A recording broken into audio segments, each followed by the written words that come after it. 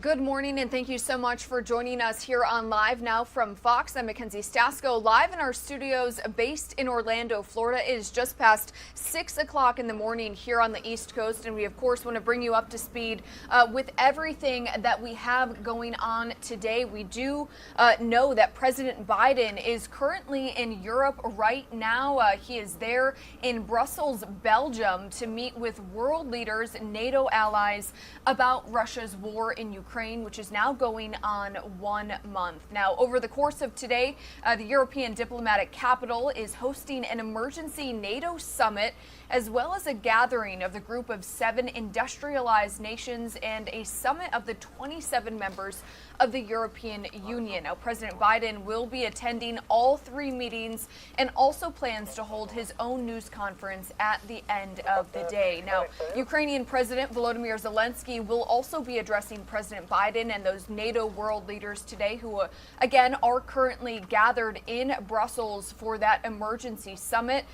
NATO is estimating that between 7,000 and 15,000 Russian troops have been killed fighting in Ukraine since this war started 1 month ago. Now, that latter figure, 15,000 troops, is about what Russia lost in a decade of fighting the war in Afghanistan. So definitely a lot of big stories that we are following today. But first, we are now on day 4 of the confirmation hearing for Supreme Court Justice nominee Ketanji Brown Jackson. We do want to get you some video of those hearings that we brought you live, raw, and unfiltered yesterday here on Live Now from Fox. Now, Jackson spent yesterday taking questions from the Senate, again yesterday, for several hours. We do want to get you the correct graphic on your screen. There we go. Again, Jackson spent yesterday taking questions from the Senate Judiciary Committee on her record, her history of sentencing, and a number of other issues, including race, abortion, and child sex offender sentencing. Jackson also answered questions regarding the voting status of illegal immigrants and her status ahead of an affirmative action case focusing on Harvard University, which is her alma mater. But for Republicans, issues of sentencing drew some sharp questioning, especially about her record on child pornography. Fox News chief legal correspondent and anchor of Fox News at Night, Shannon Bream, is on Capitol Hill with the latest. So you can bang it as loud as you want. Another day of pointed questioning for Supreme Court nominee Judge Ketanji Brown Jackson. But most of the heat involved the senators asking the questions. Chairman Durbin, will you allow her to answer the question? You won't allow her to answer. That dust-up followed another intense round of questioning regarding Judge Jackson's record of sentencing people convicted of possessing child pornography. Senator, I've said what I'm going to say about these cases. No one case can stand in for a judge's entire record. The issue dominated much of Wednesday's hearing, including Senator Lindsey Graham's question about Judge Jackson's decision to combine lesser jail time with additional sentencing measures, like limiting a convict's access to normal use of a computer. I think the best way to deter people from getting on a computer and viewing thousands and hundreds and over time, maybe millions, the population as a whole, of children being exploited and abused every time somebody clicks on is to put their ass in jail, not supervise their computer usage. And a dispute over documents about the judge's record that started late Tuesday night also spilled over into Wednesday's hearing. Somehow it appears that the White House obtained this information. It was leaked in pieces to media outlets in order to cast doubt on legitimate members' questions, and then it was provided to only Democratic members of this committee without any of the underlying documentation. Committee Chairman Dick Durbin says the documents came via the White House and that Republicans got them not long after Democrats did. This information was not requested before. It's never been requested by this committee. And I think we ought to think long and hard about whether or not we even consider going into pre-sentence reports. Judge Jackson made a bit of news today when she was asked whether, if she's confirmed, she will recuse herself from hearing a case on Harvard University and affirmative action. The court is going to hear that later this year. She, of course, graduated undergrad and law school from Harvard and sits on the board of overseers. So about that recusal, she says, that's my plan. In Washington, Shannon Bream, Fox News. Shannon, thank you for that report. We do want to take you out to this live shot of Capitol Hill today, where, again, we are now going on day 4, the final day of the Supreme Court confirmation hearing for Ketanji Brown Jackson, who, if confirmed, would be the first black woman to serve on the Supreme Court in U.S. history. Judge Jackson is 51 years old and a graduate of Harvard Law School. Again, she is going on day 4, which is the final day of her confirmation hearing again for the Supreme Court. As you heard in that report, Jackson spent yesterday taking several difficult questions from Republican senators. She was questioned about a lot of different things, but we do want to head to a section of that hearing where Republican Senator Ted Cruz pressed Jackson on her 9 sex offender cases, her 9 child pornography cases, where he is claiming that she has been incredibly soft on crime. So let's go ahead and listen into this.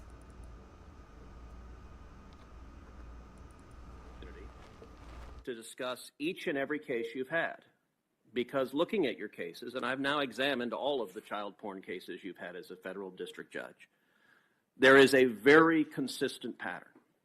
So let's start, and by the way, I'm excluding the cases.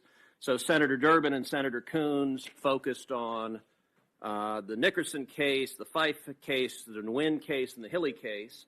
I'm excluding those because those are not child porn cases. Those are actual sexual assault of a child, which is markedly different. And I will concede when you're dealing with sexual assault, you have been willing to impose stricter penalties. So let's focus on actual child pornography cases. And let's go through each of them, because if it's right that we're cherry picking, then you should be able to explain quite powerfully. Now, your justification is that you're following the statute. And as you know, 18 U.S.C. Section 3553 lays out the factors that as a district judge you had to consider in sentencing. And let's start with the Hess case, United States versus Hess. Now, in that case, a man sent 6 pictures of a prepubescent girl that he claimed was his daughter to an undercover law enforcement officer. Officers found over 600 images of child pornography, including images of sexual acts being performed on prepubescent children. The defendant pled guilty, and I believe in all of these cases the defendant pled guilty. So there's no question about guilt. They came in and pled guilty in your courtroom. The charge carried a mandatory minimum sentence of 5 years and a mandatory maximum sentence of 20 years. The sentencing guidelines recommended 151 to 188 months sentence. The government, as part of a plea deal, agreed to argue for 60 months, but didn't agree that that would be the sentence, simply that they would advocate it. And you, in turn, sentenced Hess to 60 months. So, under the terms of the statute, why did you choose to sentence Hess to the absolute lowest possible sentence you were allowed to sentence under law? Thank you, Senator. I have spoken at length throughout this hearing about these cases. I've said what I'm going to say, which is I've taken every case seriously. These are very horrible I'm asking you specifically about the Hess case. I've taken every case seriously. So you're not going to answer that? These are very horrible crimes, as was that one. And as a mother, having to look at these pictures, having to follow Congress's directive, having to listen to recommendations like the government in that case, which argued for 60 months, I imposed the sentence that I believed was the sentence that was required by law. So I believe you, and I've read your sentencing hearing in each one of these cases for which we have transcripts, and there are several of which we don't have transcripts. So in each of these cases, you read from the same script. So in each of these cases, you say that the distribution of child pornography is an extremely serious federal crime. And you point out that the crime involves people who are taking pictures and videos of real children while the children are being sexually abused. In Hess, you pointed out that he had hundreds of images of children in sexually compromised position. Some of them engaged in sadomasochistic acts. All of this I'm reading from you on the bench. And most importantly, the children in these pictures are not knowing and willing participants in the degrading conduct that was being depicted. They were being forced by someone off screen to commit unspeakable acts of sexual violence for the pleasure of the people filming them and for the gratification of people everywhere. And what concerns me is that many of those people have absolutely no shred of empathy for what that conduct does for the children who were being abused in this way. And you read this script in every one of these cases. So you talk about that these are terrible, terrible crimes. But you also, and in Hess, you said, I have to say that what I found particularly disturbing about your offense was that, quote, you apparently concocted a story about having photographed your own daughter who you purportedly were willing to take pictures of to trade with other people. I know from your comments and from those who know you that you are unlikely to ever harm a child, which I find remarkable that you've got a child predator in your court who says, I'm unlikely to harm a child. And you say, well, you told me that, so clearly you're unlikely. But you say, but in the context of the crime, you represented that you would. That in and of itself is astonishing. So you talk about it as astonishing. You nonetheless sentenced him to the very lowest possible sentence allowed under law. And what's striking is in these cases, in half of them, in 5, you sentenced the defendant to the absolute lowest sentence under law. Let's look at another case. Let's look at United States versus Chasen. Now, Chasen is a particularly nasty case. In Chasen, the defendant was accessed a Dropbox that contained 35 videos and 13 partially downloaded files of prepubescent minor females engaging in sexually explicit conduct.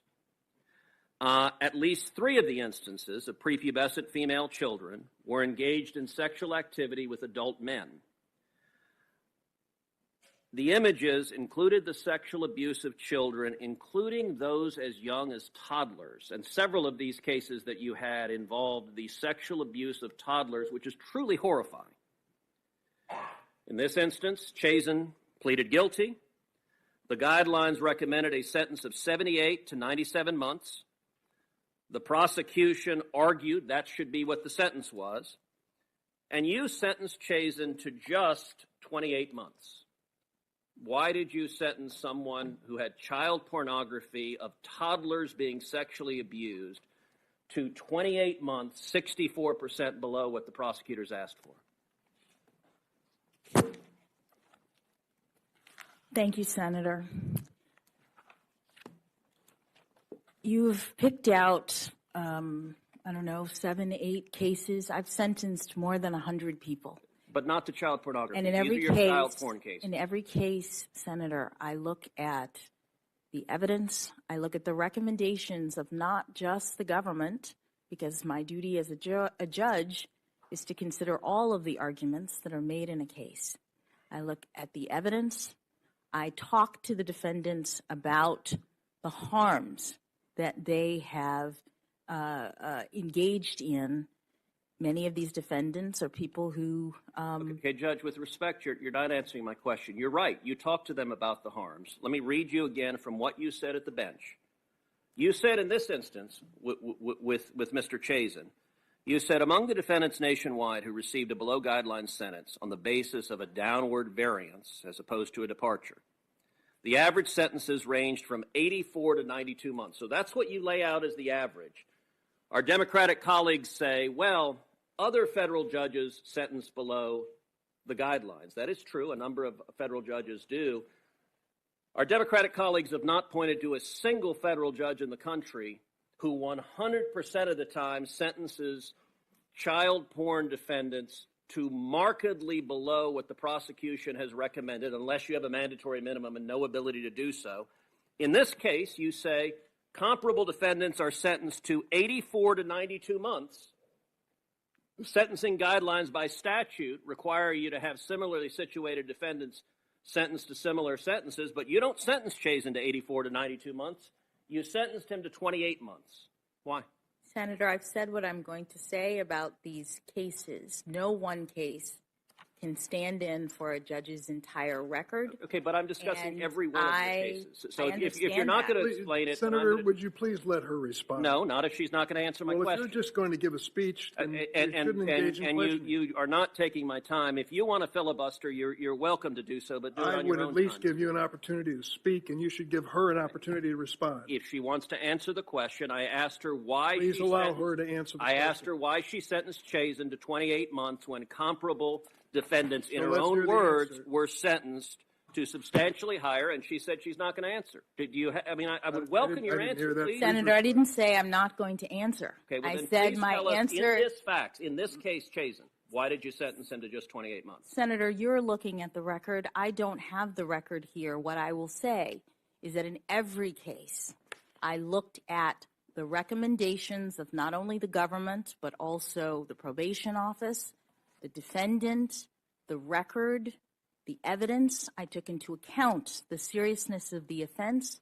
And By the way, you know, one of the ruled. striking things in Chasen, the prosecutor comes in front of you and says, this is the prosecutor's argument at this point, and the prosecutor says, I understand from my experience before Your Honor, Your Honor's objection, policy objections to the 2G2.2 sentencing guidelines. And he goes on to say, however, in this case in particular, the 4-point specific offense characteristic is justified because it contains sadomasochistic images of infants and toddlers. I'm trying to understand how you see someone that possesses images of infants and toddlers being sexually violated, and you sentence them to 64% below what the prosecutor is asking for. You don't provide a justification other than a generic concern that the guidelines are too high. You don't provide a justification as required by statute. So I'm asking you to take the opportunity to explain to this committee and the American people why in 100% of the cases You have people with vile crimes, and you have language saying they're vile crimes. But then you sentence them to very, very low sentences. And why do you consistently 100% of the time choose to do that? Senator, no one case can stand in for a judge's entire sentencing record. I've sentenced more than 100 people. You have 8 or 9 cases in that chart. Okay, Judge, you said that before. These are the 8 or 9 child porn cases. I will say, to correct the record, I just say to the judge, there's no point in responding. He's going to interrupt you. Thank you. Look, I appreciate the chairman trying to filibuster, and if you don't like your witness's answers, you're welcome to provide your own. She is declining to answer the question, and Chairman Durbin, if you want to join her on the bench, you can. But Chairman Durbin, my job is to make Chairman sure Durbin, I'm not interrupting your questioning. I'm asking you to give her a chance to answer. But she's consistently said she's not going to answer. I want to clarify for the record, by the way, the case I was discussing was Cooper and not Chasen. But Chasen is the case that I was reading from your transcript was Cooper, but Chasen, all right, let's get to Chasen. I pulled the wrong tab. Chasen is equally horrifying, and you say in Chasen, this is something Senator Graham asked you. So the guidelines lay out different enhancements, and you say repeatedly, and this is true in all your cases, you say you disagree with the guidelines, you think they're wrong. And the 2 guidelines you disagree with is, one, there's an enhancement for use of a computer, and you say the world has changed and now all of these are on a computer. And I understand that. I don't agree with you, but I understand that. That is a understandable thing to say. But the second thing you say over and over again is there's an enhancement for the number of images. And you say repeatedly, for example, in Chasen, you say, whatever the state of the law and technology at the time of the guidelines were first adapted, neither the use of the computer nor the number of images are especially aggravating factors today. Now, I find that bizarre. And you say it in every case. You say the number of images, it's not an aggravating factor, it doesn't matter, and you won't apply the enhancement.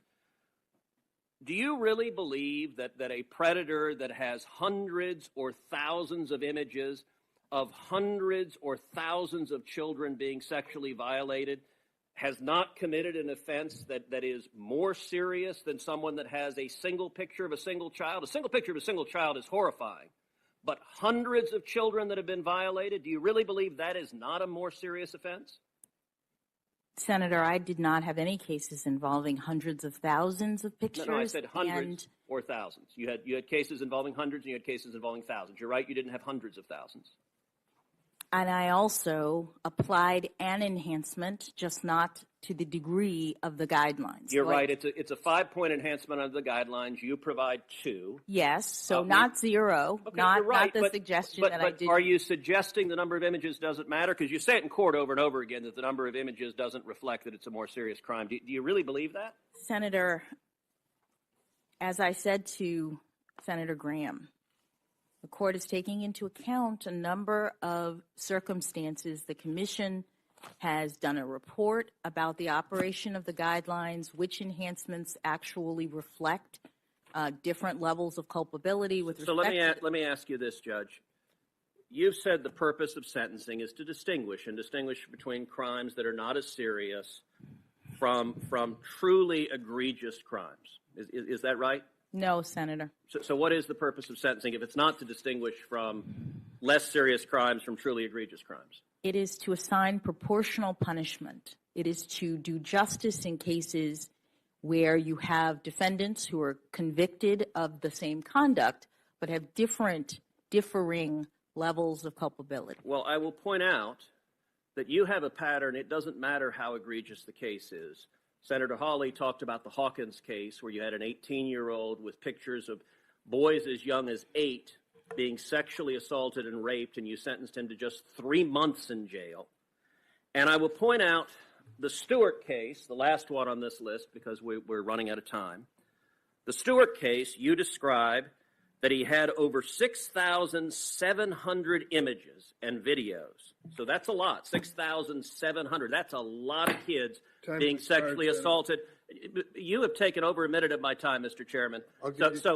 You've been given extra time. You usually ask for it. You're given it. Okay, I know you want to interrupt. I know you don't like this line of I just want you to play by the rules. I know you like to interrupt, but like you've you consumed a play by the substantial rules. question of my time of my questioning, and I'm going to ask my questions, and you can, if you Senator, want to testify, you're welcome to. Senator, Judge, you play by the same rules as every other senator. in the Stewart case, you said from the bench, thus, although this is not necessarily an atypical case, your child pornography possession crime was egregious in the court's view. Okay, so this is a bad one. If you're actually sentencing defendants, you said this was egregious.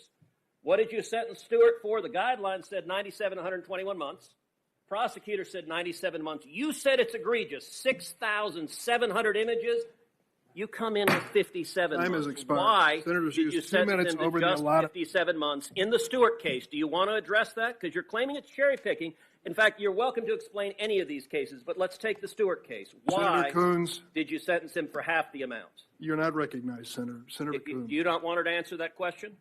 you wouldn't allow her any. Mr. Chairman, she may answer the question. I've asked her why she sentenced Stewart. You've an gone over the egregious- time, Senator, by 2 minutes. Why and she? a half. Because you've interrupted me for 2 minutes, Mr. Chairman. Will you allow her to answer the question, or do you not want the American people to hear why, with someone she described as an There egregious comes a point, Senator, where you get a little bit. Chairman Durbin, will you allow her to answer the question? You won't allow her to answer. I will happily allow her to. The question is Senator why Coons, you may did you proceed. sentence Chairman. Stewart, an egregious child pornography possessor, So, to Judge Jackson. half of the amount Please, Senator. requested by the prosecutor? Please, Senator. Will you allow her to answer the question, Chairman Durbin? Senator Coons. Thank you. Why are you not allowing her to answer the question? There's You're not over another the time senator by here 2.5 that you've not allowed her to answer the question. You're finished. I'm not asking another question, but allow her to answer the question, Chairman Durbin. Thank you, Chairman Why Durbin. do you not want the American people to know what happened in the Stewart case or any of these cases? Chairman Durbin, I've never seen the chairman refuse to allow a witness to answer a question.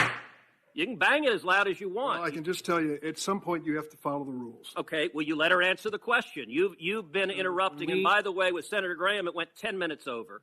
You've sure taken did. a big chunk of the time. Will you allow her to answer the question? You've given her. Why no are you afraid opportunity of her? to answer. She's welcome to answer it right now. Will you let her? Senator Coons. Will you let? So no, you don't want her to answer the question? Senator Coons. Will you let her answer the question? Chairman Durbin, Apparently, Judge you are Jackson. very afraid of the American people hearing the answer to that question. we here in the Senate, in this committee today, are in the middle of a policy fight. It's All right, everybody, that was Republican Senator Ted Cruz grilling SCOTUS nominee, Supreme Court nominee Ketanji Brown Jackson about her record and her history of sentencing convicted felons who have become guilty of containing child pornography. So again, some heated questions there from Republican Senator Ted Cruz. Supreme Court nominee Jackson has wrapped up some tense questioning as that confirmation path continues. We do want to head out to a conversation with our own LiveNOW's Andrew Kraft, who spoke to a former federal prosecutor about what happened during yesterday's questioning and what we can expect today.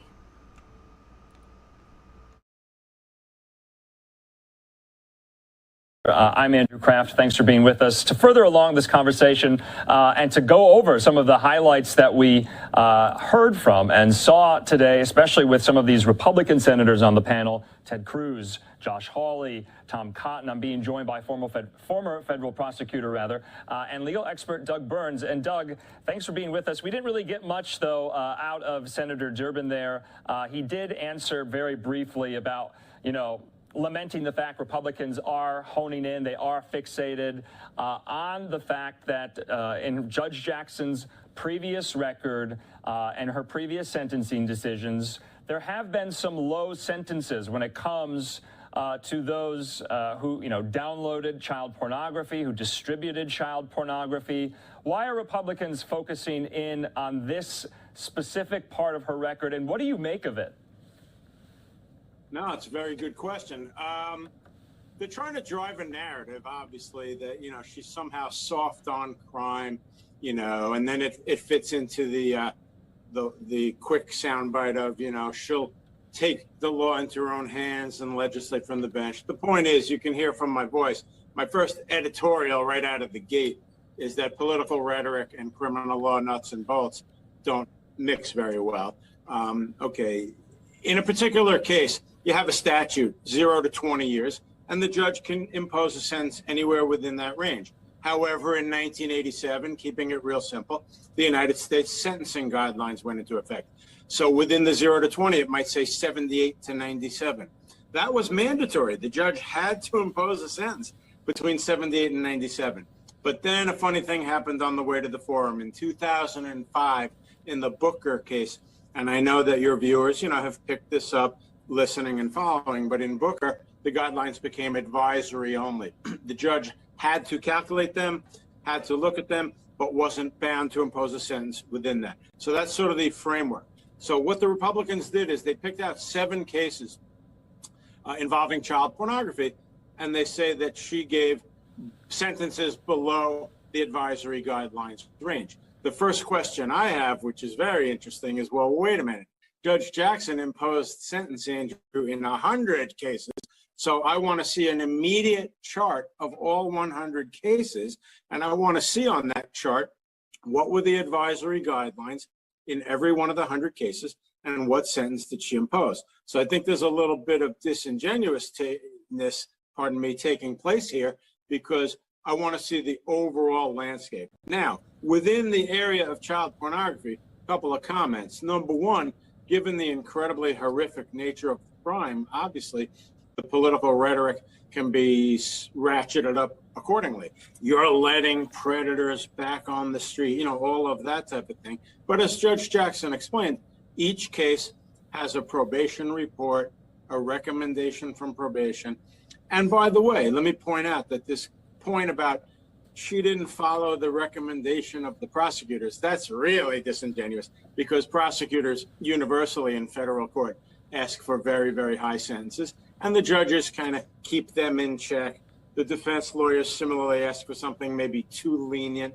That's what the judge is there for. So I come at this right down the middle. On the one hand, it's not good necessarily that she showed a lot of leniency in child pornography cases. I get that. But on the other hand, it behooves everybody to give a fuller presentation of her entire history of all 100 cases that she imposed a sentence in, Andrew.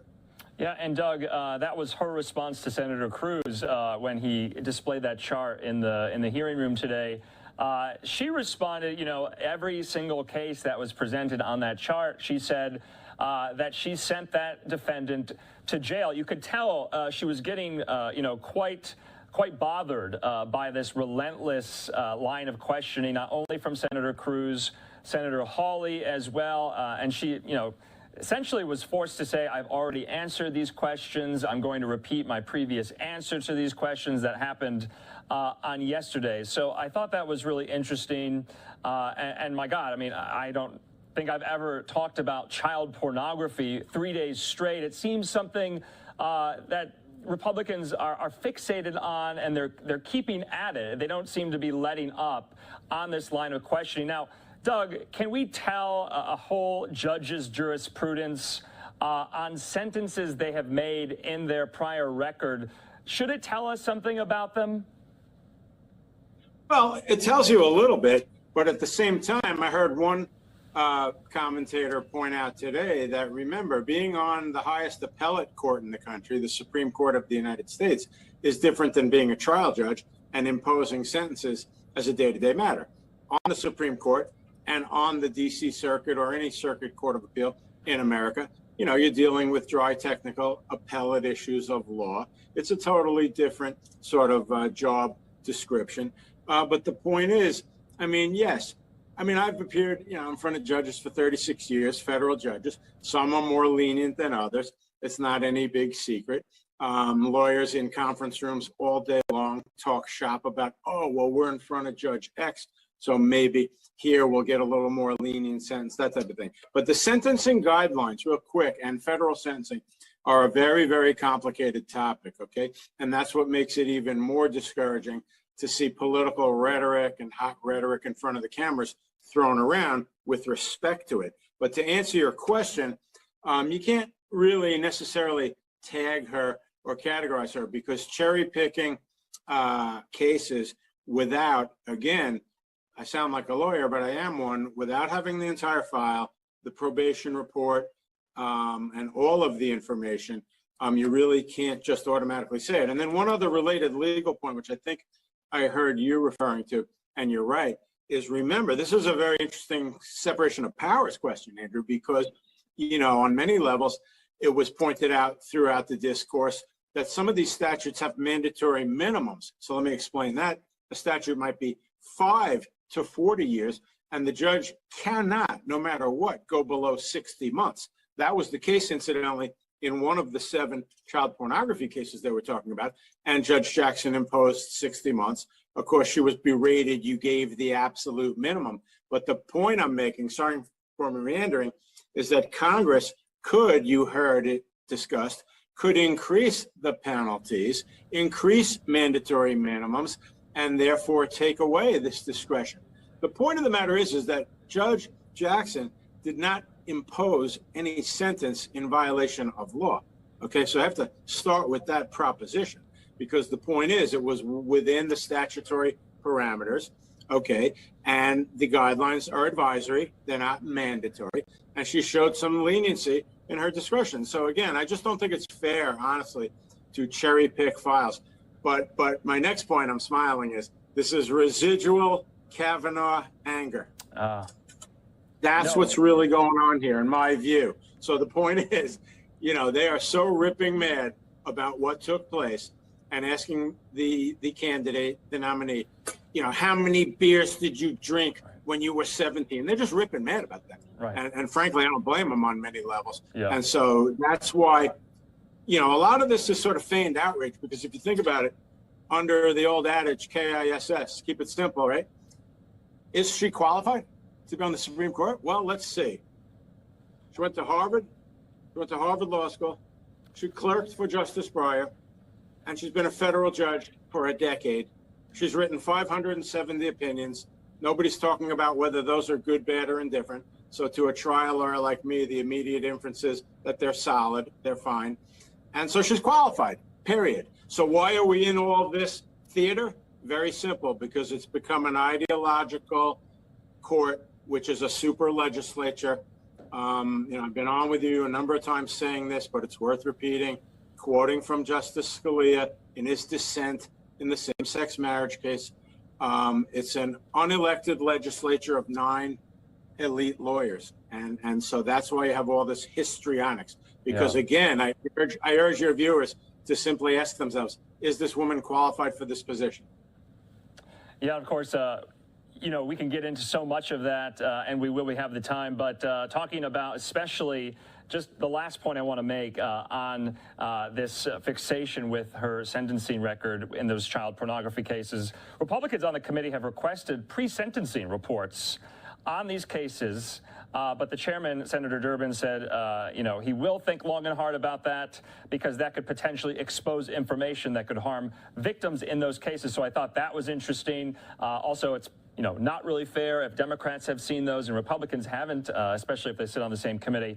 I wanted to also talk about, because she was asked a lot about unenumerated powers in the Constitution that due to rulings have been granted. And, you know, you were talking about the same-sex marriage ruling. That is one of them. Roe v. Wade, that is one of them. And she said those are settled. She says Roe and Casey are settled at this point in time. That's what she said yesterday. But she also was talking about cases that she might have to decide on. And one that we had talked about on Monday, now she broke some news today that she will recuse herself from this case. It's a challenge to Harvard's race-conscious admission policies that the court will consider in its next term, which starts in October. She made the news today that she personally has decided that she will recuse herself. So that was something today. I'm glad she did that. That's a correct decision, in my opinion. She's on the board of overseers of Harvard University. She apparently has 2 years to go on her term. So I thought that was a really a great move. But let's talk real quick, without getting into the weeds, as you like to put it, and you're so right, about the 9th and 10th Amendments quickly. I mean, one of them says, you know, that even though it's not specifically enumerated in the Constitution, there still may be other rights reserved to the people. That's the 9th Amendment. But the 10th Amendment says that which is not enumerated in the text of the Constitution is properly left for the states. And you've heard me say with you a number of times, and I'll repeat it now, that things like same-sex marriage and abortion, if you assume for the sake of argument, arguendo, as we like to say, that neither of those things are mentioned in the Constitution, then the 10th Amendment argument is that that's reserved for the states and should be done in the state legislatures. But then, of course, comes the parry, the counter. Well, wait a minute. Under the 9th Amendment, it says that just because something isn't enumerated, they still may be that right. And you heard a lot about substantive due process. So real quick, procedural due process is if you're going to be charged with something, you need notice of it in writing so you can respond, and you're entitled to a lawyer and to cross-examine and to be able to subpoena witnesses. That's all procedural due process. Substantive due process was sort of created out of whole cloth, and those on the right, the Federalist Society and so forth, feel that it's code speak for we're going to write things into the Constitution that aren't there. That's the essence of this dust-up, Andrew. What's truly a federal issue? What's governed by the Constitution? And if it isn't, that should be done in the state legislatures. That's what's really going on here.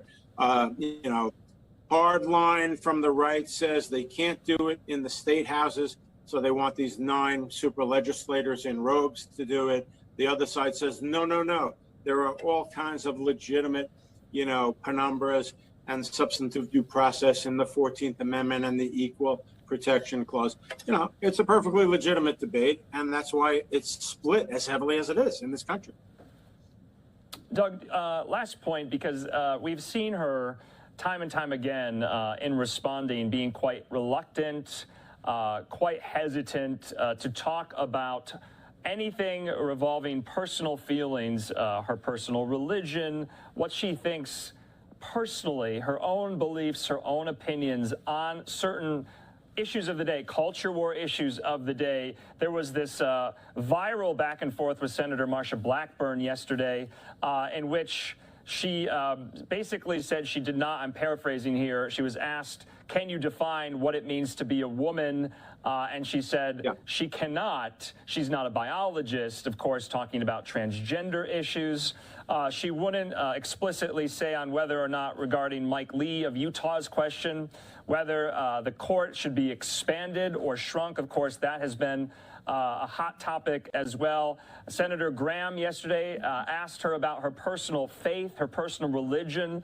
And so she's been quite diplomatic and deliberative about how to kind of finesse the responses to these questions without really giving any inch to what her personal beliefs are on these issues of the day. What do you make of that? And what do you think of that line of questioning? Is it cheap or is it illustrative?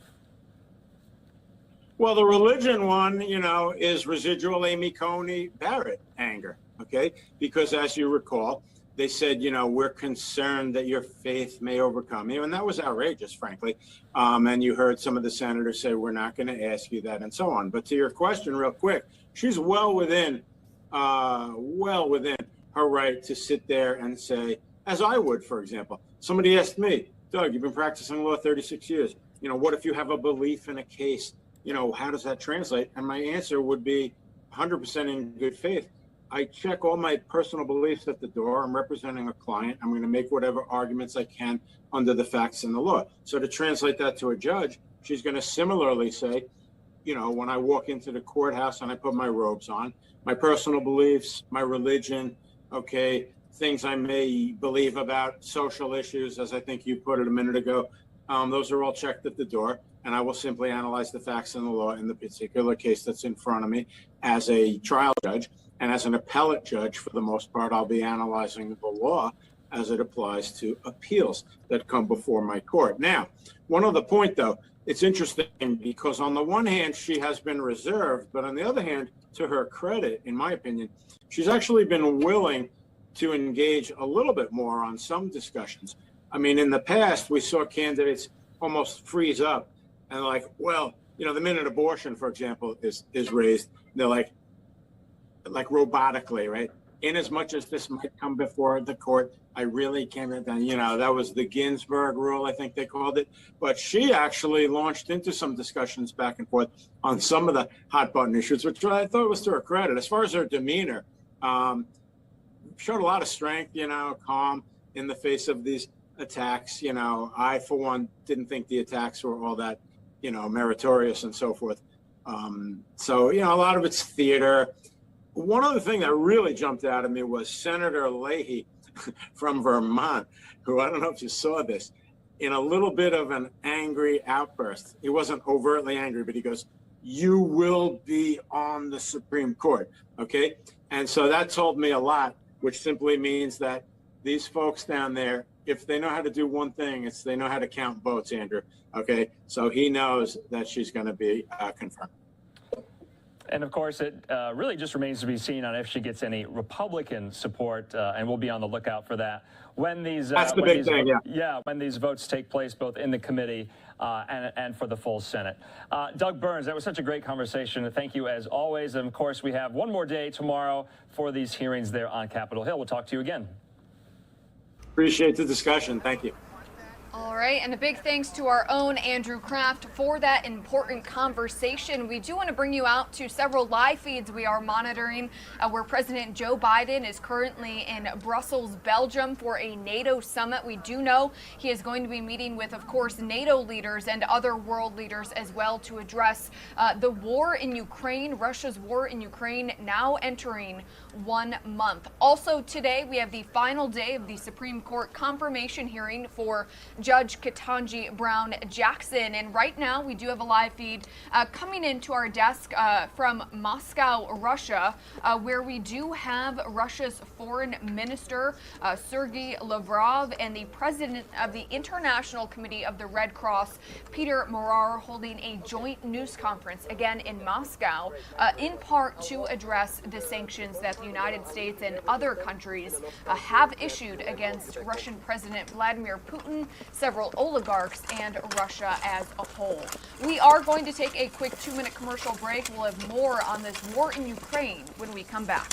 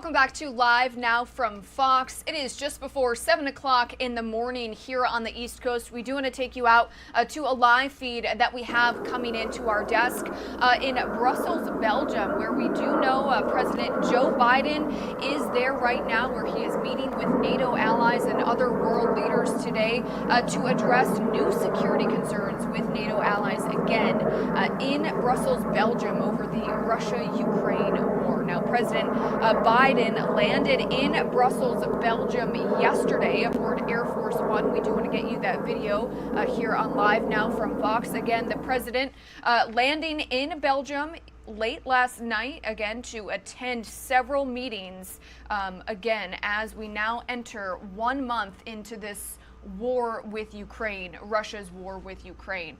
Now, the president, again, is expected to announce new sanctions and strengthen existing ones against Russia.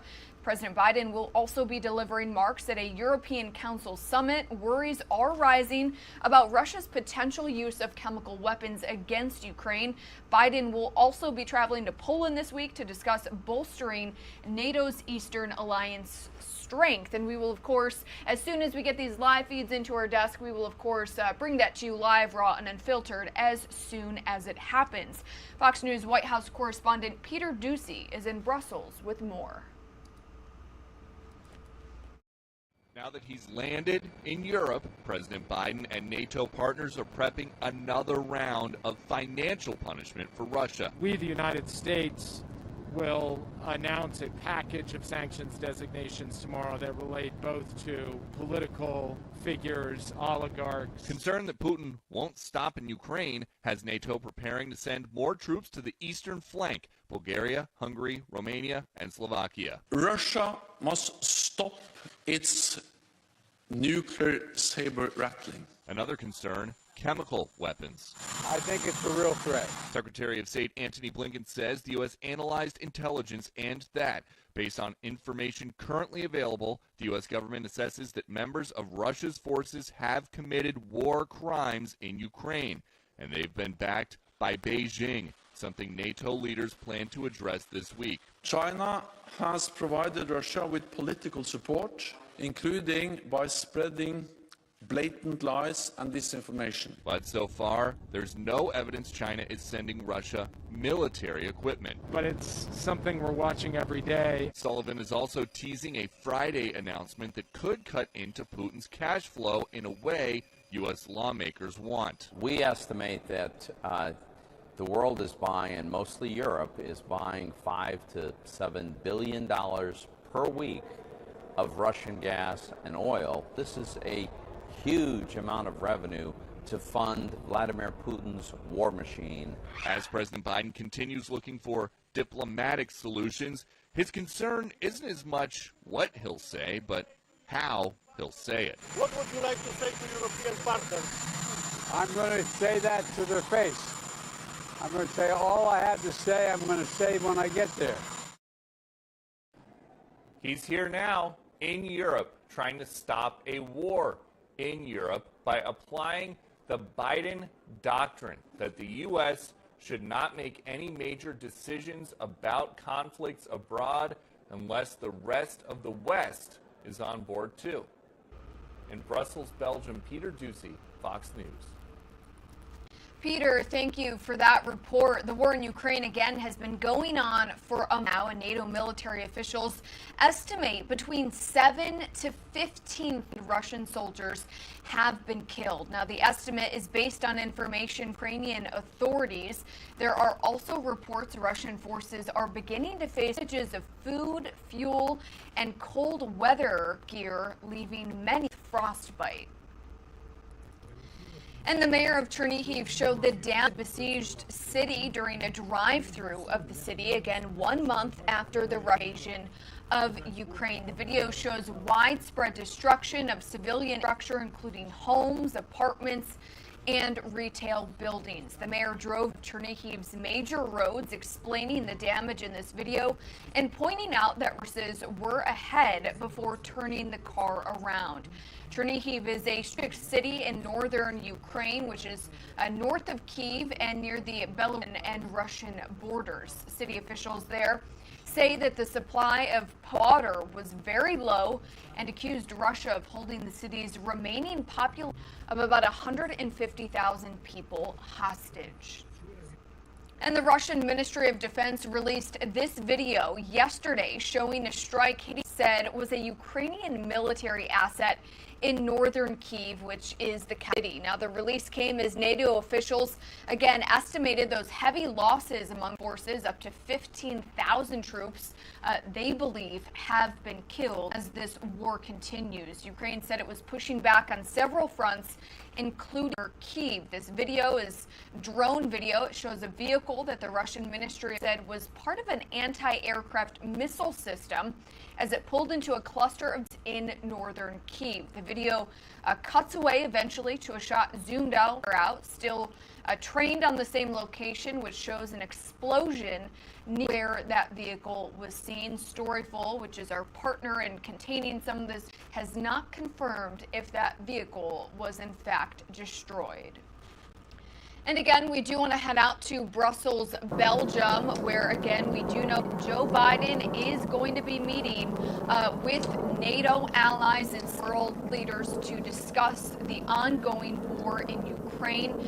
He was in Belgium yesterday and is expected to attend a number of events where he'll be discussing ways to support Kyiv in their defense against Russia. Whose senior foreign affairs correspondent Greg Palkot is in Lviv, Ukraine.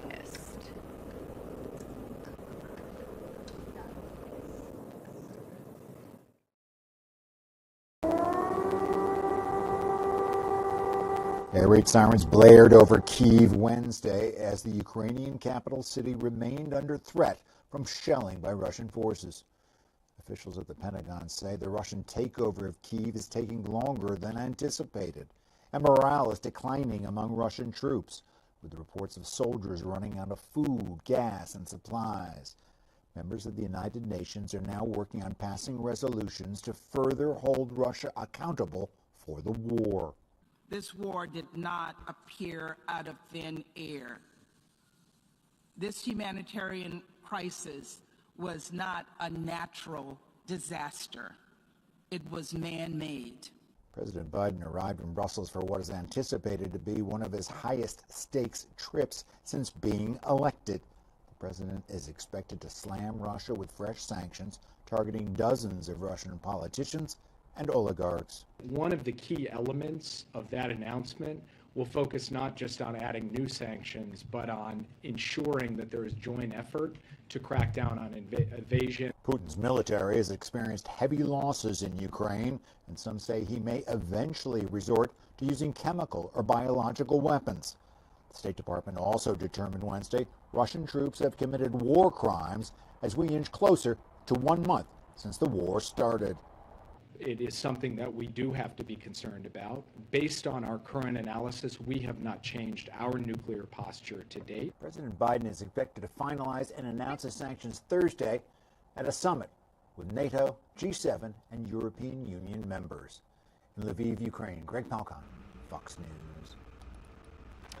Greg, thank you for, as you heard in his story, Secretary of State Antony Blinken has determined Russian troops have committed war crimes in Ukraine. Now, cited evidence of indiscriminate or deliberate attacks against civilians, destruction of apartment buildings, schools, hospitals, shopping centers, other sites where civilians are. Blinken will share that information with allies, investigate war crimes against humanity. Now, as the Russian invasion of Ukraine continues into its fourth week, new data is revealing that a majority of Americans in the United States needs to do more to help put a stop to the war. Fox News' Chasen has an in-depth look at the numbers.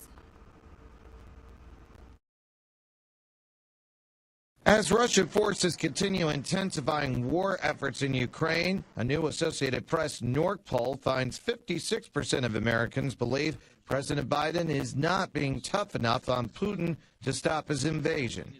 At least 7 in 10 Americans favor U.S. economic sanctions on Russia, including the Russian oil ban.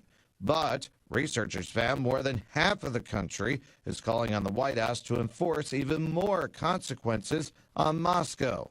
Americans are supportive of those sanctions, even if they damage the U.S. economy. Something White House National Security Advisor Jake Sullivan says are in the works. The United States will announce a package of sanctions that relate both to political figures, oligarchs. Meanwhile, although most Americans don't want U.S. troops deployed to Ukraine, the AP North poll found A substantial jump in the share of Americans who say that the U.S. should be playing a major role in the war between Russia and Ukraine. That's at 40%. this comes as 46% say the United States should assume a minor role in the conflict, with 13% advocating for no involvement at all, even as U.S. officials confirmed Wednesday that Russia is executing several atrocities. Russian forces are indeed committing war crimes in Ukraine. We are committed to pursuing full accountability. And as refugees continue escaping war zones, survey analysts reveal 2/3 of Americans support welcoming Ukrainian evacuees into the U.S. Rob Dawson, Fox News. Rob, thank you for that report. I've learned that U.S. Embassy officials in Russia visited with WNBA star Griner after she was arrested at a Moscow airport and detained earlier this. Officials say Griner was, quote, in good condition and that the U.S. is doing what it can to ensure that she is treated fairly. Griner is accused of vape cartridges with cannabis oil in her luggage in mid-February. Again, this video you see, it shows her being caught at the airport. Now, in that charge that she is accused of carries a 10-year prison sentence. And again, one more time, we do want to take you out to Brussels, Belgium, where President Joe Biden is meeting with NATO allies. We are expected to get some live from this summit, again, happening in Europe today. I'm going to head out to our Fox News reporter, Doug Lazater. He has more from Washington. This is a critical meeting today for President Biden and the entire NATO alliance, determining just how far Russia can go in Ukraine before NATO is willing to intervene. Your Excellencies, if I can ask you to look into the camera. President Biden and NATO leaders gathered together for a picture this morning to show unity in the face of Russian aggression. We are determined to continue to impose costs on Russia. President Biden will announce a new round of sanctions, and there will no doubt be renewed commitments to keep supplying Ukrainian forces with the kinds of weapons that have been devastating so far against the Russian military. Just this morning, a new video of what appears to be a Russian naval vessel exploding just off the coast. But at the same time, NATO nations may not entirely be on the same page here, and some may press the president to do more. There's never any expression of wanting to win. So when we go to NATO, I think we got to clear this up somewhat. And in fact, a new Fox News poll shows that 63% of registered voters support doing more for Ukraine. This is only the beginning for Russia on the Ukrainian land. Ukrainian President Volodymyr Zelensky took to the streets to mark 1 month since the invasion began.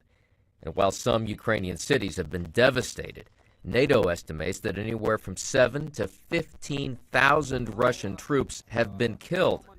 There are growing fears that Russia could use nuclear, chemical, or biological weapons, because right now, even the weather is turning against them. It's now called the spring thaw, and you can see that happening time and again. They are making them get bogged down in that spring mud, and that is providing a target-rich environment for the Ukrainians, who are taking every advantage of it they can. And the State Department has now issued a determination that Russia has, in fact, committed war crimes in Ukraine. In Washington, Doug Luzader, Fox News. All right, Doug, thank you for that report. And as the war in Ukraine rages, people are not only fleeing Ukraine, as you see in this video here of people crossing into Poland, but they are buying radiation-blocking drugs to Europe amid fears of the possibility of a nuclear disaster or attack. Fox News correspondent Aisha Hasni has more. Bonjour. From Belgium to the Czech Republic, pharmacies are reportedly selling out of potassium iodide, a chemical that protects the thyroid gland from radioactive contamination. Très honnêtement, quite honestly, I would feel a little uncomfortable not having it if something happened. It's selling out amid fears of an accident or an attack at one of Ukraine's nuclear power plants. And on Tuesday, Vladimir Putin's spokesman said Russia would not rule out using its nuclear capabilities if the nation faced a, quote, existential threat. In Poland, doctors are trying to calm the public. Please do not panic. Those pills will be available again. And the European Commission has reportedly told EU member states to start stockpiling the chemical as the war in Ukraine rages on, and the United States is taking steps too. We are always prepared, even as we aren't making predictions at this point in time. President Biden has said Americans should not be concerned about nuclear warfare as the whole world watches for Putin's next move. In case of such an emergency, hopefully we'll know in advance, and hopefully it will never happen. And we're told even Ukrainian refugees coming across the border into Poland are asking for these pills. You'll remember back in the 1980s, a lot of folks across this area in Central Europe went through the Chernobyl nuclear disaster and as a result suffered thyroid issues because of the ash cloud. In Poland, I'm Aisha Husni, Fox News. All right, Aisha, thank you so much for that report. Again, we are monitoring several live feeds today where we do know President Joe Biden is currently in Brussels, Belgium to attend a NATO summit as this war in Ukraine continues. We do know that Biden and the leaders of other NATO countries will be meeting at the alliance's headquarters that you see right there on your screen.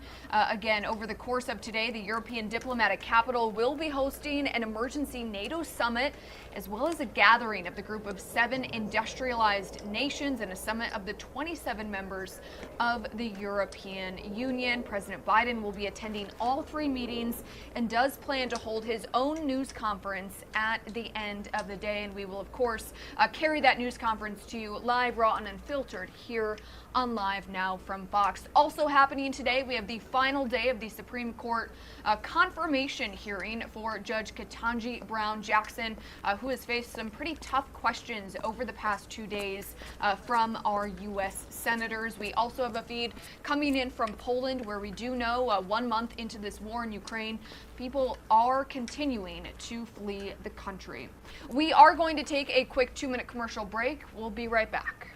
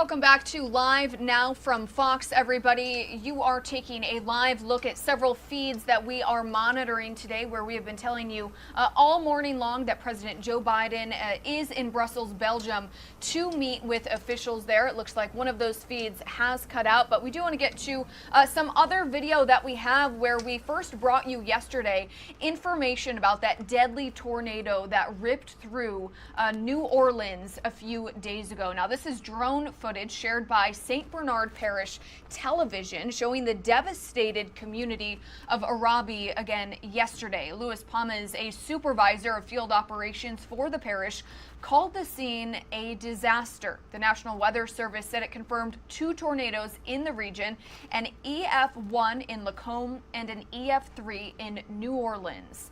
Now, we also have some other video of this deadly tornado, which again moved its way through New Orleans yesterday. Debris strewn about suburban streets in New Orleans, Louisiana, after that powerful tornado, as you see, destroyed homes and tore through parts of the city. Now, parts of the city and the parish, again, hit by that rare multi-vortex tornado. The National Weather Service says it was an EF3 strength. The EF scale is 0 to 5. The higher the number, the stronger the tornado. And this is just some of what that tornado did. Again, hitting that community just east of New Orleans. Here's more from the governor of Louisiana. And the nature of a tornado, it doesn't really make sense, because you have one house totally destroyed. The house next to it looks like it's not hurt at all. But the amount of damage that we've seen, you would think, especially when you know that people were home when this happened, you would think that we would have had a lot more deaths and injuries. We can be very thankful that there was only one.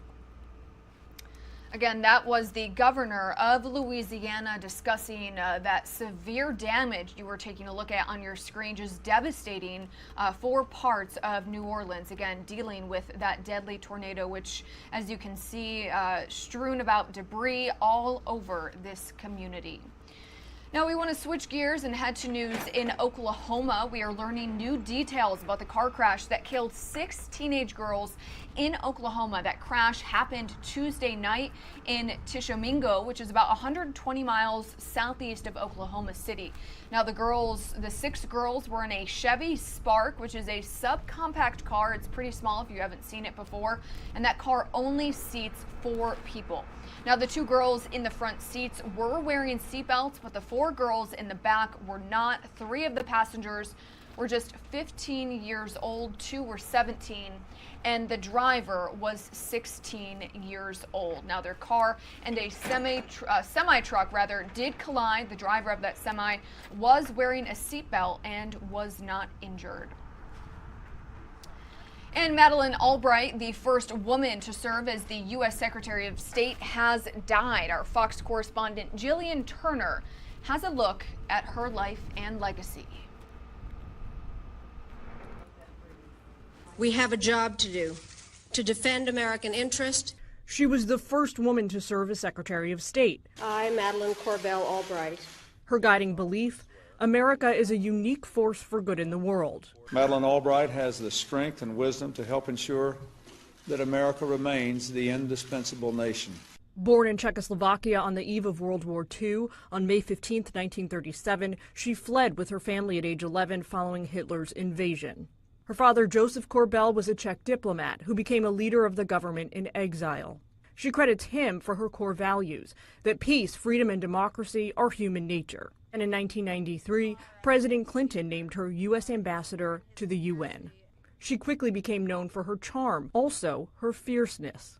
She convinced Clinton to launch NATO airstrikes in Bosnia in 1995, pushed UN Secretary General Boutros Boutros-Ghali from office, sanctioned Saddam Hussein's regime, and weighed in after Cuba's military shot down 2 civilian aircraft. Frankly, this is not cojones. This is cowardice. In 1997, she became Secretary of State, the highest-ranking woman in the U.S. government. The American people will benefit from her leadership and her ability to speak to them about the importance of our being strong abroad in order to have a strong, good life here at home. As secretary, she visited nearly 100 countries, meeting with counterparts, all male. She never relinquished her feminine flair. Usually Madeline does the talking. Once in a while, she lets her jewelry do the talking. A poem appeared in the Iraqi newspaper that called me an unparalleled serpent. And since I had a snake pin already, I thought I'd wear it whenever we talked about Iraq. One of her last acts as Secretary of State, traveling to North Korea in 2000 to negotiate with Kim Jong-il. Her groundbreaking accomplishments earned her the Presidential Medal of Freedom in 2012. She had a famous adage, there's a special place in hell for women who refuse to help each other, and she lived by that, championing dozens of women in the field of U.S. foreign policy. In Washington, Jillian Turner, Fox News. Jillian, thank you for that report. We do want to switch gears and head out to news that we are getting from New York City. We have learned a brutal attack caught on camera in New York City involves a group of 7 people attacking a 14-year-old boy. You're taking a look at this video released by NYPD Crime Stoppers. You can see those what appear to be teens going through the subway and then just randomly attacking this 14-year-old boy. It happened inside the Van Sislen Avenue subway station in Brooklyn earlier this month. Again, 7 people, many who appear to be very young, approached the 14-year-old and begin punching him in the head and body. The boy ends up curled on the ground, and as the group attacks him, New York City police say the victim did not know the group. He suffered swelling and bruising and is still recovering from this attack. NYPD is searching for those suspects. We do know a reward of up to $3,500 is being offered for information that leads to an arrest. And in an effort to combat crime in the city, the NYPD is focusing its anti-gun efforts on the Bronx and parts of Brooklyn, where nearly half of all shootings happen. The department is also launching a new initiative to get back at cracking down on quote-unquote quality of life crimes. Our Fox 5 team in New York explains. In a city hamstrung by violence, incidents like these are now numbingly familiar. New York cops are still searching for this group of men who brutally beat a 14-year-old boy in Brooklyn's East New York last week. Also in East New York, this attempted abduction. Police are looking to identify the man seen here chasing after a 13-year-old girl on Pitkin Avenue on Sunday. She was able to run off safely. Another 13-year-old girl beaten and robbed in the Fordham Manor section of the Bronx. The NYPD releasing these pictures of the suspects. And in Cypress Hills, Brooklyn, an MTA worker mopping the blood off of a subway platform after a commuter was slashed in the forehead. In an attempt to squash the city's surging crime, Mayor Eric Adams launching the NYPD's new neighborhood safety teams, aimed at getting illegal guns and trigger pullers off the streets. Now the department is taking it a step further. Police Commissioner Keishant Sewell announcing a crackdown on quality of life crimes, like the open-air selling of narcotics, including marijuana, public drinking, public urination, dice games, and unlicensed, unregistered, or uninsured drivers. Look, these are the things that work. Joe Jackalone is a retired NYPD sergeant. It's about deterrence. When people know that they can get a summons, they can get arrested, they tend not to do these things. The police commissioner adding that quality of life crimes can often be precursors to the violence we're seeing play out on city streets. It comes at a price, and it comes at a price that is paid mostly by Black and Latinx New Yorkers. Jenvin Wong of the Legal Aid Society argues that this is a return to broken windows policing, a controversial practice enacted by then-Mayor Rudy Giuliani in the 90s. Broken windows policing, it's been long discredited for furthering mistrust between the police and communities that we serve. And this rebranded version of it really risks yielding the same kind of results with the same kind of disparate enforcement. All right, and a big thanks to our team in New York City for that report. We do want to take you out to New York City. It looks pretty cloudy there. This is supposed to be a shot of the Statue of Liberty. So continuing with news out of New York, we are expecting a huge announcement from New York City Mayor Eric Adams later this morning. The mayor is expected to announce an update to the city's private sector vaccine mandate, and it would allow performers and athletes to play home games in the city without being vaccinated. We want to head out to Fox 5's Robert Moses this morning, who is live at Barclays Center with the latest. Robert, what can you tell us about this? Mackenzie, you don't have to be a basketball fan or live here in New York to know that Kyrie Irving, who is one of the Brooklyn Nets superstars, has not been able to play home games here at Barclays Center this year because of that private sector vaccine mandate. But following the mayor's expected announcement later on this morning, that is expected to change. Here's what we mean. Mayor Eric Adams is expected to tell us later this morning that effective immediately, he will exempt unvaccinated athletes and performers from this private sector vaccine mandate. Adams has suggested in the past that that mandate is unfair because there is a loophole in it that allows visiting athletes and performers who are not vaccinated to still play and perform here in New York City. So what that means is that it effectively puts sports teams based here at a competitive disadvantage. Kyrie Irving has not been able to play home games this year. He's only been able to play on the road. Also, as we look ahead toward baseball season, which starts next month, this will affect the Yankees and the Mets as well because their unvaccinated players up until now would not have been allowed to play home games during the baseball season. But with this amendment from the mayor, the unvaccinated players on the Mets and the Yankees will be allowed to take the field and play again, even though they have not gotten vaccinated against COVID. So a huge announcement here. Not everyone, though, is happy with it. Critics say that, hey, this sets a double standard.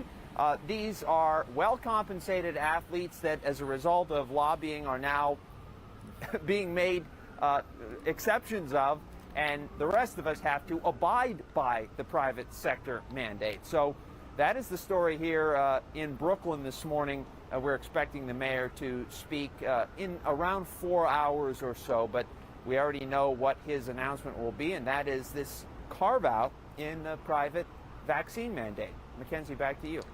And Robert, you know, we have seen video of Kyrie Irving, of course, attending the games, but not being able to play those home games in New York City. So as you said, Mayor Eric Adams has faced some criticism. Do you think that sort of added to this day where, again, we are expected to see him make that exception for athletes? Oh, absolutely. The pressure was intense. A lot of New York sports fans, I listen to talk radio every day, and people were calling in saying, this doesn't make any sense. You have these visiting athletes who can still come in, be unvaccinated, and perform here, and our own athletes can't perform here. What gives? Well, I think the mayor has finally decided we need to make a change, and it comes none too soon for these teams. The baseball season getting underway. Also, the Nets are in the thick of a playoff push. Look, in the last 2 games he has played, Kyrie Irving has scored 103 points. He scored 60 points the other night in Orlando, and he scored 43 last night in Memphis. So he is a key cog on this team. They need him. They need him to play for this playoff push, and it looks like they will get their wish come Sunday night. He will make his home debut, if all goes as planned, here at Barclays Center.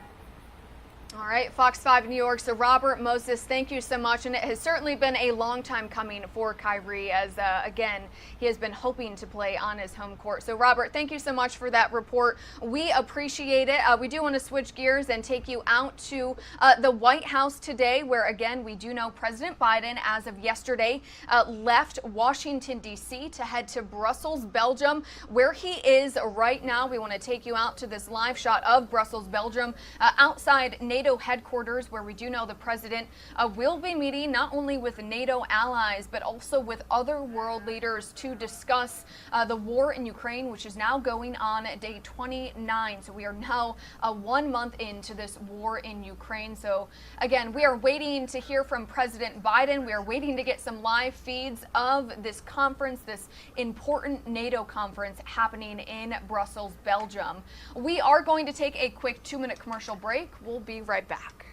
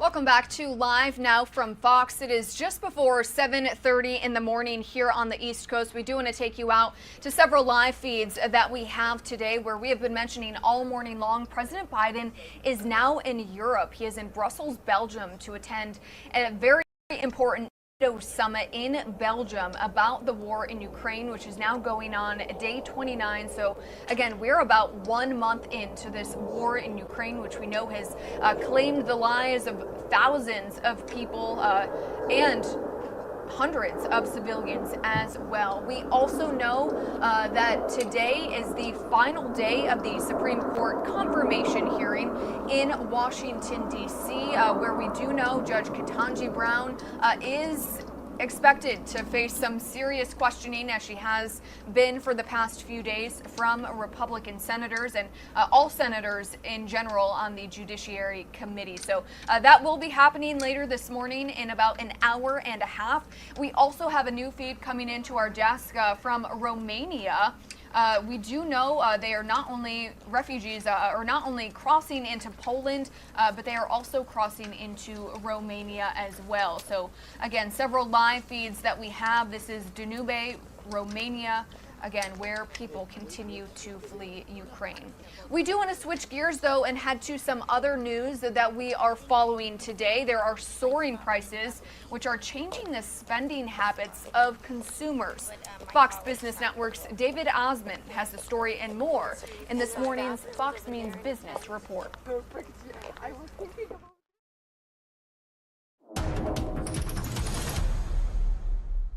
Shoppers are changing their spending habits because of soaring prices. 84% say they're feeling the direct impact of inflation.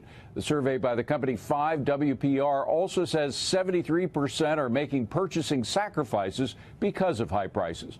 Well, jump in oil prices and concern about inflation had stocks sliding on Wednesday. Worries about higher interest rates and the war in Ukraine didn't help either.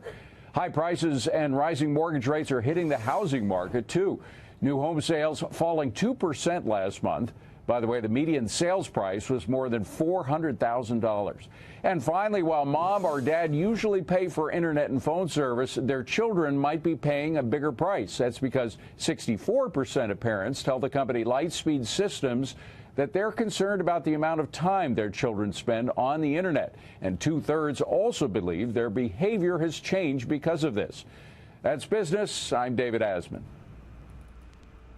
David, thank you for that report. Some U.S. lawmakers want to get relief to Americans who are spending more money at the gas pump. Several different gas stimulus proposals are being floated by Congress and at state levels as well. 3 congressional representatives are pushing the quote-unquote Gas Rebate Act of 2022, which would give Americans $100 a month for gas and $100 for each dependent. Now, Democrat Representative Peter DeFazio of Oregon wants a one-time windfall tax on oil excess profits returned to Americans. California state lawmakers want a $400 gas rebate for every single taxpayer in the state. And Maine Governor Janet Mills wants an $850 tax relief check for gas and inflation. Now, does a gas tax holiday actually help consumers save cash? One business school says not so much. Maryland and Georgia are suspending their gas taxes to help consumers save on expenses, and a dozen other states are considering similar measures. But a Penn Wharton budget model says a federal gas tax moratorium on current prices would save consumers about $50 through the end of the year. And the Tax Foundation says no federal gas tax creates problems for a federal government which is already spending in a deficit and may cut into state and local road infrastructure and rebuilding. On that very same topic, as fuel costs take off, airfare is going up with it. The war in Ukraine has seen all fuel prices spike, and included in that is the cost of jet fuel. So not good news if you love to travel. Increase in airfare is expected each month through June, projecting to top out at more than $300 for a round-trip ticket. Major travel executives, though, are asking the White House to lift pandemic restrictions in a bid to fill seats as airline fares ascend at a rapid pace in tandem with those rising jet fuel prices. As you may know, many states have lifted their mask and vaccine mandates. However, airlines still require travelers to wear masks. So again, those major travel executives are asking the White House to lift that. Fox Business Network's Jeff Flock is at the Philadelphia International Airport with more. Well, as perhaps you can see, the masks are still on out here at the nation's airport. The good news, though, is that people are continuing to return to the skies. Bad news is, though, it's going to cost you. Take a look at these numbers from the website Hopper, which keeps track of fares. They say the average domestic fare is now up to $313 in March. That is 29% higher than it was this time last year. One of the reasons, in addition to the fact that more people are traveling, is the cost of jet fuel. Yes, with the rise in oil prices, the price for jet fuel going up too. Jet fuel is cheaper than your gasoline that you put in your car, but it's been rising. $3.33 now on average, according to Platts, for jet fuel. That's a worldwide average. That's up 5% in the last week, and it is up 31% in the last month, and more than double what it was this time last year. In addition, we mentioned the masks. The U.S. travel industry is working hard now, lobbying the Biden administration to relax not only the mask requirement, but also the pre-flight testing requirements for people coming into the U.S. They just sent a letter to the president's new head of COVID response. I read from that letter now. They say, we respectfully urge you to quickly focus on replacing pandemic-era travel advisories, requirements, and restrictions with endemic-focused policies of a new normal that enables travel to resume fully, freely, and safely. They would like the mask requirement to be lifted by April 18th. I don't think that would break anybody's heart. With the Fox Business Network, I'm Jeff Flock at Philadelphia International Airport. All right, thank you for that report. And our team in Los Angeles, our Fox 11 team, is covering the plan to help California drivers and taxpayers deal with those higher gas prices. Plus, they're going to be recapping the first LA mayoral debate with all of the major candidates. Good evening. Welcome to the Fox 11 News Special Report. I'm Alex Michelson. Thanks for being with us. I'm Marla Tejas.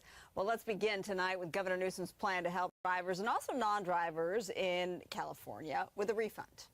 So today we're announcing a $9 billion tax refund to tens of millions of Californians. That direct relief will address the issue that we all are struggling to address, and that's the issue of gas prices. Here are those details. Governor Newsom's proposal includes a $9 billion tax refund that would benefit virtually every Californian with a registered vehicle. The governor's plan would provide a $400 direct payment in the form of a debit card to every resident with a DMV registered vehicle. The plan caps that at 2 vehicles or $800 per person. Electric vehicles are included. Now, the proposal also includes another $2 billion to benefit the estimated 3 million Californians who ride public transportation and don't own a car. Under this plan, riders would enjoy free transit for 3 months. The governor's wish list also includes suspending the expected increase in the state's gas and diesel tax. Another $500 million would be dedicated to bike and pedestrian projects. Ed Lasco's joining us live from Torrance. He's talking to drivers who are paying way too much for gas right now and hoping for some sort of relief. Ed.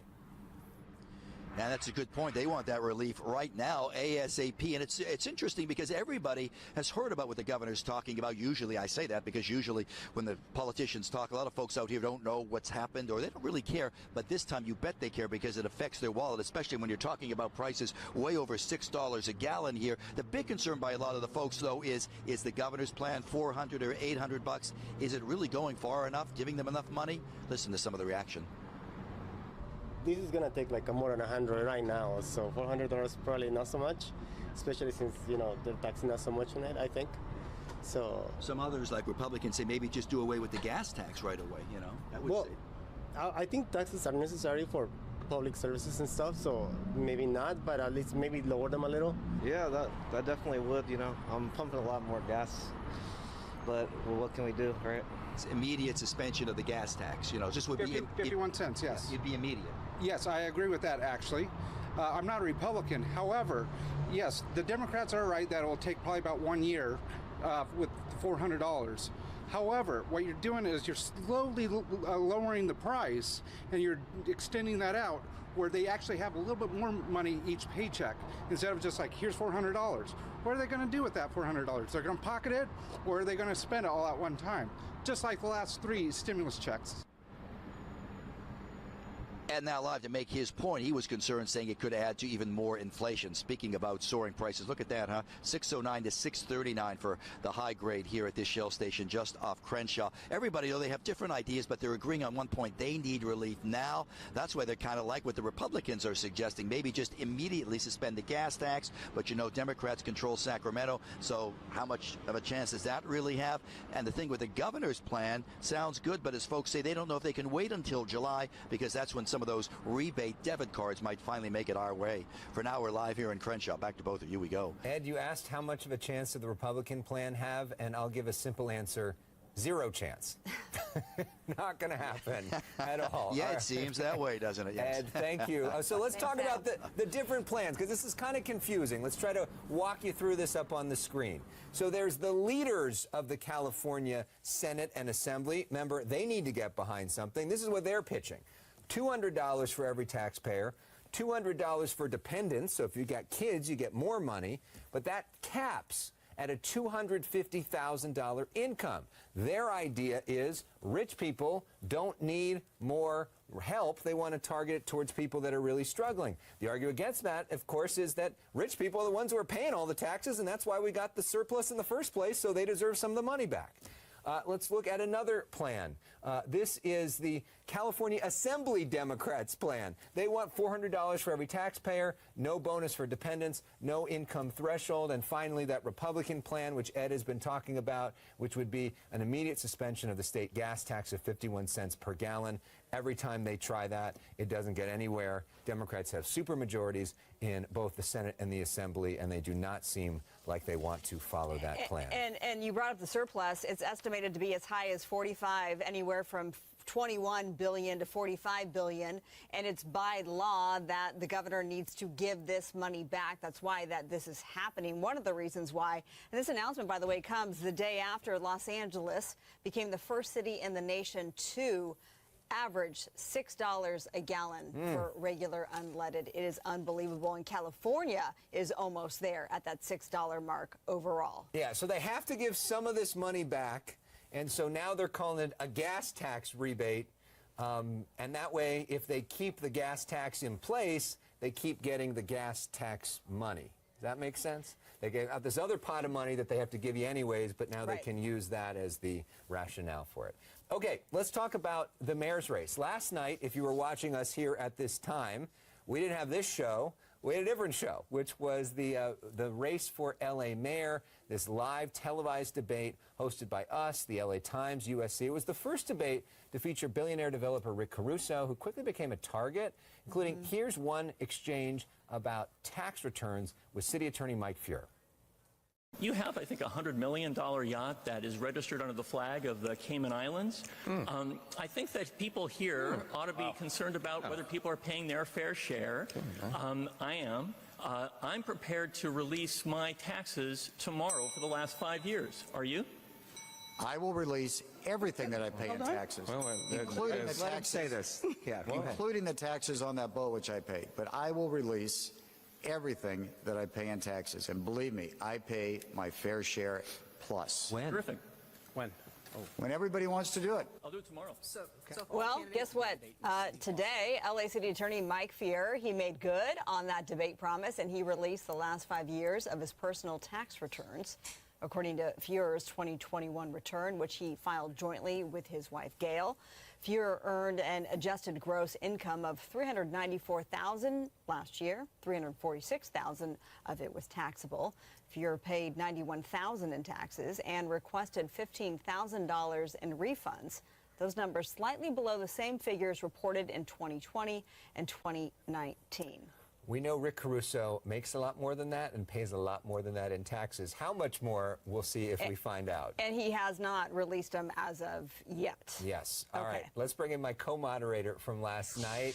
That's Erica D. Smith of the LA Times, one of their columnists. She just released a new column. We'll talk about that a little bit later. Good to see you. I hope you're not as tired as I am right now.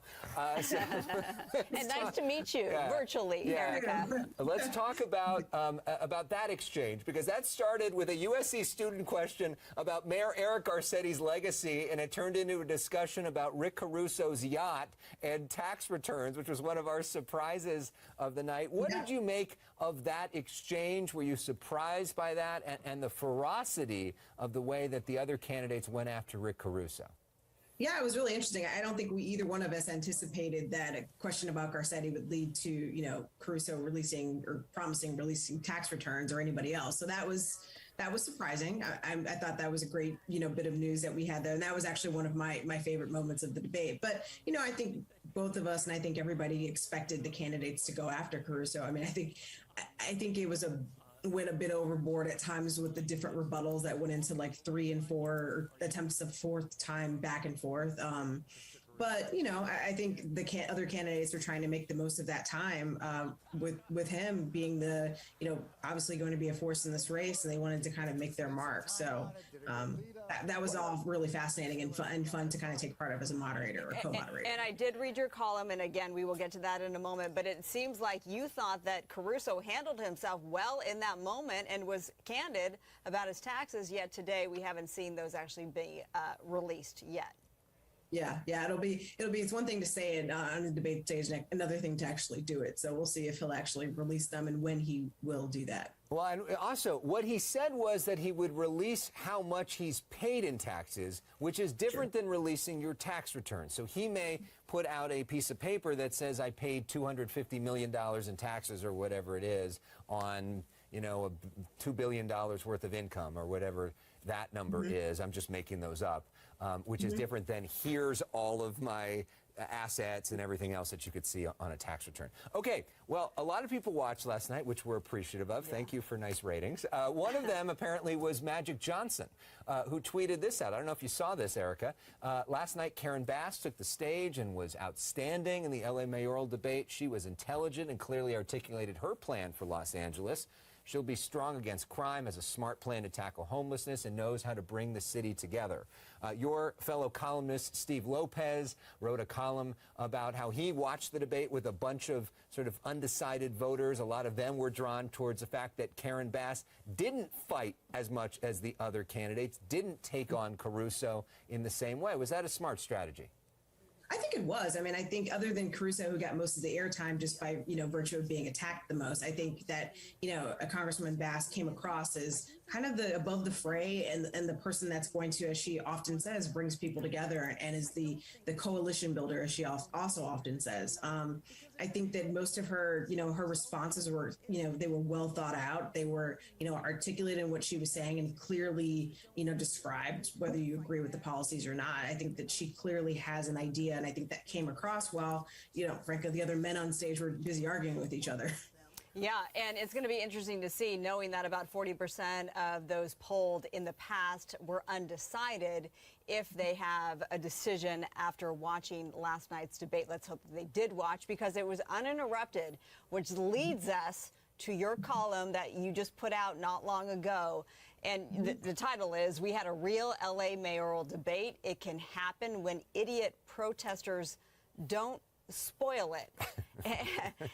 I like that. And this, of course, is referring to that there have been other debates that were incredibly interrupted over and over again, and even one that happened just earlier this week in the San Fernando Valley, where they had to stop because it got so loud inside. You say that the voters were the winners last night, but to what extent, to what stake? I mean, I do think that the idea that people were able to listen to what the candidates had to say, to hear their plans out, to hear them interact with each other, to get, all of them to poke holes in each other's plans, I think the voters only benefit from that. And I think that That's happened at some smaller forums around LA, but I think a lot of times, obviously, the first televised debate was disrupted multiple different times. We've had other forums that have been disrupted, and I think the great thing about last night is I think that all of the candidates actually did get to say what they wanted to say, even if they wanted, to go over that 1 minute that we gave them, or maybe that 30 seconds for a rebuttal. Yeah, but part of the challenge, and you write about this too, is we had to limit who was going to be there because we were concerned for our own safety, concerned for the debate itself after seeing what had happened at so many things. And this small group of people is kind of ruining it for everybody, because you're in a situation now where a lot of the mayoral candidates will not be incentivized to actually have town halls, to actually interact with the people that they want to represent. And that's bad for democracy. Absolutely. Yeah.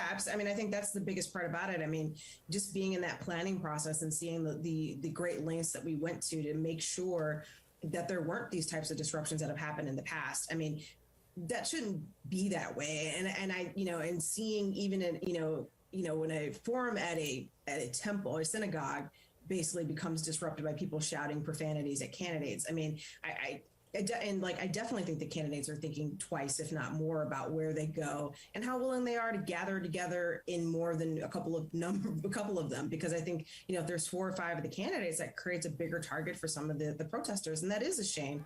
I do think that the residents of the city lose out in the ability to question people and to get a sense of before they vote. And this is a crucial time for LA, and we need to be able to know when people won't lead it. And I know as a columnist, sometimes somebody else writes the headline. Was that idiot line, was that yours?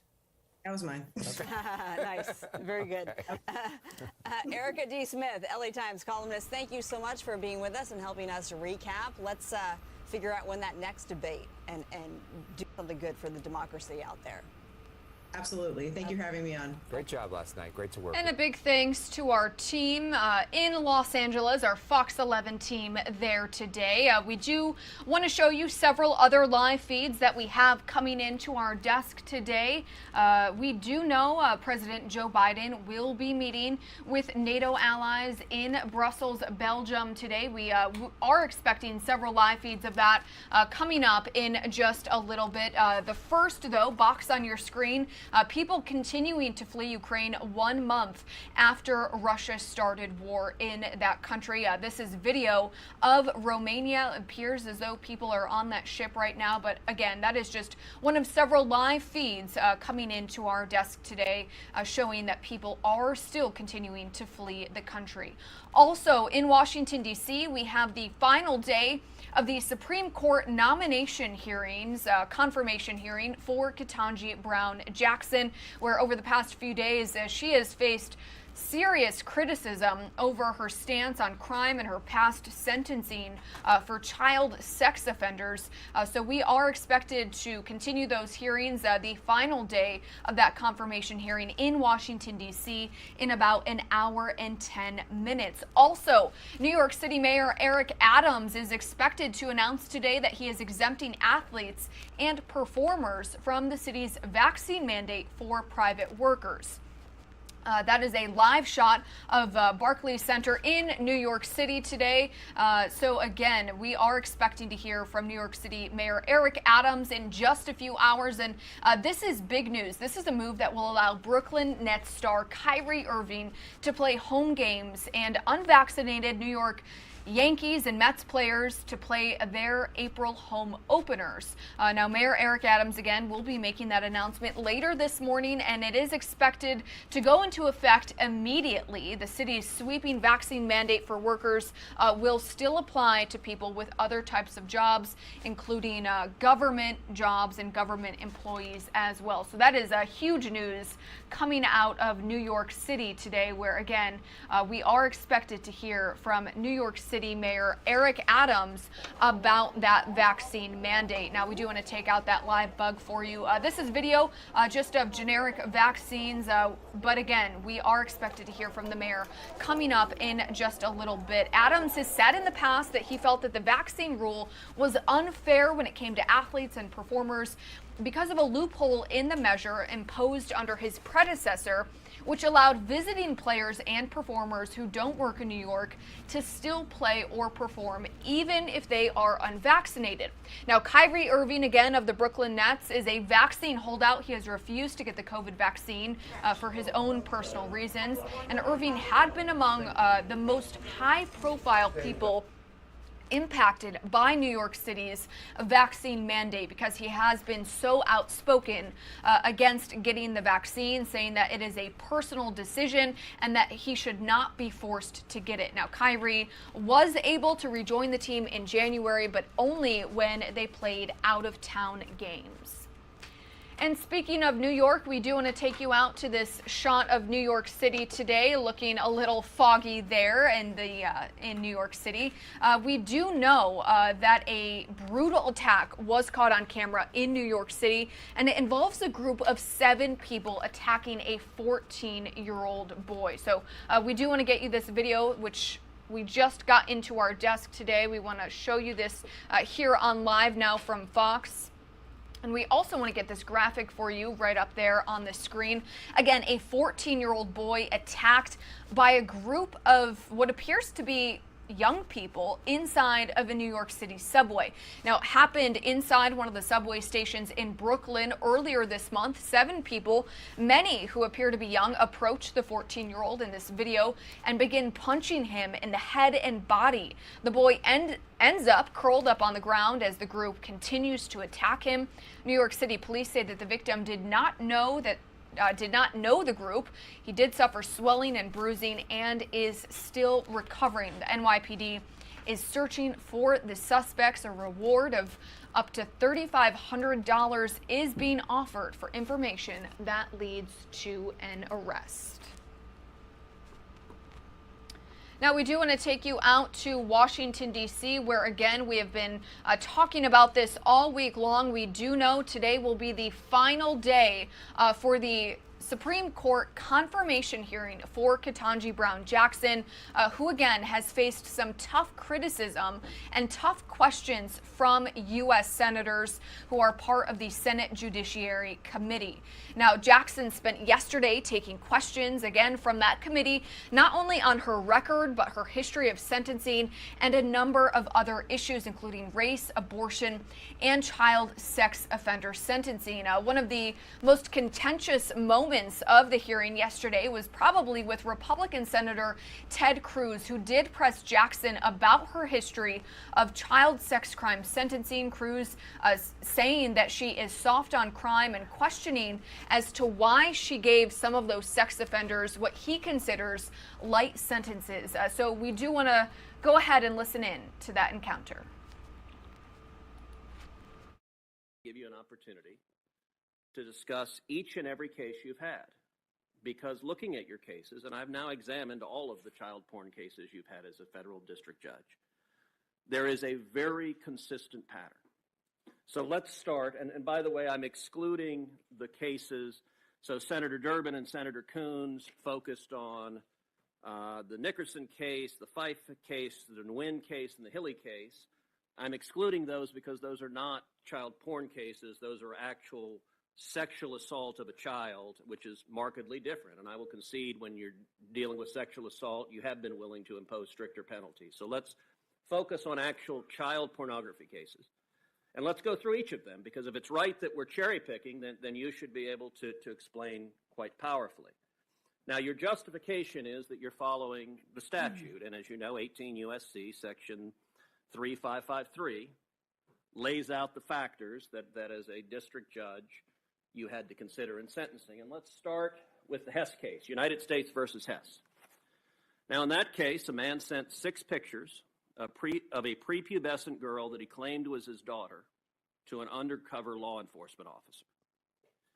Officers found over 600 images of child pornography, including images of sexual acts being performed on prepubescent children. The defendant pled guilty, and I believe in all of these cases the defendant pled guilty. So there's no question about guilt. They came in and pled guilty in your courtroom. The charge carried a mandatory minimum sentence of 5 years and a mandatory maximum sentence of 20 years. The sentencing guidelines recommended 151 to 188 months sentence. The government, as part of a plea deal, agreed to argue for 60 months, but didn't agree that that would be the sentence, simply that they would advocate it. And you, in turn, sentenced Hess to 60 months. So, under the terms of the statute, why did you choose to sentence Hess to the absolute lowest possible sentence you were allowed to sentence under law? Thank you, Senator. I have spoken at length throughout this hearing about these cases. I've said what I'm going to say, which is I've taken every case seriously. These are very horrible crimes. I'm asking you specifically about the Hess case. I've taken every case seriously. So you're not going to answer that?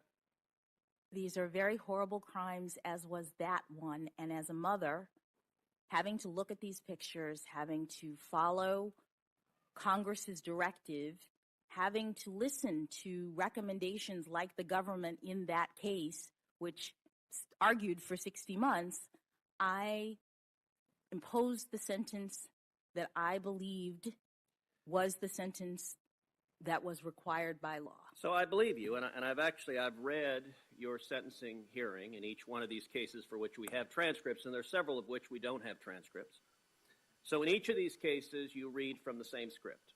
So in each of these cases, you say that the distribution of child pornography is an extremely serious federal crime.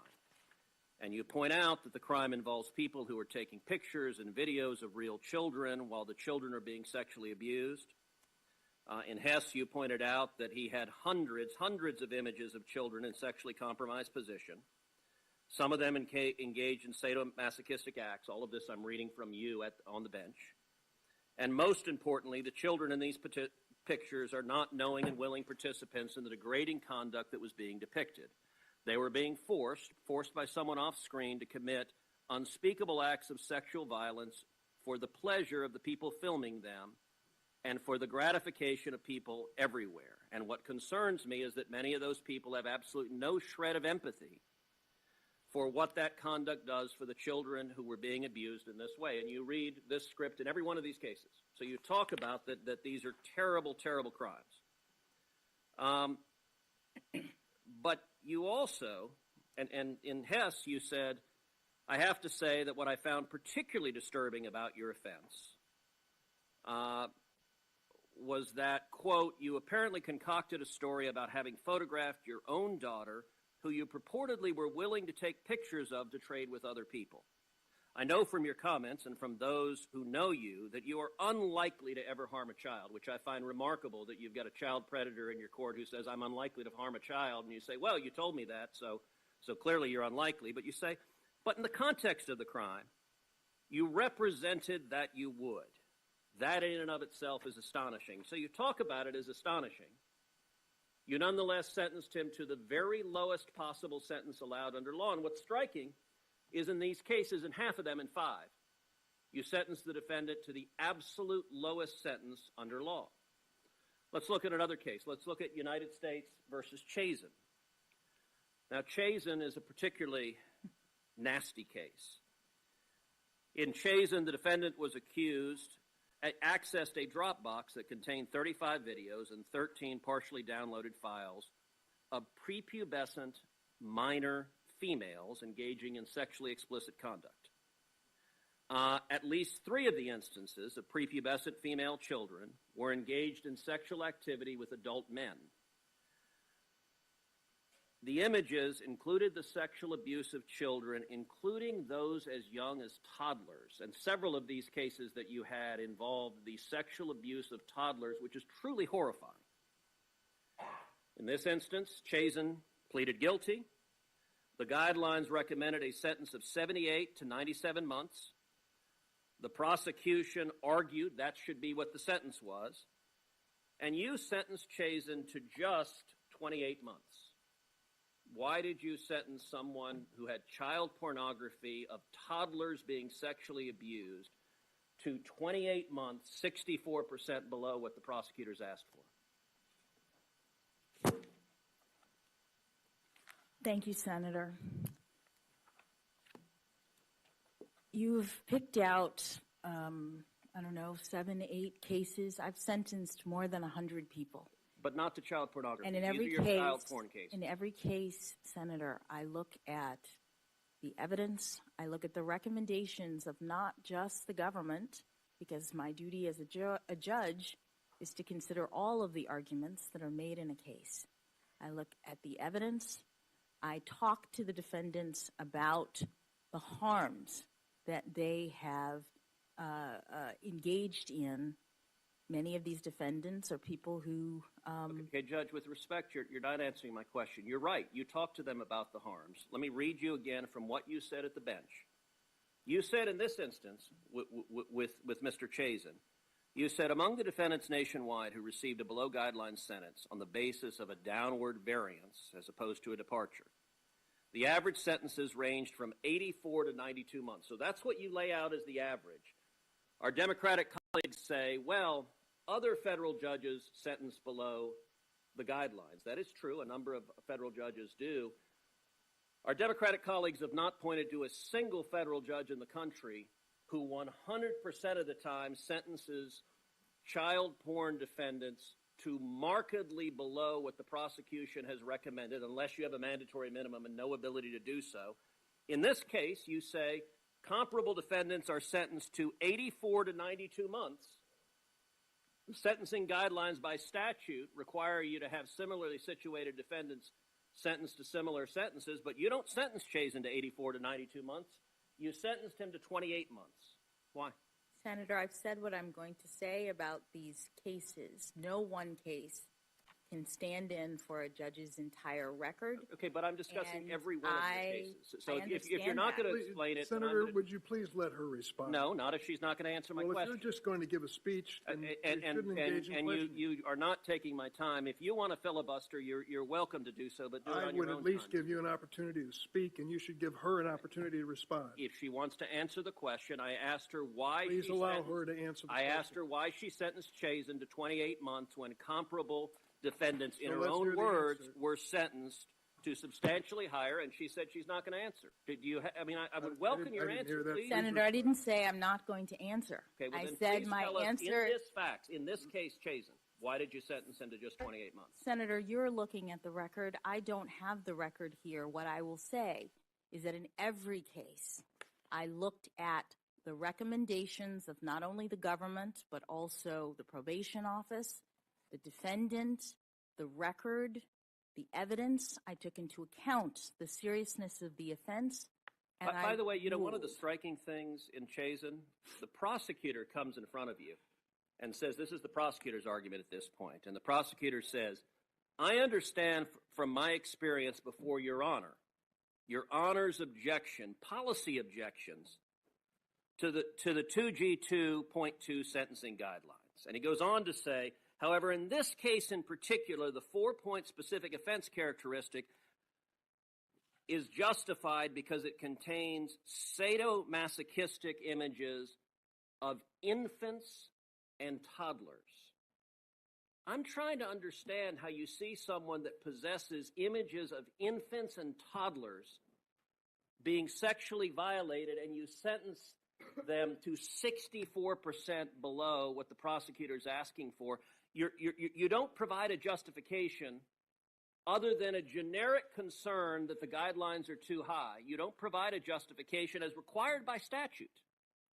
So I'm asking you to take the opportunity to explain to this committee and the American people why in 100% of the cases you have people with vile crimes, and you have language saying they're vile crimes, but then you sentence them to very, very low sentences. And why do you consistently 100% of the time choose to do that? Senator, no one case can stand in for a judge's entire sentencing record. I've sentenced more than 100 people. You have 8 or 9 cases in that chart. Okay, Judge, you said that before. These are the 8 or 9 child porn cases. I will say, to correct the record, I just say to the judge, there's no point in responding. He's going to interrupt you. Thank you. Look, I appreciate the chairman trying to filibuster, and if you don't like your witness's answers, you're welcome to provide your own. She is declining to answer the question, and Chairman Durbin, if you want to join her on the bench, you can. But Chairman Durbin, my job is to make Chairman sure Durbin, I'm not questions are interrupting answered. your questioning. I'm asking you to give her a chance to answer. But You she's refuse to do it. consistently said she's not going to answer. I want to clarify for the record, by the way, the case I was discussing was Cooper and not Chasen. But Chasen is the case that I was reading from your transcript was Cooper, but Chasen, all right, let's get to Chasen. I pulled the wrong tab. Chasen is equally horrifying, and you say in Chasen, this is something Senator Graham asked you. So the guidelines lay out different enhancements, and you say repeatedly, and this is true in all your cases, you say you disagree with the guidelines, you think they're wrong. And the two guidelines you disagree with is, one, there's an enhancement for use of a computer, and you say the world has changed, and now all of these are on a computer. And I understand that. I don't agree with you, but I understand that. That is a understandable thing to say. But the second thing you say over and over again is there's an enhancement for the number of images.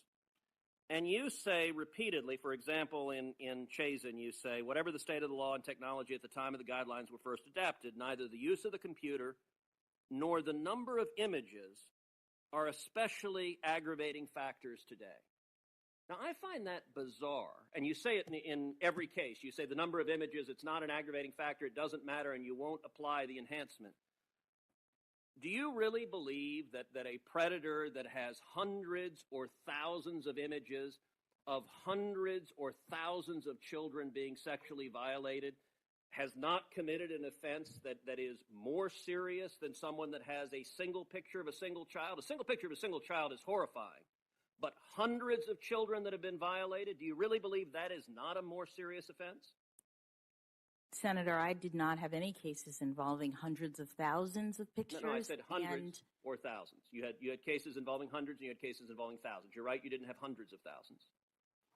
And I also applied an enhancement, just not to the degree of the guidelines. You're right. It's a 5-point enhancement under the guidelines. You provide 2. Yes, so not 0, okay, not, you're right, not the suggestion that I did. But are you suggesting the number of images doesn't matter? Because you say it in court over and over again that the number of images doesn't reflect that it's a more serious crime. Do you really believe that? Senator, as I said to Senator Graham, the court is taking into account a number of circumstances. The commission has done a report about the operation of the guidelines, which enhancements actually reflect different levels of culpability with respect to... So let me ask you this, Judge. You've said the purpose of sentencing is to distinguish between crimes that are not as serious from truly egregious crimes. Is that right? No, Senator. So what is the purpose of sentencing if it's not to distinguish from less serious crimes from truly egregious crimes? It is to assign proportional punishment. It is to do justice in cases where you have defendants who are convicted of the same conduct but have differing levels of culpability. Well, I will point out that you have a pattern. It doesn't matter how egregious the case is. Senator Hawley talked about the Hawkins case where you had an 18-year-old with pictures of boys as young as 8 being sexually assaulted and raped, and you sentenced him to just 3 months in jail. And I will point out the Stewart case, the last one on this list because we're running out of time. The Stewart case, you describe that he had over 6,700 images and videos. So that's a lot, 6,700. That's a lot of kids being sexually assaulted. You have taken over a minute of my time, Mr. Chairman. You've been given extra time. You usually ask for it. You're given it. Okay. I know you want to interrupt. I know you don't like this line of questioning. I just want you to play by the rules. I know you like to interrupt, but you've consumed a substantial question of my time of my questioning, and I'm going to ask my questions, and you can, if you want to testify, you're welcome to. Senator, Judge, you play by the same rules as every other senator. In the Stewart case, you said from the bench, thus, although this is not necessarily an atypical case, your child pornography possession crime was egregious in the court's view. Okay, so this is a bad one. If you're actually sentencing defendants, you said this was egregious. What did you sentence Stewart for? The guidelines said 97 to 121 months. Prosecutor said 97 months. You said it's egregious. 6,700 images. You come in with 57 Time has months. expired. Why Senators did you used 2 sentence minutes him to over the just allotted. 57 months in the Stewart case? Do you want to address that? Because you're claiming it's cherry picking. In fact, you're welcome to explain any of these cases, but let's take the Stewart case. Why Senator Coons, did you sentence him for half the amount? you're not recognized, Senator. Senator If Coons. you don't want her to answer that question? You wouldn't allow her any. Mr. Chairman, she may answer the question. I've asked her why she sentenced Stewart. You've an gone over the egregious- time, Senator, by 2 minutes. Why and she? a half. Because you've interrupted me for 2 minutes, Mr. Chairman. Will you allow her to answer the question, or do you not want the American people to hear why, with someone she described as an there egregious? comes a point, Senator, where you get a little bit. Chairman Durbin, will you allow her to answer the question? You won't allow her to answer. I will happily allow her to. The question is Senator why Coons, you may did proceed. you sentence Stewart, an egregious child pornography possessor, So, to Judge Jackson. half of the amount Please, Senator. requested by the prosecutor? Please, Senator. Will you allow her to answer the question, Chairman Durbin? Senator Coons. Why are you not allowing her to answer the question? There's You're not over another the time senator by here 2.5 that you've not allowed her to answer the question. You're I'm not asking another question, but allow her to answer the question, Chairman Durbin.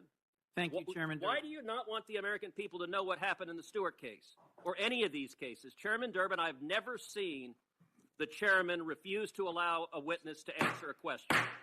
You can bang it as loud as you want. Well, I can just tell you, at some point, you have to follow the rules. Okay, will you let her answer the question? You've been interrupting, and by the way, with Senator Graham, it went 10 minutes over. You've sure taken did. a big chunk of the time. Will you allow her to answer the question? You've given her. Why no are you opportunity afraid of to her? answer. She's welcome to answer it right now. Will you let her? Senator Coons. Will you let? So no, you don't want her to answer the question? Senator Coons. Will you let her answer the question? Chairman Durbin, Apparently, Judge you are Jackson. very afraid of the American people hearing the answer to that question. we here in the Senate, in this committee today, are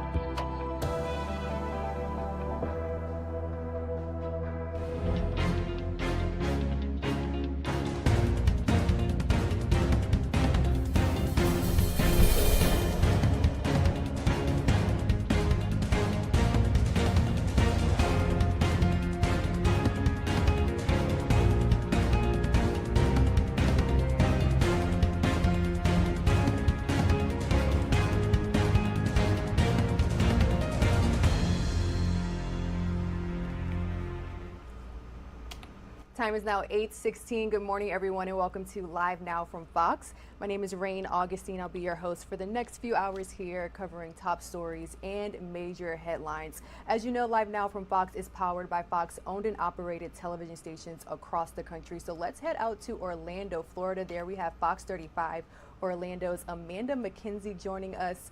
Amanda, we have learned it looks like we're having some trouble getting Amanda to join us. Stand by, Amanda. Amanda's at the airport, the international airport in Orlando. Amanda, if you can hear me, stand by. We'll be with you in just 1 minute. Let's go to a quick break.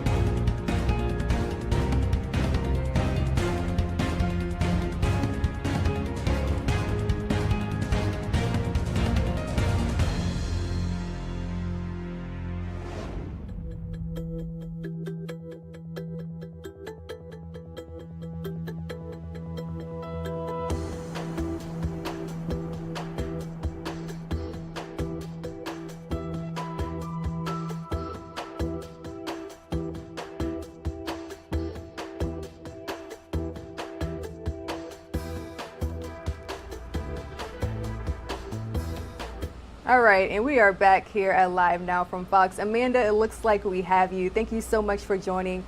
So please tell us, we see that you are at the airport, the Orlando International Airport, and we're getting information that airline CEOs are asking for the federal mask mandate to end. They even wrote a letter to President Biden.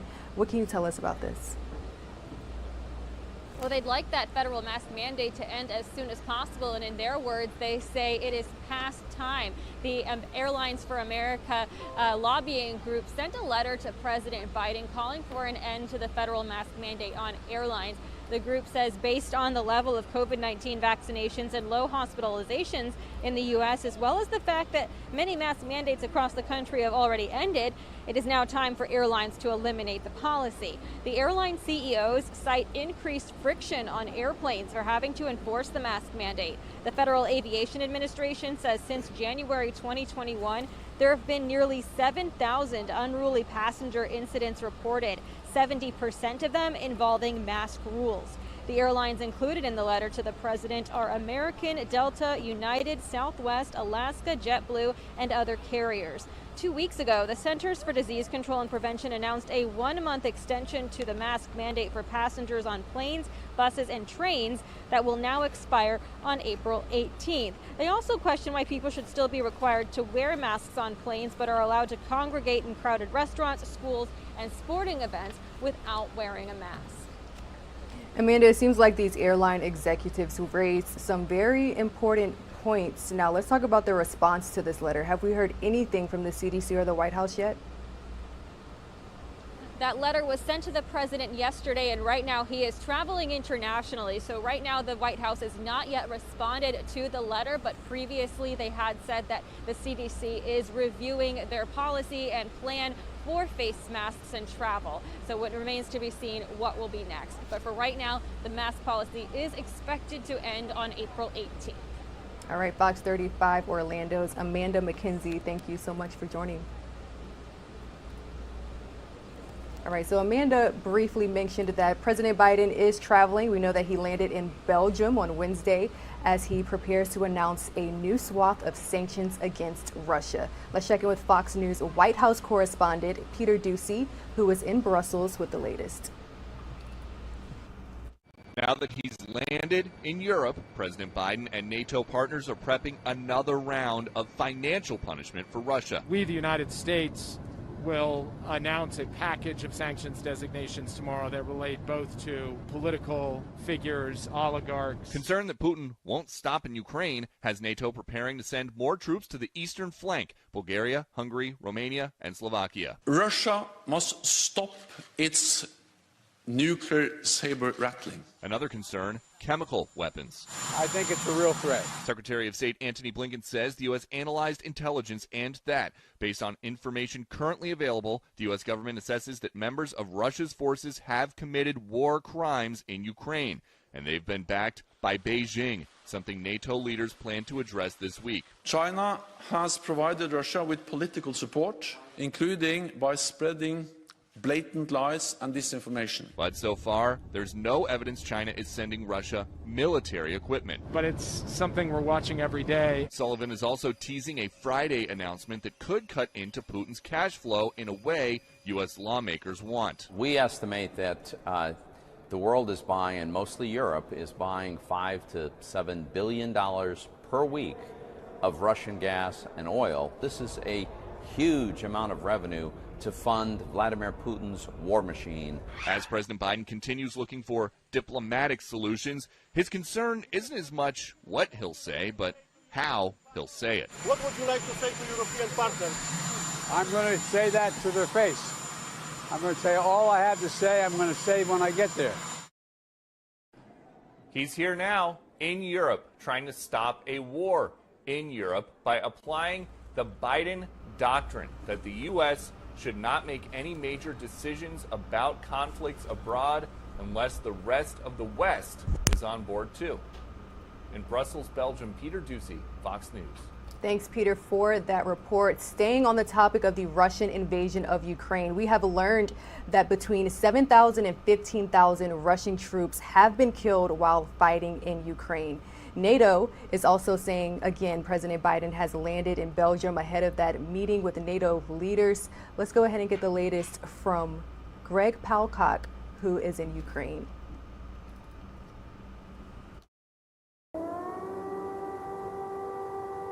Air raid sirens blared over Kyiv Wednesday as the Ukrainian capital city remained under threat from shelling by Russian forces. Officials at the Pentagon say the Russian takeover of Kyiv is taking longer than anticipated, and morale is declining among Russian troops, with reports of soldiers running out of food, gas, and supplies. Members of the United Nations are now working on passing resolutions to further hold Russia accountable for the war. This war did not appear out of thin air. This humanitarian crisis was not a natural disaster.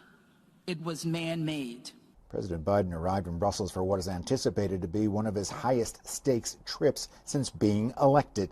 The president is expected to slam Russia with fresh sanctions targeting dozens of Russian politicians and oligarchs. One of the key elements of that announcement will focus not just on adding new sanctions, but on ensuring that there is joint effort to crack down on invasion. Putin's military has experienced heavy losses in Ukraine, and some say he may eventually resort to using chemical or biological weapons.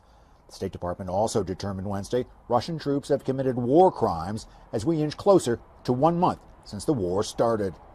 It is something that we do have to be concerned about. Based on our current analysis, we have not changed our nuclear posture to date. President Biden is expected to finalize and announce the sanctions Thursday at a summit with NATO, G7, and European Union members. In Lviv, Ukraine, Greg Palcock, Fox News. New data is revealing that majority of Americans believe the United States does need to do more when it comes to the ongoing war in Ukraine. Fox News' Rob Dawson has an in-depth look at those numbers. Прилетіло, тому що горить. Вчора він був сілий. Що працював вчора. Він був сілий. Я його особисто вчора бачив. Я навіть можу показати фотку, там, де ми розверталися на полі, там стояв вже здешевілий, в шоковому стані кінь. Там десь була ферма. Він собі просто стояв. Прилетіло, тому що горить. As Russian forces continue intensifying war efforts in Ukraine, a new Associated Press NORC poll finds 56% of Americans believe President Biden is not being tough enough on Putin to stop his invasion. At least 7 in 10 Americans favor U.S. economic sanctions on Russia, including the Russian oil ban. But researchers found more than half of the country is calling on the White House to enforce even more consequences on Moscow. Americans are supportive of those sanctions, even if they damage the U.S. economy. Something White House National Security Advisor Jake Sullivan says are in the works. The United States will announce a package of sanctions that relate both to political figures, oligarchs. Meanwhile, although most Americans don't want U.S. troops deployed to Ukraine, the AP NORC poll found A substantial jump in the share of Americans who say that the U.S. should be playing a major role in the war between Russia and Ukraine. That's at 40%.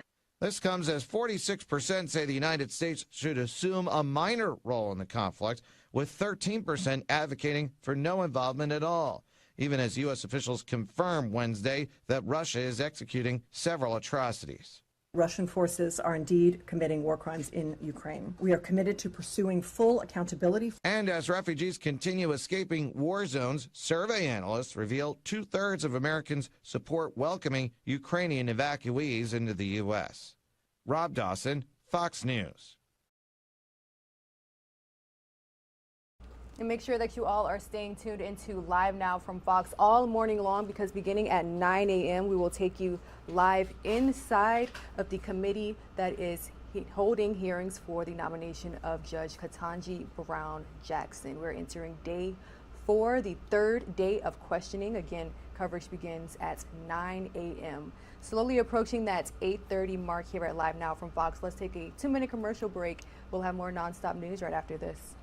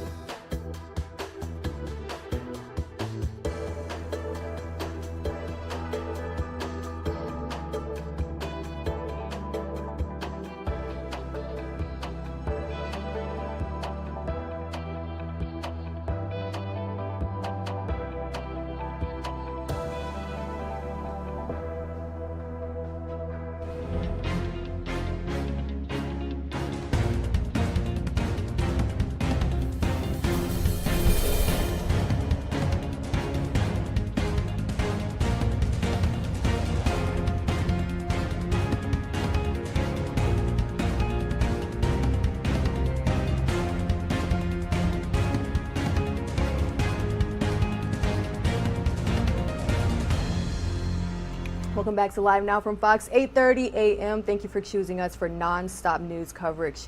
A fourth day of hearings for Supreme Court nominee Ketanji Brown Jackson will take place in about 30 minutes or so. On her record, we heard Wednesday she took questions from the Senate Judiciary Commission on her history of sentencing and a number of issues, including race, abortion, child sex offender sentencing, as well as illegal immigration. Here's the full recap from Live Now from Fox's Andrew Kraft. Thanks for being with us. To further along this conversation and to go over some of the highlights that we heard from and saw today, especially with some of these Republican senators on the panel, Ted Cruz, Josh Hawley, Tom Cotton. I'm being joined by former federal prosecutor, and legal expert Doug Burns. And Doug, thanks for being with us. We didn't really get much, though, out of Senator Durbin there.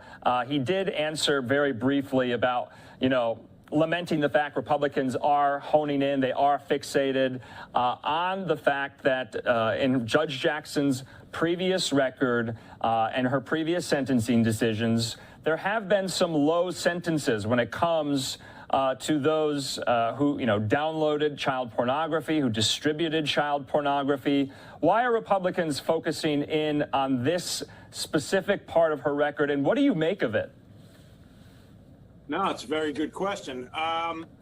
They're trying to drive a narrative, obviously, that, she's somehow soft on crime, and then it fits into the quick soundbite of, she'll take the law into her own hands and legislate from the bench. The point is, you can hear from my voice, my first editorial right out of the gate is that political rhetoric and criminal law nuts and bolts don't mix very well.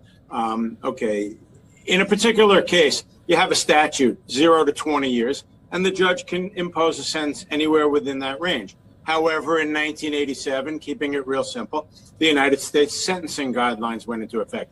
So within the 0 to 20, it might say 78 to 97. That was mandatory. The judge had to impose a sentence between 78 and 97. But then a funny thing happened on the way to the forum. In 2005, in the Booker case, and I know that your viewers, have picked this up, listening and following, but in Booker, the guidelines became advisory only. The judge had to calculate them, had to look at them, but wasn't bound to impose a sentence within that. So that's sort of the framework. So what the Republicans did is they picked out 7 cases involving child pornography, and they say that she gave sentences below the advisory guidelines range. The first question I have, which is very interesting, is, well, wait a minute. Judge Jackson imposed sentencing in 100 cases. So I want to see an immediate chart of all 100 cases. And I want to see on that chart, what were the advisory guidelines in every one of the 100 cases and what sentence did she impose? So I think there's a little bit of disingenuousness, taking place here, because I want to see the overall landscape. Now, within the area of child pornography, a couple of comments. Number one, given the incredibly horrific nature of the crime, obviously, the political rhetoric can be ratcheted up accordingly. You're letting predators back on the street, all of that type of thing. But as Judge Jackson explained, each case has a probation report, a recommendation from probation. And by the way, let me point out that this point about she didn't follow the recommendation of the prosecutors, that's really disingenuous, because prosecutors universally in federal court ask for very, very high sentences, and the judges kind of keep them in check. The defense lawyers similarly ask for something maybe too lenient. That's what the judge is there for. So I come at this right down the middle. On the one hand, it's not good necessarily that she showed a lot of leniency in child pornography cases. I get that. But on the other hand, it behooves everybody to give a fuller presentation of her entire history of all 100 cases that she imposed a sentence in, Andrew. Yeah, and Doug, that was her response to Senator Cruz when he displayed that chart in the hearing room today.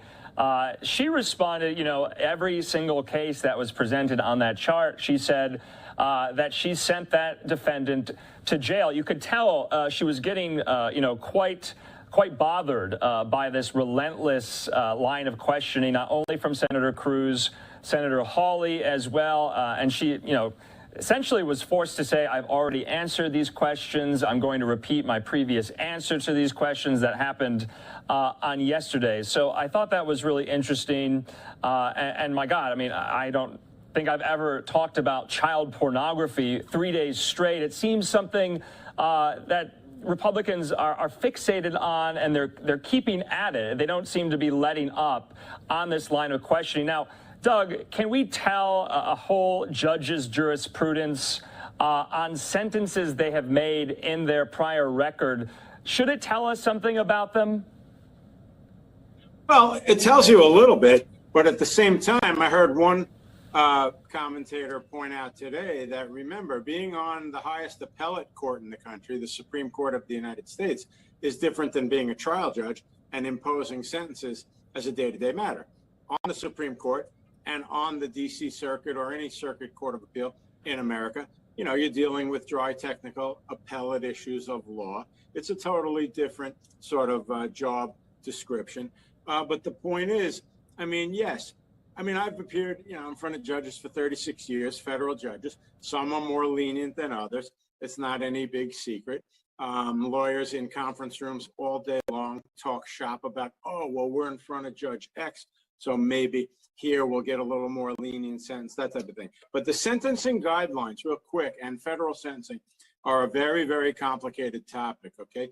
And that's what makes it even more discouraging to see political rhetoric and hot rhetoric in front of the cameras thrown around with respect to it. But to answer your question, you can't really necessarily tag her or categorize her, because cherry picking cases without, again, I sound like a lawyer, but I am one, without having the entire file, the probation report, and all of the information, you really can't just automatically say it. And then one other related legal point, which I think I heard you referring to, and you're right, is, remember, this is a very interesting separation of powers question, Andrew, because, you know, on many levels, it was pointed out throughout the discourse that some of these statutes have mandatory minimums. So let me explain that.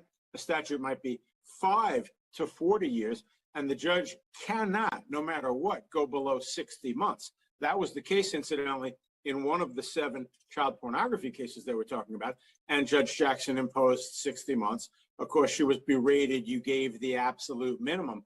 But the point I'm making, sorry for meandering, is that Congress could, you heard it discussed, could increase the penalties, increase mandatory minimums, and therefore take away this discretion. The point of the matter is that Judge Jackson did not impose any sentence in violation of law. Okay, so I have to start with that proposition, because the point is it was within the statutory parameters, okay, and the guidelines are advisory, they're not mandatory, and she showed some leniency in her discretion. So again, I just don't think it's fair, honestly, to cherry pick files. But my next point, I'm smiling, is this is residual Kavanaugh anger. That's what's really going on here, in my view. So the point is, you know, they are so ripping mad about what took place and asking the candidate, the nominee, you know, how many beers did you drink when you were 17? They're just ripping mad about that. Right. And frankly, I don't blame them on many levels. Yeah. And so that's why, you know, a lot of this is sort of feigned outrage, because if you think about it, under the old adage, KISS, keep it simple, right? Is she qualified to be on the Supreme Court? Well, let's see. She went to Harvard. She went to Harvard Law School. She clerked for Justice Breyer, and she's been a federal judge for a decade. She's written 570 opinions. Nobody's talking about whether those are good, bad, or indifferent. So to a trial lawyer like me, the immediate inference is that they're solid, they're fine. And so she's qualified, period. So why are we in all this theater? Very simple, because it's become an ideological court, which is a super legislature. You know, I've been on with you a number of times saying this, but it's worth repeating, quoting from Justice Scalia in his dissent in the same-sex marriage case. It's an unelected legislature of 9 elite lawyers. And so that's why you have all this histrionics. Because again, I urge your viewers to simply ask themselves, is this woman qualified for this position? Yeah, of course, you know, we can get into so much of that, and we have the time, but talking about especially just the last point I want to make on this fixation with her sentencing record in those child pornography cases. Republicans on the committee have requested pre-sentencing reports on these cases, but the chairman, Senator Durbin, said, he will think long and hard about that because that could potentially expose information that could harm victims in those cases. So I thought that was interesting. Also, it's not really fair if Democrats have seen those and Republicans haven't, especially if they sit on the same committee. I wanted to also talk about, because she was asked a lot about unenumerated powers in the Constitution that due to rulings have been granted. You were talking about the same-sex marriage ruling. That is one of them. Roe v. Wade, that is one of them. And she said those are settled. She says Roe and Casey are settled at this point in time. That's what she said yesterday. But she also was talking about cases that she might have to decide on. And one that we had talked about on Monday, now she broke some news today that she will recuse herself from this case. It's a challenge to Harvard's race-conscious admission policies that the court will consider in its next term, which starts in October. She made the news today that she personally has decided that she will recuse herself. So that was something today.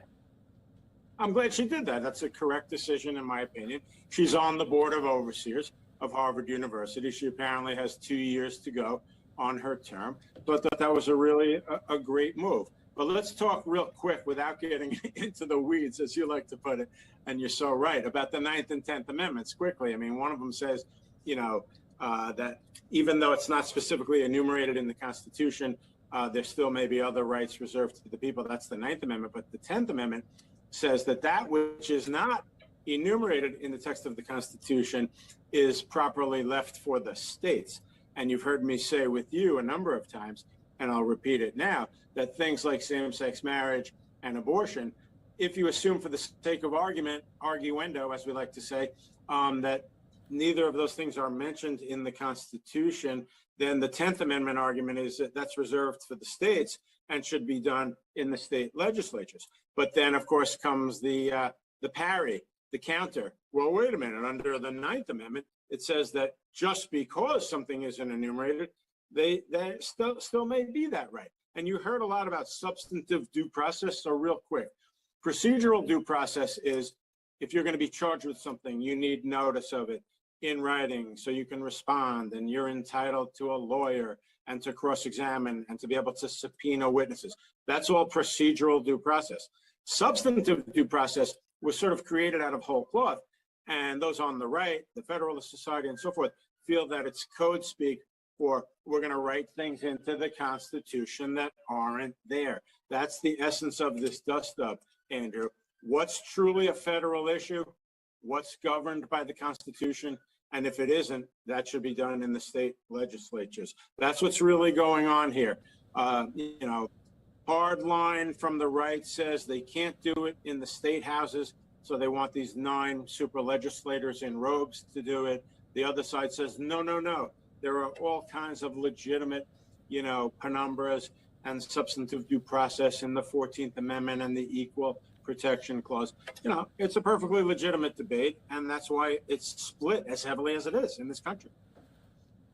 Doug, last point, because we've seen her time and time again in responding, being quite reluctant, quite hesitant to talk about anything revolving personal feelings, her personal religion, what she thinks personally, her own beliefs, her own opinions on certain issues of the day, culture war issues of the day. There was this viral back and forth with Senator Marsha Blackburn yesterday in which she basically said she did not, I'm paraphrasing here, she was asked, can you define what it means to be a woman? And she said she cannot. She's not a biologist, of course, talking about transgender issues. She wouldn't explicitly say on whether or not, regarding Mike Lee of Utah's question, whether the court should be expanded or shrunk. Of course, that has been a hot topic as well. Senator Graham yesterday asked her about her personal faith, her personal religion. And so she's been quite diplomatic and deliberative about how to kind of finesse the responses to these questions without really giving any inch to what her personal beliefs are on these issues of the day. What do you make of that? And what do you think of that line of questioning? Is it cheap or is it illustrative? Well, the religion one, is residual Amy Coney Barrett anger, okay? Because as you recall, they said, we're concerned that your faith may overcome you. And that was outrageous, frankly. And you heard some of the senators say, we're not going to ask you that and so on. But to your question real quick, she's well within her right to sit there and say, as I would, for example, somebody asked me, Doug, you've been practicing law 36 years. What if you have a belief in a case? How does that translate? And my answer would be 100% in good faith.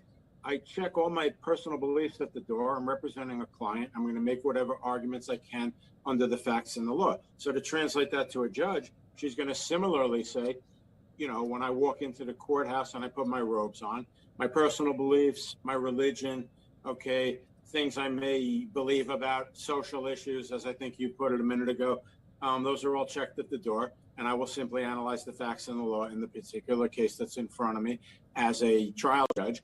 And as an appellate judge, for the most part, I'll be analyzing the law as it applies to appeals that come before my court. Now, one other point, though, it's interesting because on the one hand, she has been reserved, but on the other hand, to her credit, in my opinion, she's actually been willing to engage a little bit more on some discussions. I mean, in the past, we saw candidates almost freeze up and well, the minute abortion, for example, is raised, they're like robotically, right? In as much as this might come before the court, I really can't, that was the Ginsburg rule, I think they called it.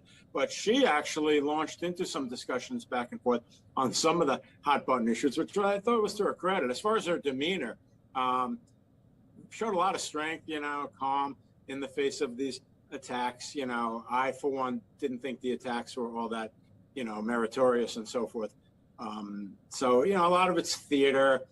One other thing that really jumped out at me was Senator Leahy from Vermont, who, I don't know if you saw this, in a little bit of an angry outburst. He wasn't overtly angry, but he goes, "You will be on the Supreme Court," okay? And so that told me a lot, which simply means that these folks down there, if they know how to do one thing, it's they know how to count votes, Andrew, okay? So he knows that she's going to be confirmed. And of course, it really just remains to be seen on if she gets any Republican support, and we'll be on the lookout for that when these That's the big thing, when these votes take place, both in the committee and for the full Senate. Doug Burns, that was such a great conversation. Thank you as always. And of course, we have one more day tomorrow for these hearings there on Capitol Hill. We'll talk to you again. Appreciate the discussion. Thank you. Okay, all right, a huge thank you to Live Now from Fox's Andrew Kraft for bringing us that insightful interview. Again, day 4 of confirmations hearings are set to begin in a little more than 10 minutes. Now, ahead of that, hopefully we will have a live conversation with the president of the National Bar Association, who has been spending a lot of personal time with Jackson during these hearings. So hopefully we will bring you all that live interview in just a bit. Until then, let's take a quick commercial break and we'll have more top stories right after this.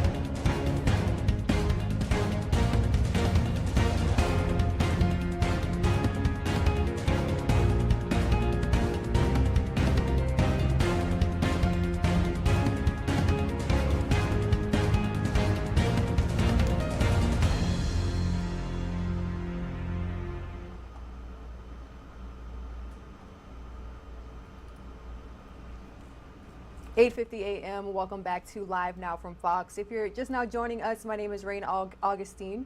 I'll be with you for the next few hours here at Live Now, continuing to bring you all top stories and major headlines. Here's the latest when it comes to WNBA star Brittany Griner. U.S. Embassy officials in Russia visited with Griner recently after she was arrested in Moscow's airports and detained, as you see here. Now, officials say Griner was in, quote, good condition, and the United States is doing everything that they can to ensure she is being treated fairly during this time. Now, Griner is accused of carrying vape cartridges with cannabis oil in her luggage. You can see Russian officials searching her luggage right here in this video that we received.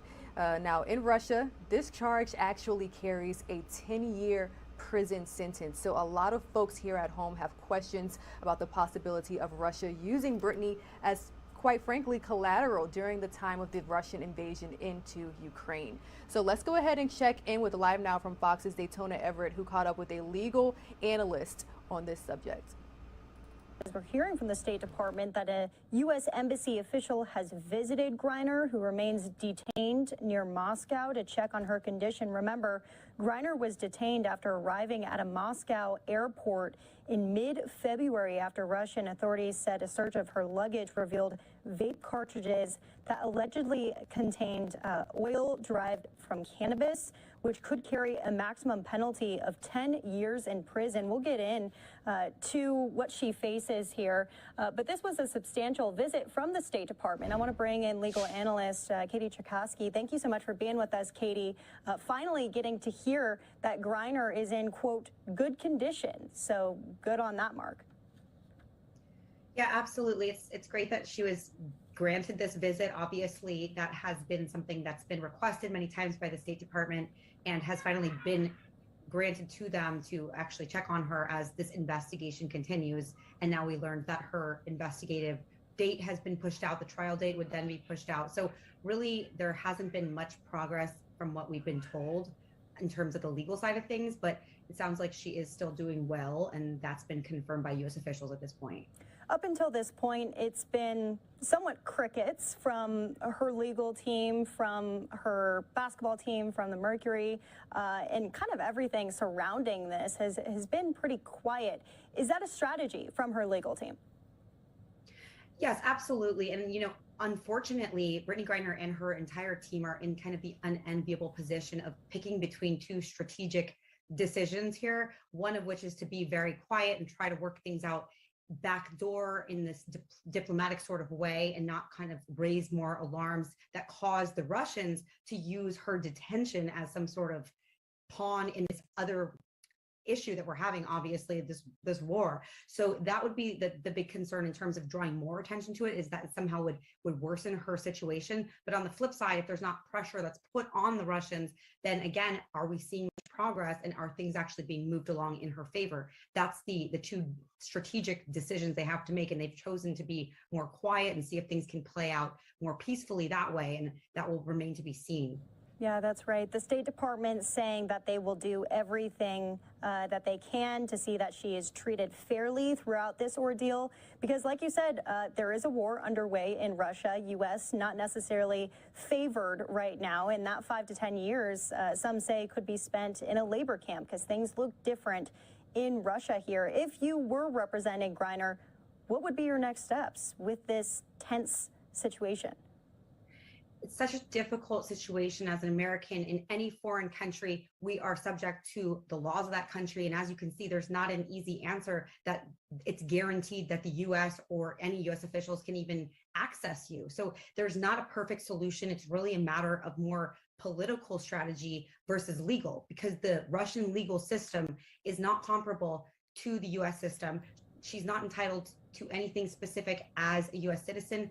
She will simply be treated as any other person accused in Russia. And there have been reports, of course, of corruption in those trials and of secrecy of things that we don't really know about. So in terms of her strategy here, I think it has to be taken day by day. I think it has to be a matter of deciding whether and when to put more pressure on the people that are in charge of the criminal investigation and on when to demand more access to evidence. But right now we're being told that there is still an investigation to look into this, and it's been extended out till sometime in May. So I think strategically speaking, it's a matter of day by day kind of assessing the situation and making a move if there is one to get her out of there. Yeah, unfortunate. Like you said, the pretrial detention extended to May 19th, which doesn't feel good for her. There are options for the U.S., though. Many citizens who have been arrested and jailed in prisons abroad, they've claimed that they were wrongfully detained. They haven't claimed that yet in this case. Right. It's still early on, and to the extent that the Russians are somewhat cooperating in allowing access to her and giving updates on the case, there has to be some credence, I guess, to the idea that they're looking into this allegation and conducting an investigation. She will be given a trial date. And at some point, if it seems that they're veering so far off track of depriving her of all rights, that might be another conversation. But for now, the strategy of trying to be peaceful, trying not to raise too much attention to the case, and hoping that the Russians really will fairly adjudicate this, I think is the going in position at this time. That could very well change, but since it is early on and these investigations in any country do take some amount of time, I don't know that that's a bad decision. It's just a very difficult position for anyone to be in, certainly. Right. As you said, it is early on, but the goal is clearly exportation from the country during this time. How possible is that, you think? Again, it will be a matter of making a move when the timing is right on that and not escalating the situation for Brittany Griner in light of everything else going on between Russia and the United States. And that's the real concern. There are some experts out there who have said that they believe putting more pressure and really raising attention to this issue would encourage the Russians to actually act on that sooner. But again, that could backfire, and very much so to her detriment. So I think it's a matter of her safety as the #1 priority. And in this sort of very precarious situation, it's unfortunately going to be a matter of very much taking it step by step and ensuring that there's not any additional actions taken against her that could have been avoided if things had been more peacefully negotiated, if you will. But it's really in the Russians' hands. We don't have any enforcement mechanisms, legally speaking. It's much more of a political discussion to be had, quite frankly, with any foreign criminal laws being enforced against our citizens. Yeah. Well, with the State Department coming out and saying that she is in good condition and kind of revisiting this story, do you think that they just want to tell the American public that she's on their radar, that she hasn't been forgotten as she's in Moscow currently? I think absolutely that there has been efforts to check in on her. It's very encouraging to hear that she's doing well, or at least she's doing okay at this point, and that she's been given at least the bare minimum of what she needs to make it through this initial process. But again, we're really beholden to the Russians here, and it's a very, very delicate situation. So legally speaking, again, there's just not any sort of requirements that we can impose on the Russians. We can simply ask for these things and hope that there's some sort of negotiation that can be reached in terms of getting her out of there, and perhaps leveraging it to our advantage, maybe not with the overall war, but in terms of just our relations in general with Russia. So they might have some incentive to show that they're being fair in their treatment and that they're going through a process here. But again, it's very, very delicate and could change at any moment. So I think that it's just another warning to everyone out there that whenever you're in a foreign country, there is no guarantee that if something does go wrong, or if you're even accused of doing something wrong, the United States cannot save you. There's not automatically something that can happen to require another country to let you leave or to be subject to U.S. law. You will be held there essentially until they decide to release you. And that is 100% their decision, unfortunately. Yeah, devastating situation for Brittany Griner and her family, unfortunately, with an uncertain future of possibly 5 to 10 years in prison. Legal analyst Katie Cherkowski, thank you so much for being with us here on the show. Thank you. As we're hearing from the state. All right, a huge thank you to Live Now from Fox's Daytona Everett bringing us that interview. We will be sure to stay on top of that story, especially as Russia continues its invasion of Ukraine. And speaking of such, I do want to take you all out to Brussels, Belgium. We are taking a Live Now look. Any moment now, we do expect NATO Secretary General Jens Stoltenberg to address the summit. We know that Brussels is hosting this emergency NATO summit, as well as a gathering of the Group of 7 industrialized nations and a summit of the European Union, all focused, of course, on pressuring Russia to end its war with Ukraine. Now, we know that Biden arrived in Brussels on Wednesday with the goal of getting allies to enact more economic pressure on Russia. We do expect President Biden to unleash a new round of sanctions. We'll bring you that as soon as we receive confirmation here at Live Now from Fox. And just yesterday, Stoltenberg opened up the NATO meeting by saying the alliance will continue to keep the pressure on Russia in hopes that it will end the war in Ukraine. So it seems like NATO leaders are still banking on diplomacy to end this now 4-week invasion. But a lot of folks are wondering just what has to happen for NATO to officially intervene. Actually, according to a new Fox News poll, 63% of United States registered voters say that they are actually in support of the U.S. doing more. So a very important story that we're bringing you here at Live Now from Fox. We've been on it since day one, bringing you the images that are sometimes difficult to see, but it's important to see exactly what's going on halfway across the globe. And we will continue to do so raw and unfiltered, because that is exactly what we are about. The time is now 9:01. As you know, the highly anticipated final day of confirmation hearings for Judge Ketanji Brown Jackson is set to resume any moment now. We're going to take a break here Live Now from Fox, but when we come back, we will get a recap of days 1 through 3 with the president of the National Bar Association, who has been spending a lot of time with Judge Jackson during these confirmation hearings. So we'll talk about a few lines of questioning that she received from senators on Wednesday.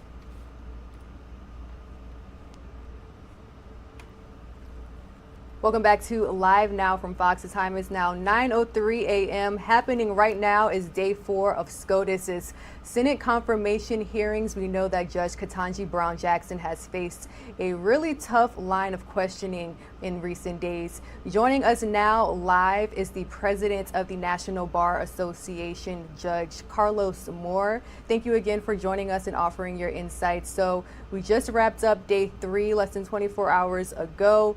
What initial thoughts do you have? Anything in particular jumped out at you?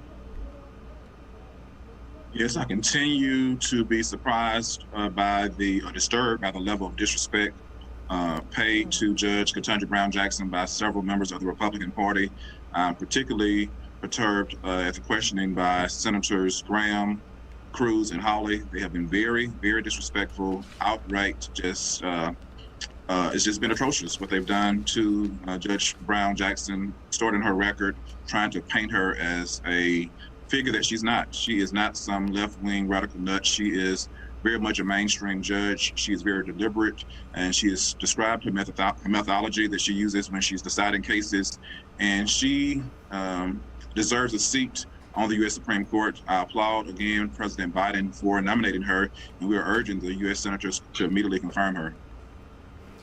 So, Judge Moore, let's talk about that, because you have spent a lot of time behind the scenes with Judge Jackson. What are her sentiments regarding this? Does she feel like she's being disrespected? What's her morale like behind the scenes? You know, Judge Brown Jackson is the epitome of grace under fire. I mean, she has maintained her composure. She has displayed to the world her judicial temperament. There is a reason she's sitting in that seat. Although it is a hot seat, she is prepared for this moment, and she will not be turned back. She continues to display grace under fire, courage under fire, and we're so proud of her. She is keeping her head held high, and she is not letting the naysayers detract her. All right, so you briefly mentioned the line of questioning from Senator Ted Cruz, who is a Republican from the state of Texas. During that line of questioning, Judge Jackson actually broke some news that she does plan to recuse herself from that Harvard case that involves affirmative action. Can you explain the thought process behind this? First and foremost, why was that question important, and what are her plans to, how did she come to the conclusion to recuse herself from this case?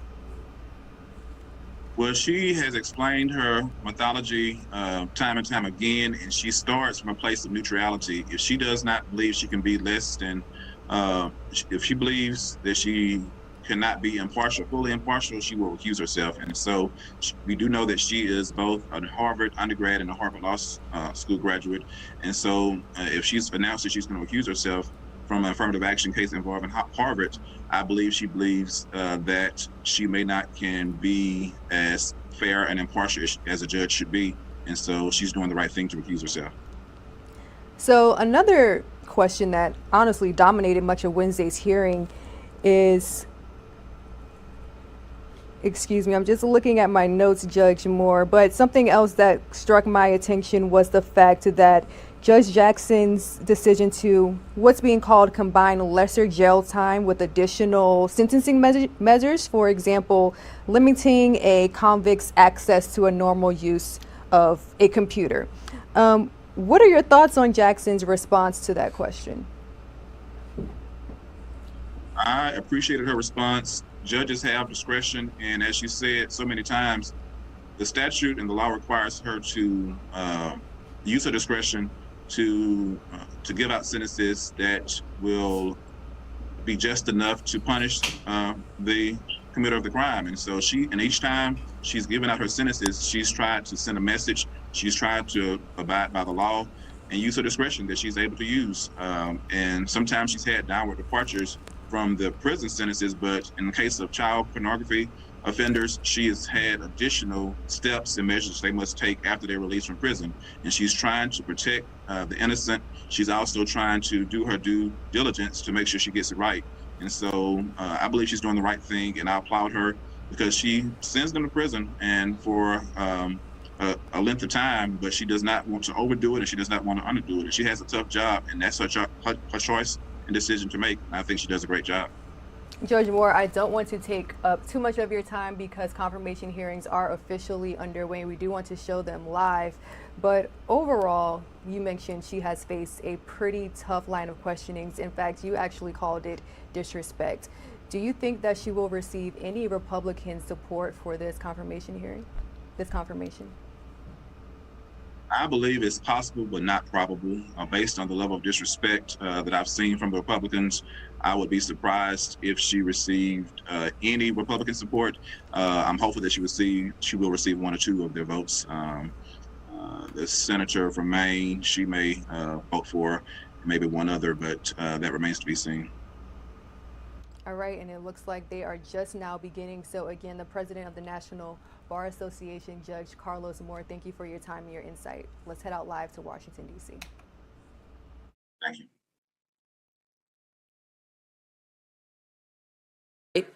Thank you. Good morning, Chair Durbin and Ranking Member Grassley. You were at both of my confirmation hearings, and yes, so a thumbs up to you, Senator Grassley, and other members. It's an honor and privilege to appear before this committee. Thank you for the invitation, Chair Durbin. I'm a retired federal judge, as you said, and chair of the American Bar Association Standing Committee on the Federal Judiciary. Today, I'm joined by our two principal evaluators, Jean Vita, D.C. Circuit Representative, and Joe Drayton, the Federal Circuit Representative. Our Vice Chair, David Brown, deeply regrets that he is unable to attend, particularly since he was the principal evaluator of Judge Jackson's D.C. Circuit nomination. For almost 70 years, the Standing Committee has been asked to present to this committee our peer-reviewed, independent, nonpartisan, comprehensive ratings on the professional qualifications of lifetime appointed federal judges. The Standing Committee is made up of outstanding lawyers from every circuit with varied backgrounds, professional experiences, and practicing in law firms with 6,000 to 2,000 lawyers. We don't give suggestions on who should be nominated, don't recommend or endorse any nominee. We don't base our ratings on or express any view of the nominee's philosophy, political affiliation, or ideology. Nonpartisan peer review evaluations are the hallmark of the Standing Committee. We began our work on February 25th, the day Judge Jackson was nominated. On March 18th, the Standing Committee voted unanimously that Judge Jackson earned our highest rating, well qualified for an appointment to the Supreme Court. Why? Quite frankly, well qualified was a rating we were compelled to reach after our exhaustive, comprehensive peer review. To get that well qualified rating, a Supreme Court nominee must be a preeminent member of the legal profession, have outstanding legal ability, have exceptional breadth of experience, and meet the very highest standards of integrity, professional competence, and judicial temperament. Everyone we talked to, interviewed, or had substantive contact with uniformly gave the highest praise: brilliant, beyond reproach, first rate, patient, insightful, impeccable, A+. We contacted more than 2,800 judges and lawyers, including federal judges from 50 states, 13 circuits, 94 districts, as well as state Supreme Court justices, law school deans, and bar associations. We focused our confidential interviews on those who had firsthand knowledge of her legal abilities. We spoke to federal prosecutors, defense counsel, civil lawyers who appeared before Judge Jackson, her judicial colleagues, and judges and lawyers that were very familiar with her career before she became a judge. We created 3 reading groups to examine over 240 of her published opinions and other writings, because the principal way Supreme Court justices communicate is by writing opinions. Opinions that touch the lives of people throughout this nation for years to come. 2 academic reading groups from the University of Illinois and Stanford, co-chaired by each school's dean, working independently, 37 academic experts. An 18-member practitioners reading group viewed the same writings. The majority, former law clerks to Supreme Court justices, justices appointed by both political parties. Most have regularly argued before the Supreme Court. Their words: strikingly talented, even-handed, exceptional, thorough, respectful. Finally, we went beyond what Judge Jackson does in the courthouse. We looked at the other contributions she's made on the Governing Council of the American Law Institute, the United States Sentencing Commission, a bipartisan commission, Chief Justice Roberts' appointment to the Judicial Conference's Defender Services Committee. Representatives from every organization said again and again, humble, brilliant, consensus builder. The question we kept asking ourselves: how does one human being do so much well? Reflecting the combined views of more than 250 judges, attorneys, and academics, the standard on Monday, which at this point feels like so long qualified to serve as an associate justice on the Supreme Court. I now turn to Jean Vita for more specifics on the findings from judges and lawyers, and then Joseph Drayton with comments on the reading groups and the breadth of Judge Jackson's experiences. Thank you, Ms. Vita. Thank you, Mr. Chairman, Ranking Member Grassley, and members of the committee. My name is Jean Vita, and I am the co-lead evaluator of our committee's evaluation of Judge Jackson. In assessing the professional qualifications of federal judicial nominees, our committee considers three factors: integrity, professional competence, and judicial temperament. I will address each of these factors in turn and explain why Judge Jackson readily meets our well-qualified rating. In evaluating integrity, our committee considers the nominee's character and general reputation in the legal community, as well as the nominee's industry and diligence. We surveyed countless lawyers and judges at every level of the federal judiciary, and all regard Judge Jackson as possessing the utmost integrity. Reviewers describe her integrity as beyond reproach, impeccable, and of the highest caliber. As one reviewer put it, you write the word integrity, and then you put her initials next to it.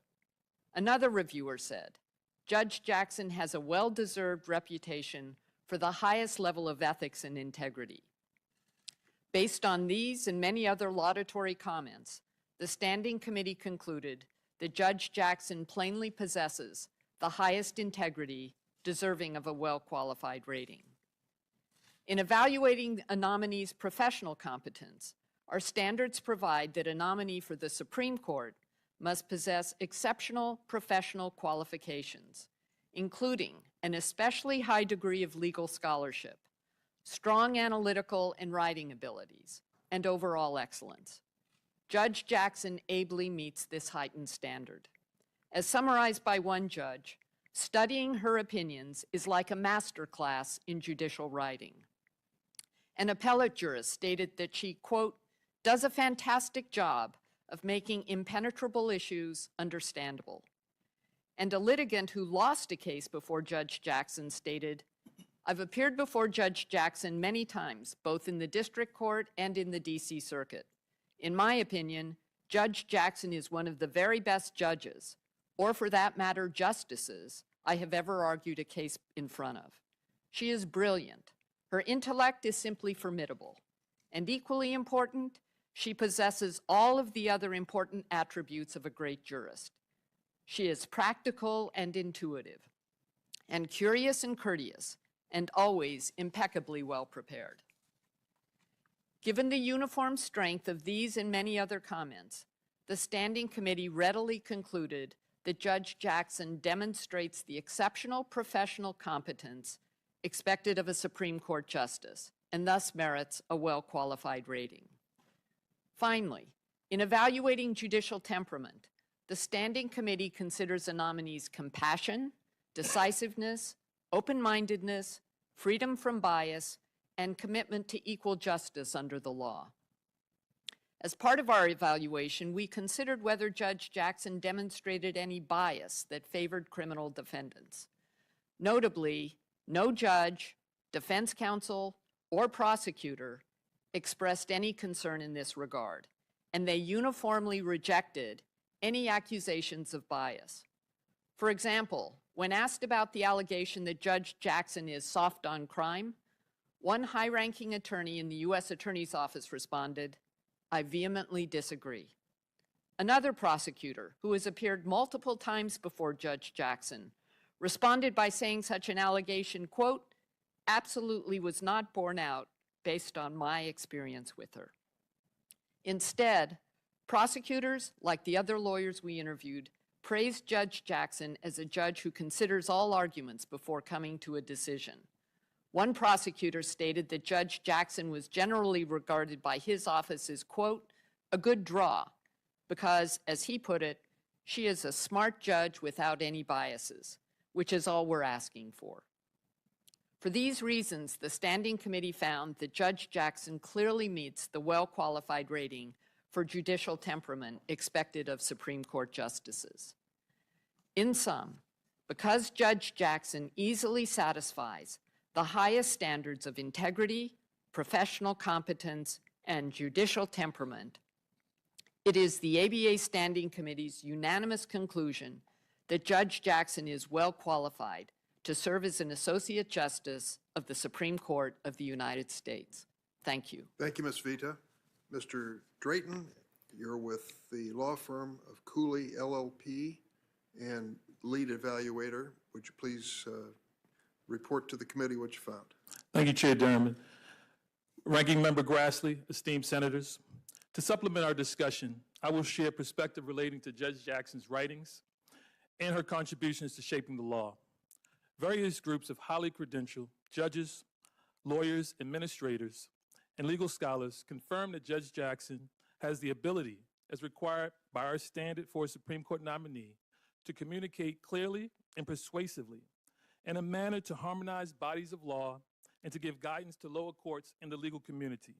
And she has done so across a significant range of complex issues. Judge Jackson, for example, has served on the American Law Institute and their Leadership Council, an organization impacting American jurisprudence for close to 100 years. It publishes the restatements of law and model codes, among other things. Her fellow ALI leaders remarked, and I quote, "Incredible work ethic, very well prepared." Another quote, "I would describe her competence in this way: thoughtful intelligence, thoughtful superior competence." With regard to Judge Jackson's service as Vice Chair of the United States Sentencing Commission, a bipartisan, independent agency created by Congress to, among other things, reduce sentencing disparities, her fellow commissioners praised her contributions, and their collective views are summed up by 3 quotes. The first quote, "She was gracious, respectful, and wonderful to work with. She remained calm and positive, even when debating emotional issues of sentencing policy. She was also very trustworthy, absolutely no indicia of bias." Second quote, "She works hard and is committed to the rule of law." Third representative quote, "Judge Jackson was a strong consensus builder during her time as a commissioner who worked across party lines." Judge Jackson also served on the United States Judicial Conference Committee on the Defender Services, which oversees the Federal Defenders Program and the Administration of Criminal Justice Act. Quotes reflective of her committee members. Judge Jackson listens carefully, and when she spoke and weighed in, she was persuasive and often would sway the whole room. She is highly respected. Second quote, "An independent thinker who brings a different viewpoint to the court." Third quote, "Brilliant and conversant in many areas of law." I next turn to our observation of our scholarly reading groups. Our teams of law professors and legal experts from Stanford Law and the University of Illinois College of Law, as well as practitioners that includes former Supreme Court clerks, law partners, attorneys who worked at the Solicitor General's office, and veteran evaluators of Supreme Court nominees, all of whom were impressed. One reviewer, who argues routinely before the High Court, described Judge Jackson's writings in a manner representative of the collective thoughts of all 3 reading groups. And I quote, "Her opinions consistently reveal a deep commitment to legal process. She identifies and states the relevant legal standards and meticulously applies them to particular records. The hallmark of her opinion is thoroughness. No matter how routine the case, Judge Jackson's opinions precisely and exhaustively describe the applicable standards and doctrinal context, recite in detail the contentions of the parties, and painstakingly explains her applications of those legal standards. Her opinions are also structured. She at all times orients the reader to the guideposts for her decision and her reasons for reaching them. Her opinions show no favoritism or bias," close quote. This type of comment is representative and consistent across all reviewers and provides keen insight into Judge Jackson's approach to adjudicating legal issues. In conclusion, Judge Jackson's leadership in the legal profession, reputation among such leaders, acclamatory remarks from each of these groups, consisting well over 60 of the top legal minds in our country, further supports that Judge Jackson, as a preeminent member of the legal profession, with outstanding legal ability and exceptional breadth of experience, merits the highest rating of the American Bar Association Standing Committee on the Federal Judiciary, the rating of well qualified to serve on the United States Supreme Court. Thank you, Mr. Drayton. I want to also acknowledge, as Judge Williams has, the contributions of the two universities, Stanford and University of Illinois, in this process. I want to make a note for the record that virtually everyone involved in it was doing it on a volunteer basis to serve the needs of the profession. And I'd also like to establish one other point. I believe, Judge Williams, you said some 2,800 people were contacted, interviewed in this process, who represented virtually everyone who came in contact with her professional career who was available to question. So it strikes me that this is the kind of scrutiny which is rare, but was done in a professional and complete way. So here's the question I have to ask. When you were looking for certain things, over the last several days here in this committee, we have had a handful of senators argue that Judge Jackson is out of the mainstream when it comes to sentencing, particularly when it came to sentencing cases involving child pornography, for example. And this was stressed over and over and over and over again. So in the course of your interviews of 2,800 people who came in contact with her, would such of an assertion have arisen during the course of your questioning? Were there people who would have been able to observe whether they felt at a professional level there was any truth at all to that charge? Well, first, Senator Durbin, you said 2,800 that we spoke with or interviewed. We cast a very wide net, so we contacted 2,800, but we actually spoke with 250 judges and lawyers who had firsthand knowledge. We don't rely on someone just saying she has a good reputation. We find out what the basis of that is. Have they appeared before her? Have they worked alongside of her? Have they been on a committee with her? And with respect to those issues, I'll turn to Judge Drayton. Sorry, Joe, I'm promoting you now. I'll turn to Joe Drayton, who actually spoke to various prosecutors about this issue because it never came up in any of the interviews we conducted. Yeah, Chair Jeremy, we did speak to various prosecutors and defense counsel who appeared before Judge Jackson, the majority of them in child porn cases and child sexual offense cases. And none of them felt that she demonstrated bias in any way. And I can share a few remarks from some of the people that I personally spoke to. And one prosecutor said, "I do not observe any bias, and the judge was fair to all sides in connection with sentencing in all aspects." Another prosecutor remarked, "Judge Jackson displayed the highest level of competence and integrity throughout the proceedings. Her rulings on the state of the law were reasoned and steeped in authority." And we asked pointed questions as it related to bias, whether it be to defendants, whether it be to the government, and we found no bias. So one of the senators on the other side actually tweeted that they felt that her sentencing in these child pornography cases and sexual abuse cases endangered children. Those were his exact words, endangered children. What I'm asking you is... You're streaming live now from Fox. Right now, we are taking a live now look from Washington, D.C., the final day of the Senate confirmation hearings for Judge Ketanji Brown Jackson. Now, interesting note, she will not appear in today's hearings. Instead, we will hear from outside witnesses, including the American Bar Association. Of course, we are monitoring several live events here, so we will revisit this. But in the meantime, let's go ahead and switch gears. I want to bring you all out to Brussels, Belgium, where we have the Secretary General of NATO speaking, delivering a few opening remarks ahead of today's emergency summit as NATO leaders continue to monitor the ongoing war between Russia and Ukraine.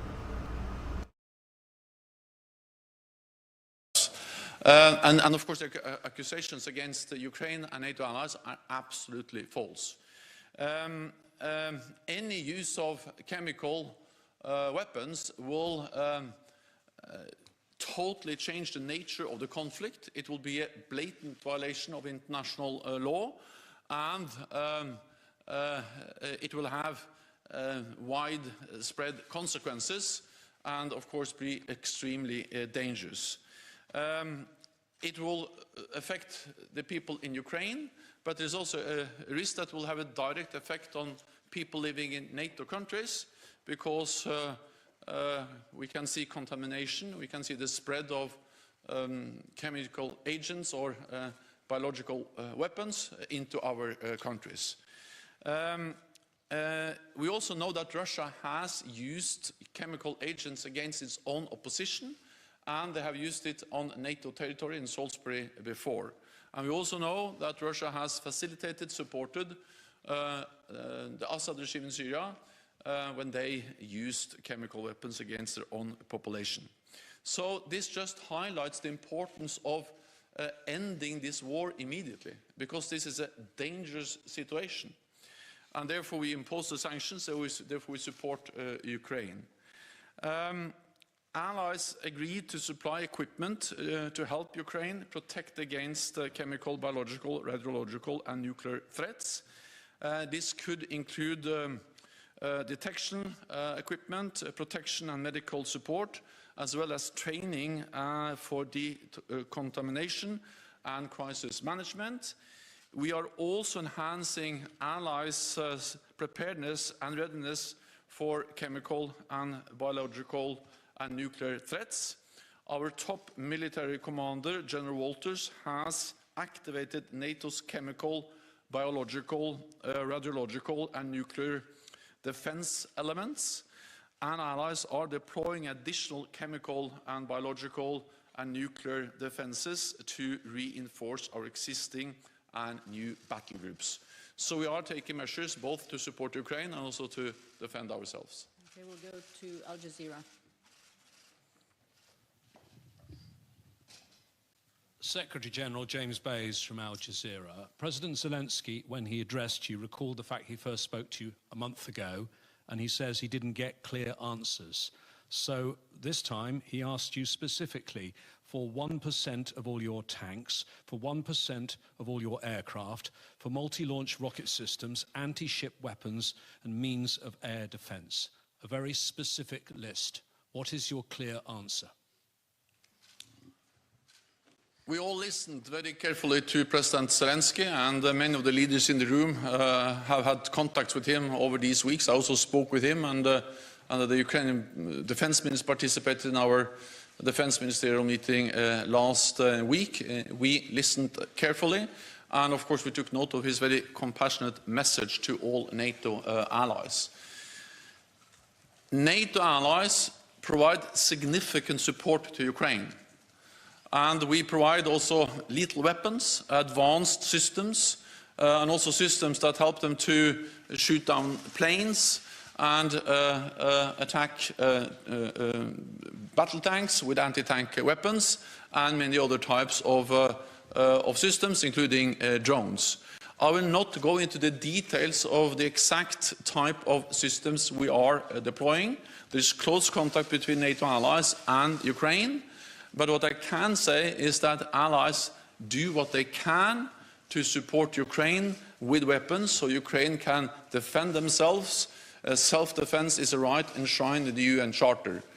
At the same time, we have a responsibility to prevent this conflict from becoming a full-fledged war in Europe involving not only Ukraine and Russia, but NATO allies and Russia. That will be more dangerous and more devastating. And I think we have to be honest about that, and that's exactly what we have been in our meeting today, and also what I say to you in the press conference now. So again, no clear answer. Well, what we do is that we are delivering a lot of equipment, and that is an answer, but I will not go into the details. I don't think that's wise for operational reasons if I listed exactly what and when and how. We are delivering a essential equipment to Ukraine. NATO allies have stepped up, and it's essential for the progress they have been able to make in the fight against the invading Russian forces. Thank you very much, colleagues. I know there are many questions. I'm afraid the Secretary General needs to go to the G7 meeting, but there will be other briefings throughout the day. Thank you so much. Thank you.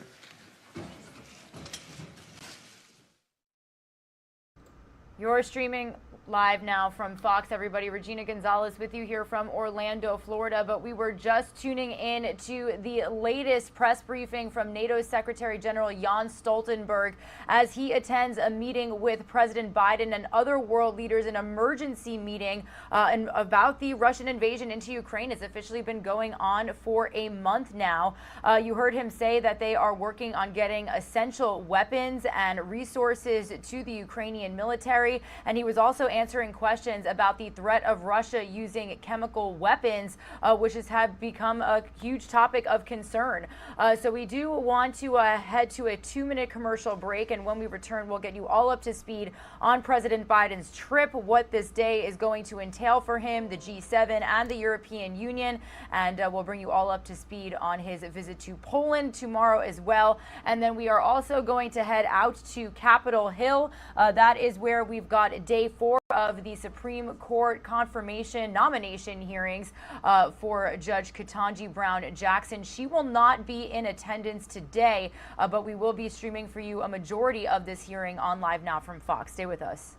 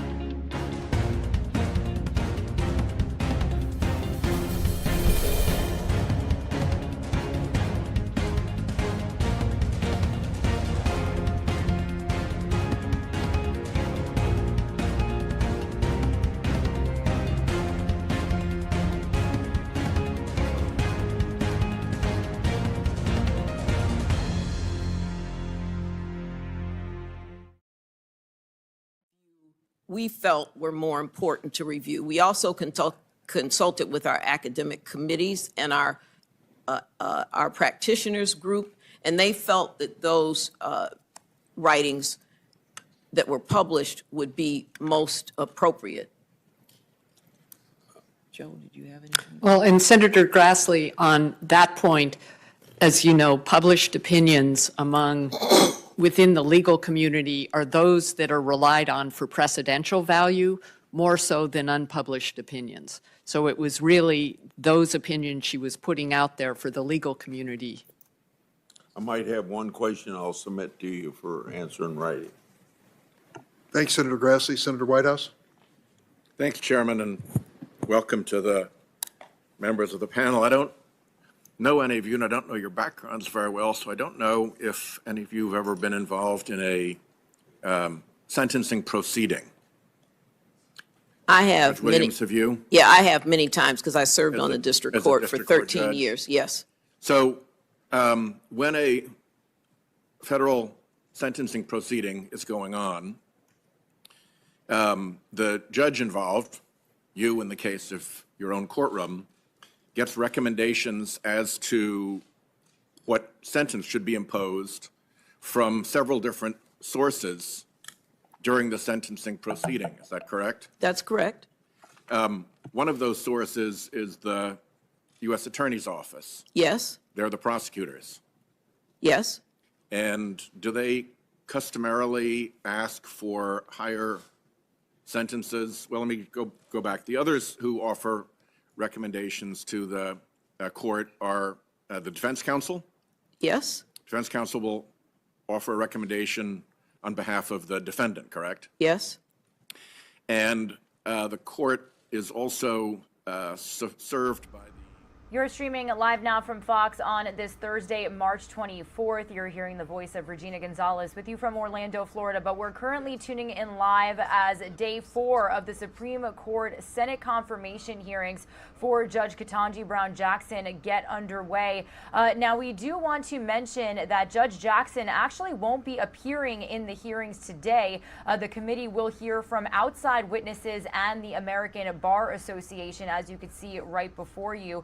So we're going to let this play out for you for just a little bit, and then as we approach and reach the top of the 10 o'clock Eastern time hour, we're going to get you all up to speed on everything you need to know about these hearings, even take a look back at what we saw yesterday, some of the heated moments and some of the very touching moments, and we'll also run you through all of the top stories that we're following here in the U.S. and internationally as well. We do want to let you know that we are continuing to monitor feeds coming from Brussels, Belgium today, as President Biden is overseas for an emergency NATO summit on the Russia-Ukraine war, as it officially has been going on for basically a month. Because the sentencing guidelines, a defendant is identified by their criminal history. So if you have no convictions, you start out as a 1. You look at the crime itself, and there are various factors that add the numbers up. And then you look at the criminal history number, and you look at the offense number, and it gives you a guideline range. And that's what judges take into account, along with what the prosecutor says, the defense counsel says, and probation officer says. Is the recommendation of the United States Attorney's Office the appropriate benchmark by which to measure the judge's sentence? Not in my opinion. I think all of those factors that we identified are critical in the judge making a decision. Yeah. Thank you very much. Senator Cornyn? Thank you, Mr. Chairman. Thank you all for your testimony today, and I know a lot of hard work went into what you've produced here. I want to just ask a question generally about the American Bar Association. I've been a member of the American Bar Association in the past. Frankly, on occasion, I've been troubled by some of the public advocacy of the American Bar Association on behalf of the legal profession that frankly did not represent my views. And I'm just looking here at for example, at the website of the American Bar Association, and under a heading that says, "What's New in Washington?" For example, the ABA president wrote a letter to the Secretary of Homeland Security urging temporary protected status for people who are refugees from Ukraine, for example. That's obviously a matter of great public interest. But some of the areas that the ABA president has also opined on, for example, opposing certain provisions of Florida legislation, the Florida Senate Bill 1843 and House Bill 1557, which concerns parental rights in education. Obviously, that's another matter of tremendous public interest and discussion in the press and elsewhere. And then finally, I'll mention, because there's a whole long list, and but I'm trying to give you some specifics that hopefully frame my question. There is also a position where the ABA is asking for migrants who come across the southwestern border and claim asylum to provide them lawyers. And as you know, there's been 2 million, roughly, border encounters in this last year alone. Obviously, whether or not taxpayers should be required to provide lawyers for people who are not citizens of the United States and who are claiming asylum is a controversial matter. So I'd like to know, how should people understand ABA's role when it comes to speaking to these matters? Are you a public advocacy association? And if so, people should be able to understand that maybe some of the opinions you render in terms of judicial qualification should be understood in a larger context. But I'd appreciate if you'd take a stab at answering my maybe not great, well-formed question, but I think you get the drift. Oh, I definitely get the drift. And Senator, I think it's really important for me to make clear the only action that the ABA takes with respect to the Standing Committee is appointing the members of the committee. We stand alone. The only function that we have is peer review evaluation. So we do not stand for the American Bar Association in the sense that you made all the different positions you outlined, and that's purposeful.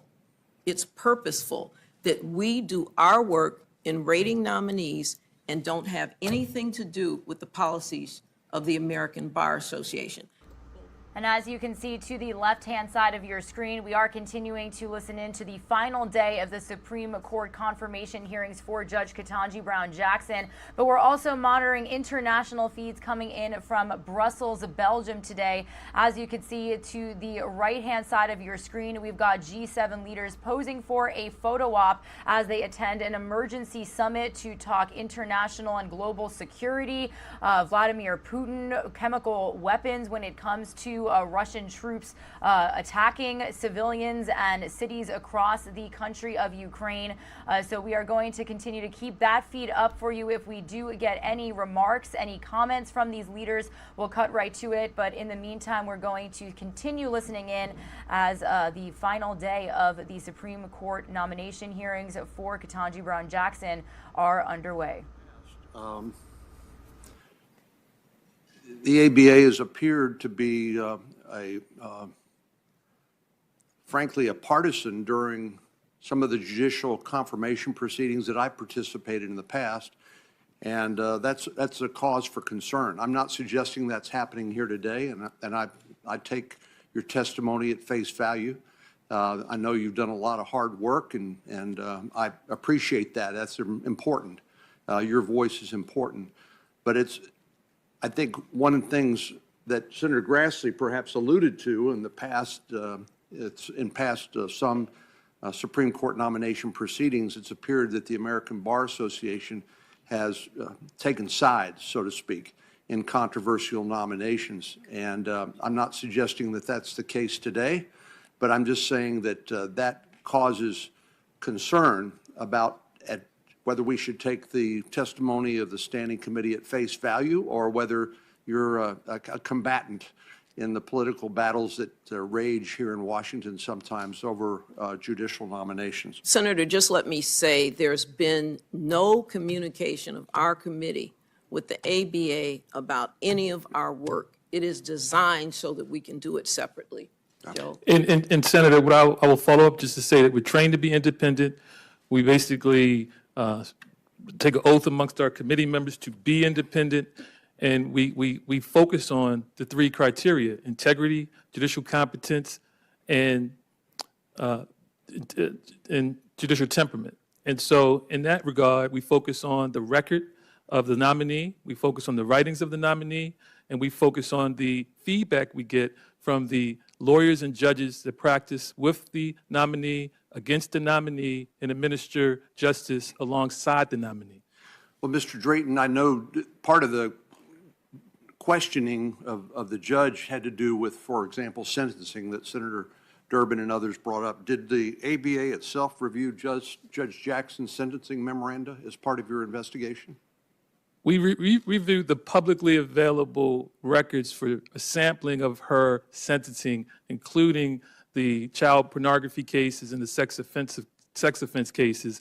And we looked at the recommendations of the prosecutors. We looked at the recommendations of the defense. We looked at whether she did, in fact, in some cases, look at sentencing statistics of other judges.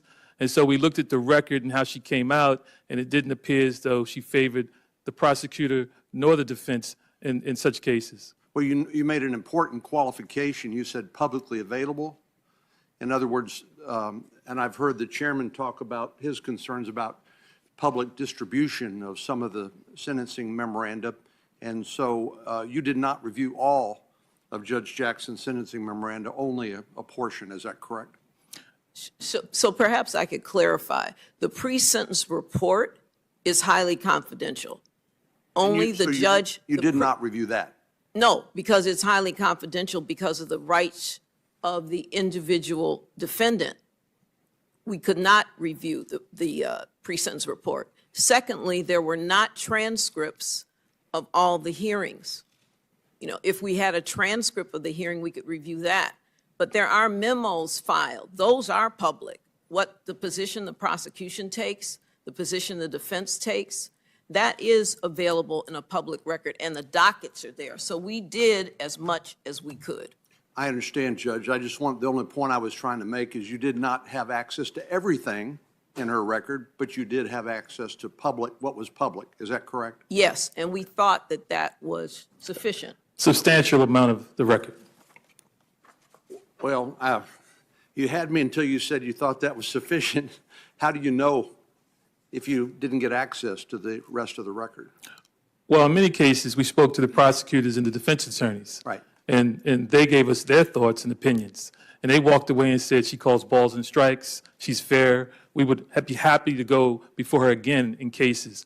We also queried into her reputation because, as you know, folks talk and they mingle and they're out in the evenings at bars, and her reputation is stellar. And so we did query, we pressed hard, we asked questions of these prosecutors and these defense attorneys. That's especially true in my experience of the legal profession, Mr. Drayton. But again, these people that you talk to are anonymous to us. They've been unnamed for the reasons that Judge Williams described. Correct. Okay, thank you very much. Thanks, Senator. Senator Klobuchar. Thank you very much, Mr. Chair. Thank you to all of you for your good work. You know, we have heard a lot from some of our colleagues on the other side of the aisle, and not all of them, and I think there was a mix of questioning that somehow she would have, the judge would have an agenda, a personal agenda of her own that she would bring to the court. And after hours of listening to her answer questions, I think it is pretty clear to me and to anyone that watched the hearing that just isn't true. You did a careful review of her background and her record, and I assume you were able to watch some of the hearing. I don't think you were like sequestered during the hearing. Is there anything in her record or in the answers she gave before the committee that make you believe that she will be anything but an impartial, even-handed justice? There was, well, number one, Senator, we were not glued to the hearings. We were preparing for our testimony. Okay. Okay, Very so good. I can't attest to or speak to everything, but certainly there is nothing that's come to our attention to change our well-qualified rating. Mm-hmm. Very good. You know, as someone who myself, I will call it, was in the arena as a prosecutor, in my case, hundreds of thousands of cases over my years and supervising hundreds of lawyers, it's always easy for anyone to step back and pick apart any case. I think Senator Blumenthal knows that. I think Senator Whitehouse knows that. You can say someone is too tough, which I've heard, or you can say they're too weak, which I've also heard. But I think your review and actually talking to the people who work with her and appeared before her is really quite important. And I know this is the same kind of review you have done for other justices, regardless of the political party of the president. Is that right? Correct. Correct.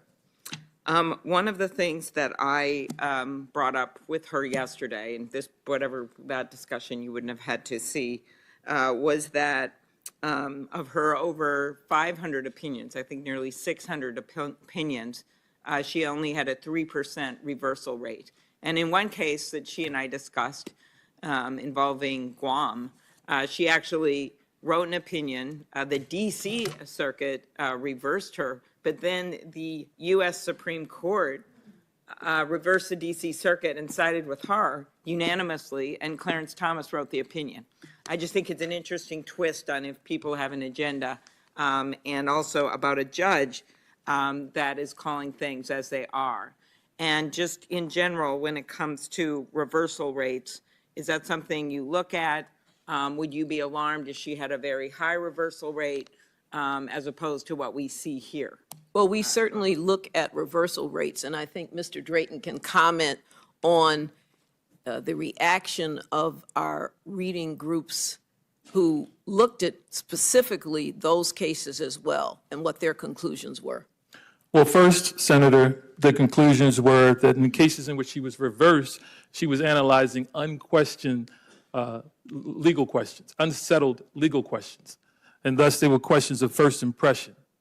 When they looked at her analysis in those cases, they found her analysis to be reasonable. And so they felt that she had the difficult questions of jurisdiction and statutory interpretation. And so they felt that her record was excellent, given the fact that only less than 2% of her cases were reversed. Very good. All right. Well, I want to just thank you for your good work. I read some of the comments, which I'm sure are in the record of some of the people that you interviewed, but I guess I'd end with that. She's one of the brightest legal minds in the country. We have a lot of smart people, but she is brilliant. Studying her opinions, this was my favorite, is like a master class in judicial writing. And then finally, I think, which is very important after our hearing yesterday, Judge Jackson has the perfect temperament for a judge. And with that, I will close. Thank you. Senator Blumenthal. Thank you, Mr. Chairman. I don't think anybody has ever said about us that we have the perfect temperament for a senator. No That's comment. why I closed that way, Yeah. Senator Blumenthal. No comment, Senator Blumenthal. Thank you, Your Honor. I want to, first of all, thank you for the hours and hours and hours and the energy that you have put into this work and that the ABA does on its recommendations. I know how thoughtfully and carefully you review somebody's record, but also to kind of sift through the different opinions that you encounter, having been in the arena, as Senator Klobuchar says, you know, it's an arena, it's an adversarial process. People go at each other in the courtroom and in litigation, and that can leave scars and animosities that sometimes are elicited when you do this kind of report. So what I find amazing here is that nobody has a bad thing to say about Judge Jackson. Nobody says, you know, she was mean to me or she was disrespectful. Is that impression correct? That impression is definitely correct. And to put a little color on it, when we talk about prosecutors, Senator, and we talk about defense counsel, you know, many defense counsel are former prosecutors. When we talk about liberals and conservatives, they're defense counsel that are liberal and conservatives. And so when we speak to these attorneys, they have different perspectives. And it is surprising that unanimously the bar appreciates Judge Jackson, sees that she has high competency, integrity, and temperament. And Senator, again, we talked to lawyers and judges throughout the country, and what was remarkable was how You're streaming live now from Fox, everybody. It is almost at 10 a.m. Eastern time here on the East Coast. We are going to send some of you on a quick 2-minute commercial break. We've been listening in to the final day of the historic Supreme Court confirmation hearings for Judge Ketanji Brown Jackson. And we're going to get you all up to speed on what you can expect today, as well as a look back at what we saw yesterday and all of the top stories that we're following here this morning when we come back.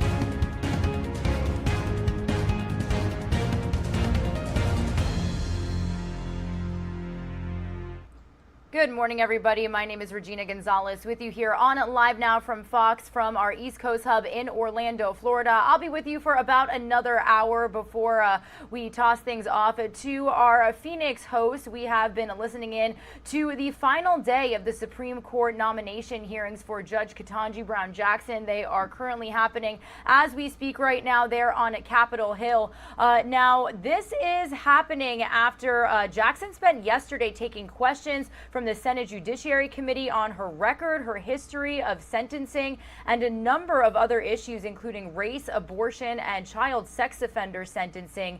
Jackson also answered questions regarding the voting status of illegal immigrants and her status ahead of an affirmative action case focusing on Harvard University. Now, important to mention that today we are actually not going to see her. She's not going to appear in these hearings today. The committee is actually going to hear from outside witnesses and the American Bar Association, which is who they are speaking with right now.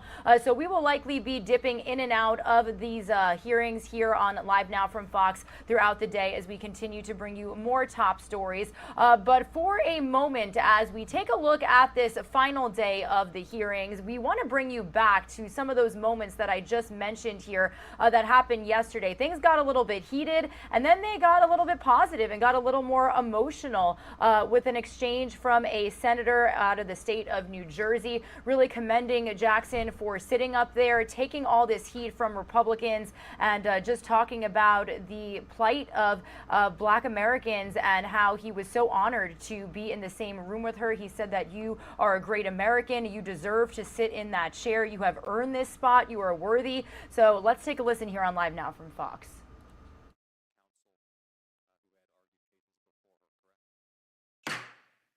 You can bang it as loud as you want. Another day of pointed questioning for Supreme Court nominee Judge Ketanji Brown Jackson. But most of the heat involved the senators asking the questions. Chairman Durbin, will you allow her to answer the question? You won't allow her to answer. That dust-up followed another intense round of questioning regarding Judge Jackson's record of sentencing people convicted of possessing child pornography. Senator, I've said what I'm going to say about these cases. No one case can stand in for a judge's entire record.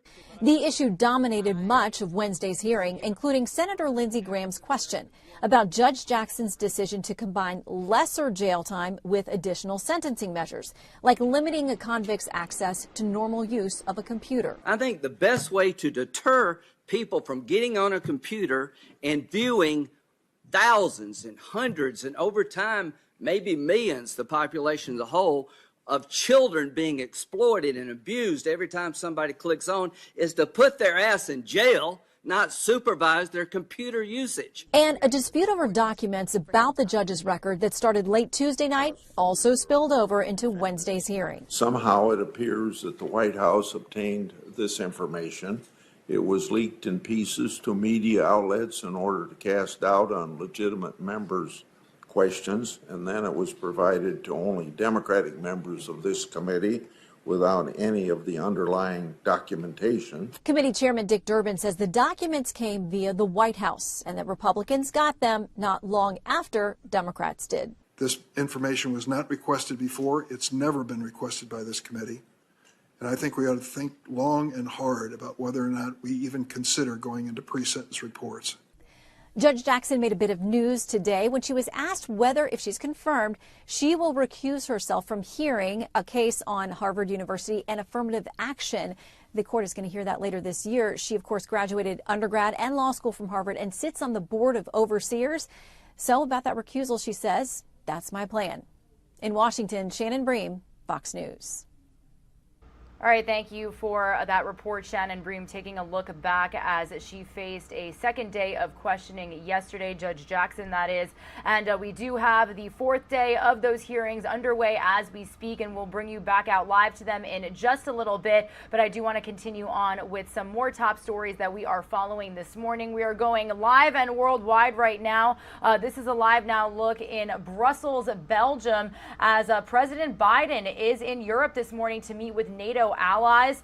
We actually do have footage of him arriving earlier today. This happened right before we launched our show at about 6 a.m. Eastern time. Now, this is a very crucial meeting for not only President Biden, but really all world leaders here. Over the course of the day, this is going to be an emergency NATO summit and a summit with the G7 and European unions. President Biden is attending 3 meetings today and does plan to hold a news conference around 3 p.m. Eastern time, where he's set to announce new sanctions against Russia as the war in Ukraine has officially been going on for a month. Now, we are definitely going to be streaming that for you here on Live Now from Fox, Raw and Unfiltered, so be sure to tune in at around 3 p.m. Eastern time. We do know that the first of the 3 summits is focused on increasing pressure on Russian President Vladimir Putin, and another is actually going to be on the global economic and security impacts of this war. We know that 4 new NATO battle groups, which usually number between 1,000 to 1,500 troops, they're being set up in Hungary, Slovakia, Romania, and Bulgaria as we speak.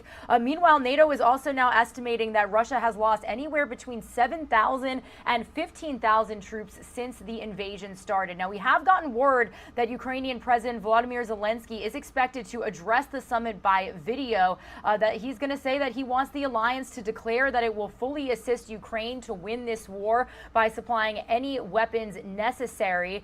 Now, Poland and other eastern flank NATO countries are also going to be looking for some sort of clarity on how the United States and other European nations can assist in dealing with their growing concerns about Russian aggression and a spiraling refugee crisis. We know that more than 3.5 million refugees have fled Ukraine in recent weeks, including more than 2 million to Poland. So, Biden is actually scheduled to travel to Poland tomorrow. He's going to meet with the president to talk about just that. And we do know that he's going to get a closer look at the humanitarian crisis that this has caused in neighboring countries. Now, we also do have a bit of news to bring you regarding refugees here in the United States. We have just gotten word that the United States is set to take in about 100,000 Ukrainian refugees. This is according to the White House today. They also said that the U.S. is going to sanction more than 300 members of the Russian Duma, part of its federal assembly. The Biden administration also plans on sanctioning more than 40 Russian defense companies. Now, the White House actually made this announcement with President Biden at this NATO summit in Belgium. And they've been saying for weeks that the U.S. would accept refugees from Ukraine, but officials had expected most would want to remain in Europe to stay close to their homeland or to family members around Eastern Europe. So I do want to bring you the latest report from Fox News correspondent Doug Lazater. He's giving us a little more insight into what we can expect from this meeting here today.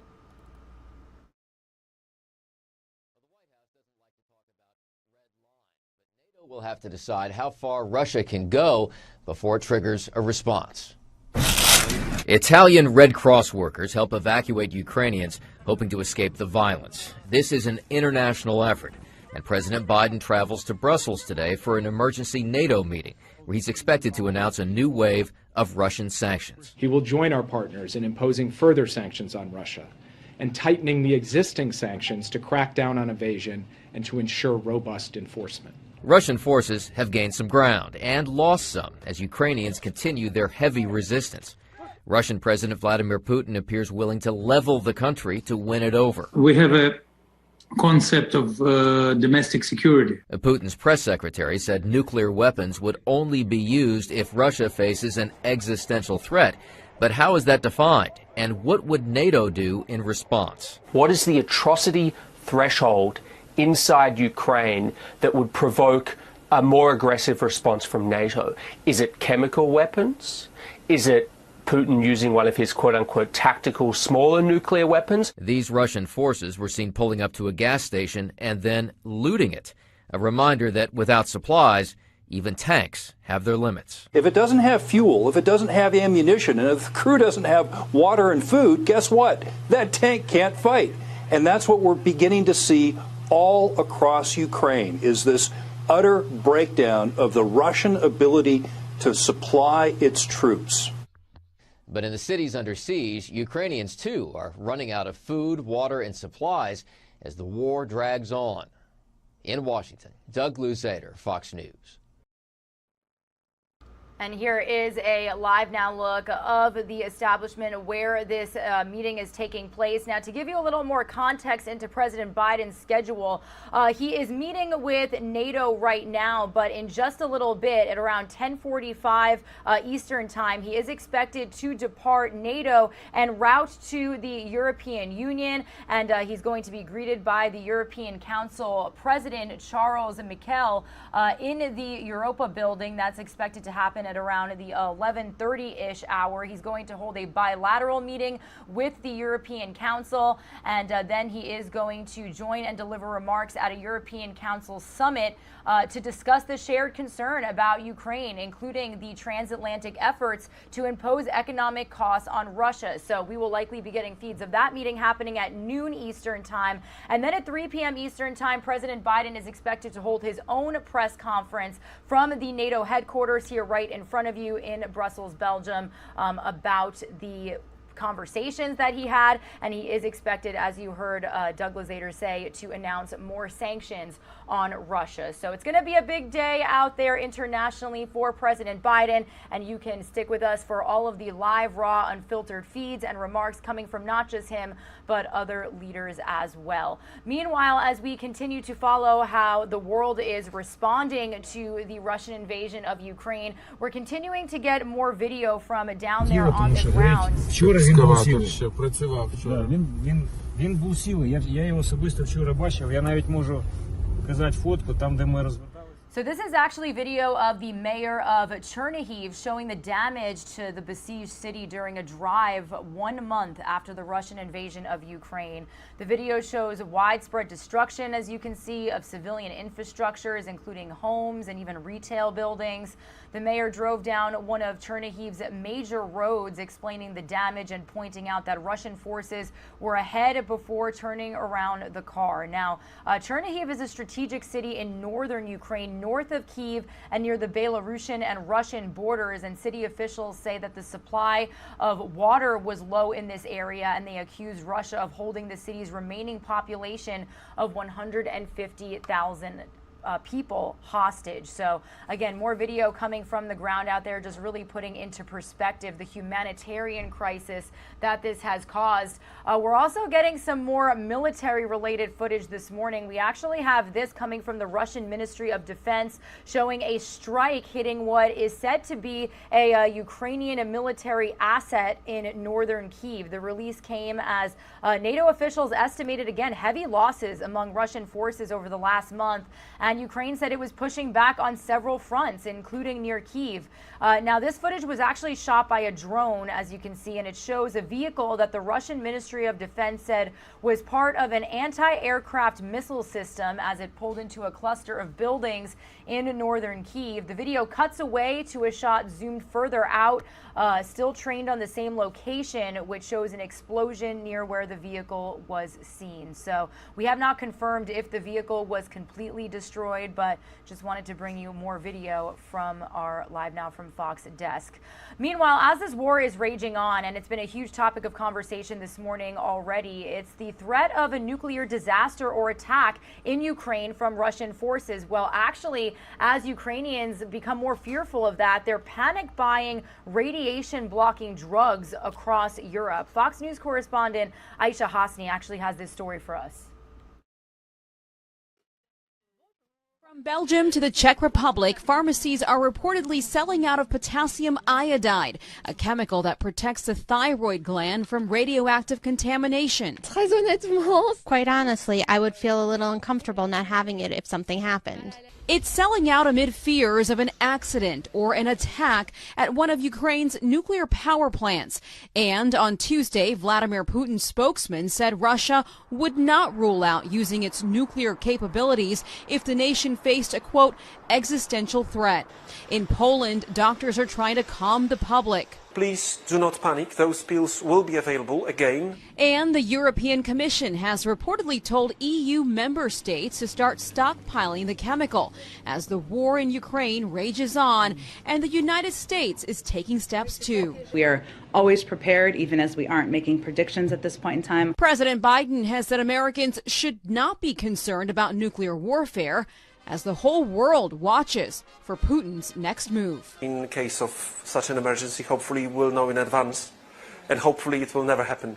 And we're told even Ukrainian refugees coming across the border into Poland are asking for these pills. You'll remember back in the 1980s, a lot of folks across this area and Central Europe went through the Chernobyl nuclear disaster and as a result suffered thyroid issues because of the ash cloud.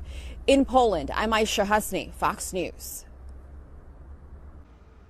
Again, fears of a nuclear threat are a huge topic of conversation at this emergency NATO summit happening as we speak in Belgium.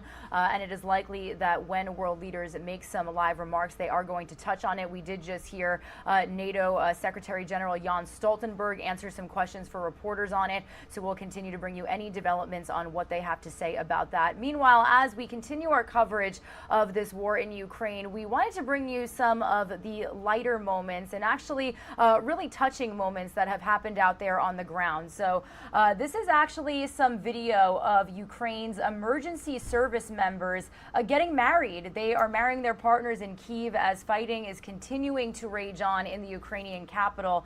This footage was actually posted on Facebook by the Kyiv branch of Ukraine's state emergency services, showing 4 SES members marrying their partners in civil ceremonies. They had guests, they were presented flowers, and they took photos with the other smiling couples. Now, officials named the responders, congratulated the newlyweds on their new lives together, saying that the most important thing you can wish for today is a peaceful sky above your head. For each of us, the future is different, but almost all of us can associate with love. And that is according to a translation from the Facebook post. They also went on to say, life goes on despite the many disturbing challenges this morning related to enemy shelling of residential neighborhoods of the capital. So this literally happening as, you know, attacks were still going on right around the capital city of Kyiv. So really just a depiction of how love can prevail. Meanwhile, heading back out here to the United States, obviously this has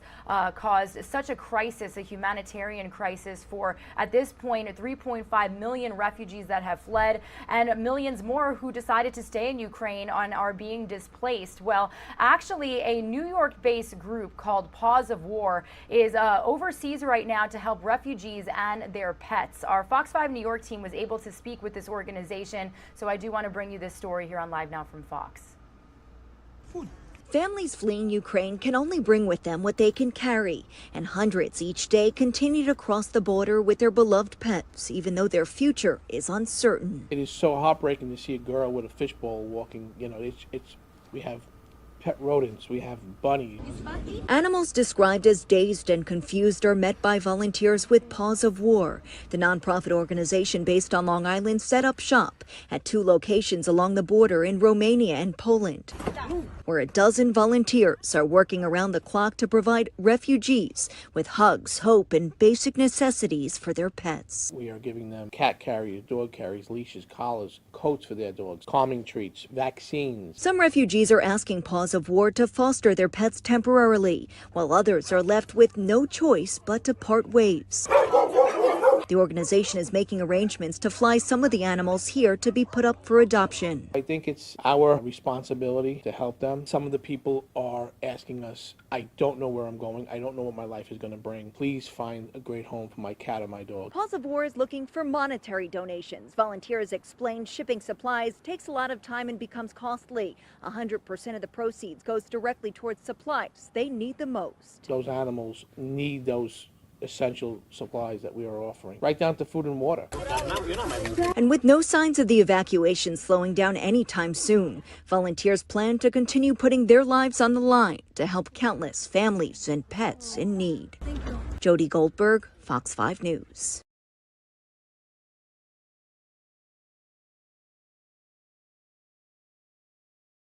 Meanwhile, we do have an update for you regarding WNBA star Brittany Griner. U.S. Embassy officials in Russia visited with her after she was arrested at a Moscow airport and detained. Officials say Griner was in good condition, and the U.S. is doing everything it can to ensure that she's being treated fairly out there.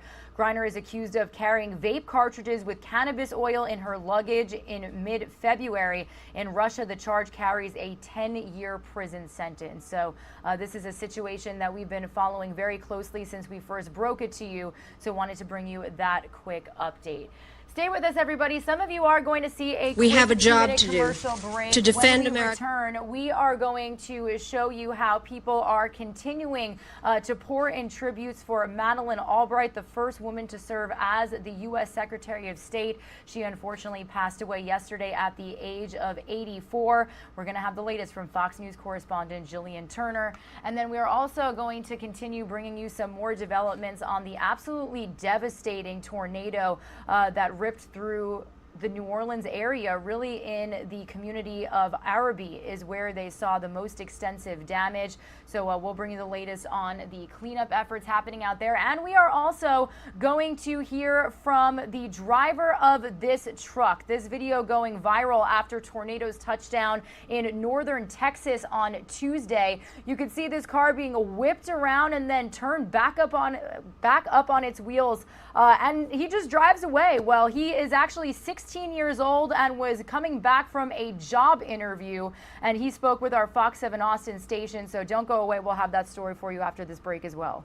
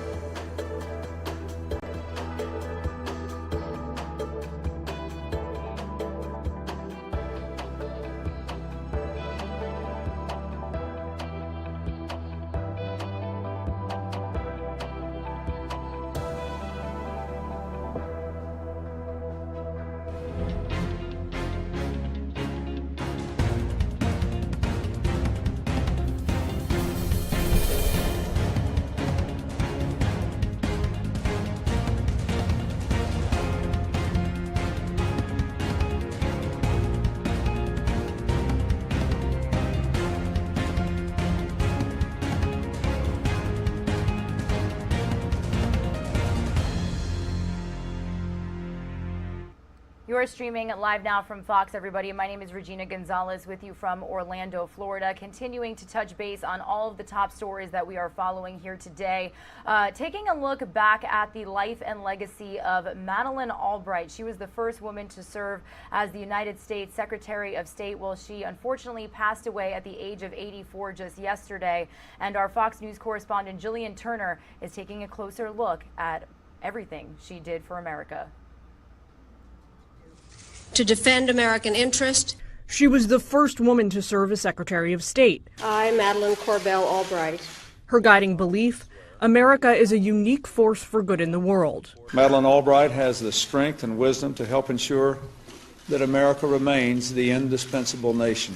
Born in Czechoslovakia on the eve of World War II, on May 15, 1937, she fled with her family at age 11 following Hitler's invasion.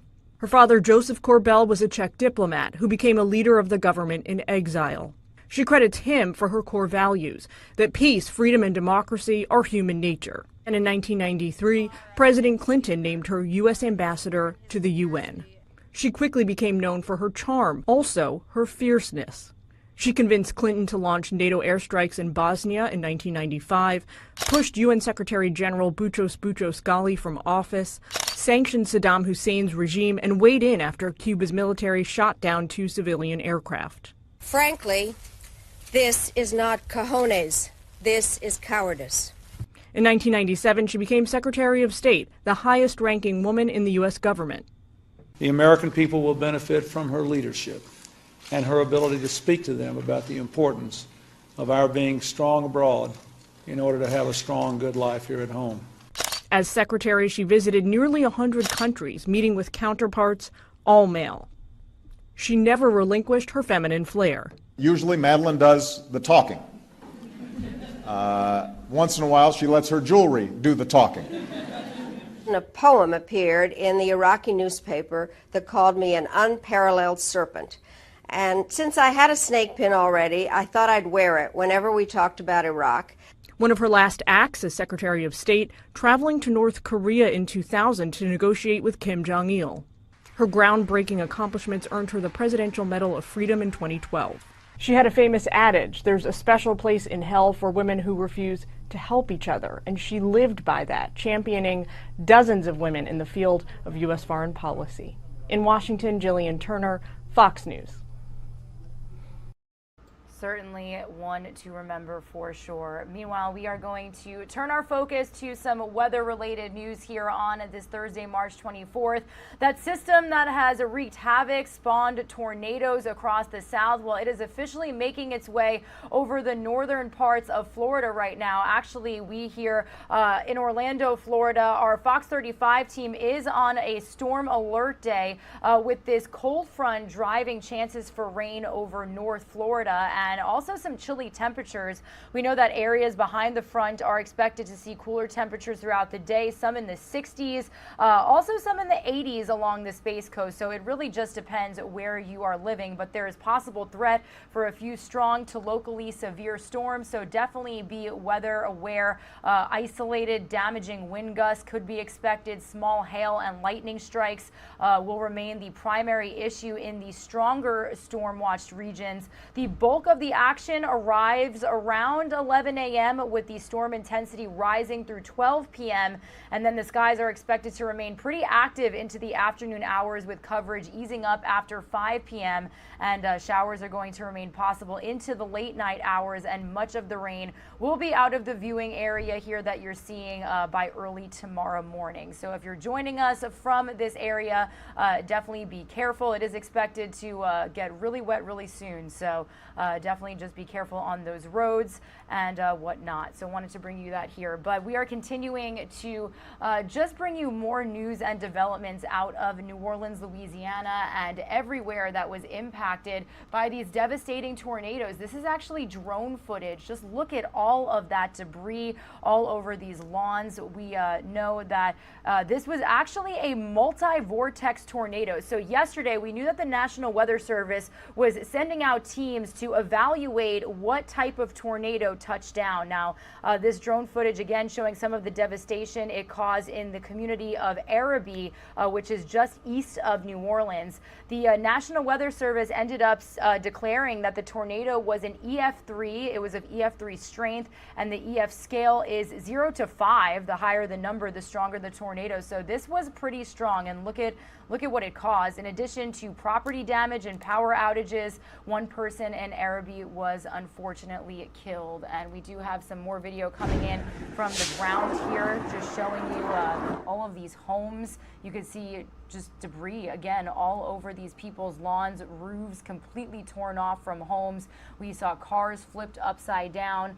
We brought you video yesterday from people that were literally still there when the tornado touched down, saying, I can't believe I'm still alive. My life was spared. I need to believe in God now, because this was quite an intense storm system that moved through. So we do still have some Fox weather correspondents out there on the ground continuing to speak with residents as they begin cleanup and recovery efforts, and we'll continue to touch base with them here throughout the day on our show. Meanwhile, as we continue to bring you footage from not just Louisiana, but other areas that were impacted by tornadoes, we actually took you out to North Texas, and that is where a really crazy video started to go viral, and I'm going to show it to you right now. So this video is basically showing you the middle of a tornado, and it was shot by a storm chaser of Live Storm Media, showing a red truck right in the middle there driving down a road in Elgin, Texas,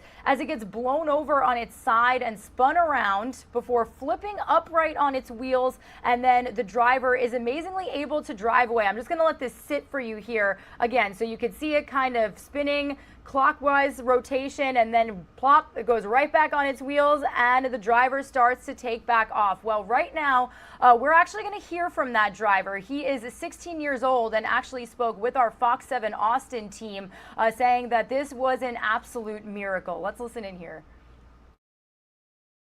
Seeing the videos, I'm like, that's me, and I could have probably not been here, but thank God I am. Riley Leone still can't believe that's him in the video. That's me inside of the truck, spinning around, and that I survived that. This video of Riley has gained the attention of people from across the country, watching him being tossed around by strong tornado winds before the truck miraculously whips back on its wheels and he drives off. A scary experience, especially for a 16-year-old boy. Everybody thinks I'm an adult, but in reality, I'm a minor. I'm a 16-year-old that still goes to school. He says that day he was on his way back from a job interview at a Whataburger in Elgin, only 10 minutes away from his home, when he encountered the dangerous weather. Right when I was going to take the U-turn, that's when the tornado got me, and it lifted up my truck. Lifted up and tossed around on its side. My truck just got thrown like a paper around. He made it out with only a few scratches on his arm. The experience scared him so bad, he didn't tell any of his family exactly what happened to avoid worrying them. But they knew instantly once they saw the truck on the viral video. And although he's still shaken up from it, he plans to move past it. Grateful I'm here, and grateful God gave me another chance, because better things are going to come in the future. And never let small things bring you down. Absolutely incredible story, and all I can say is Whataburger better have called him right back and said, you have this job. You survived getting home from this interview. Absolutely crazy video that we wanted to bring you here on Live Now from Fox. Meanwhile, Texas, Oklahoma, Louisiana, and also the state of Mississippi. This is more video we've gotten of damage out there. We do know that this video shows you a lot of the damage in the, I do believe this is the Starksville area. So this is in Holmes County, which is one of 12 counties across Mississippi that was impacted by severe weather. Actually, a local resident, Shannon Toombs, captured this footage of the storm damage. And in this area, the National Weather Service in Jackson confirmed 5 tornadoes with some EF1 damage found in Holmes County made its way through. And despite the damage, the state was mostly spared of the worst of the weather seen regionally. So just continuing to bring you more video here on Live Now from Fox. Before we send you to a quick 2-minute commercial break and bring you back out to Capitol Hill for the Supreme Court nomination hearings for Judge Ketanji Brown Jackson, we do want to bring you this news alert really quickly out of Michigan.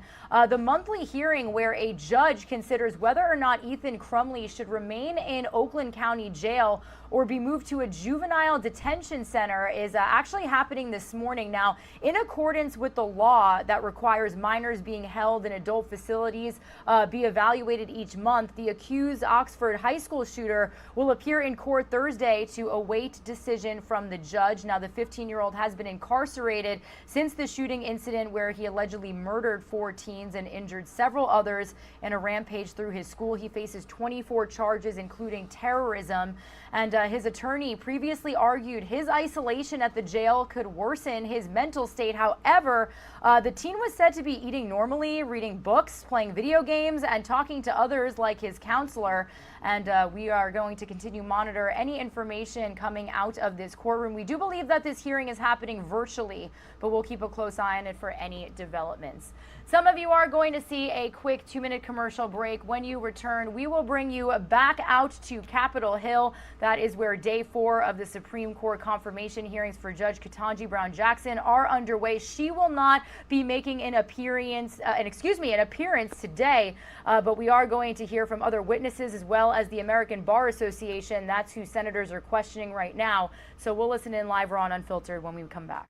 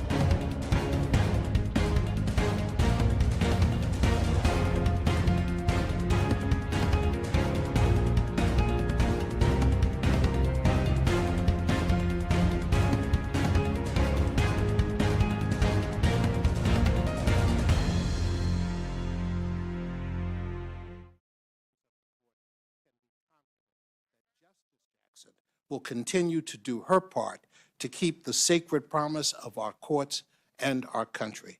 Thank you, and I'm happy to answer any questions. Thank you, Mr. Henderson. And the order is a little different here, I'm told. The next witness is Mrs. Eleanor McCullen. Mrs. McCullen? Thank you. Mr. Chairman, Ranking Member Grassley, and members of this wonderful committee.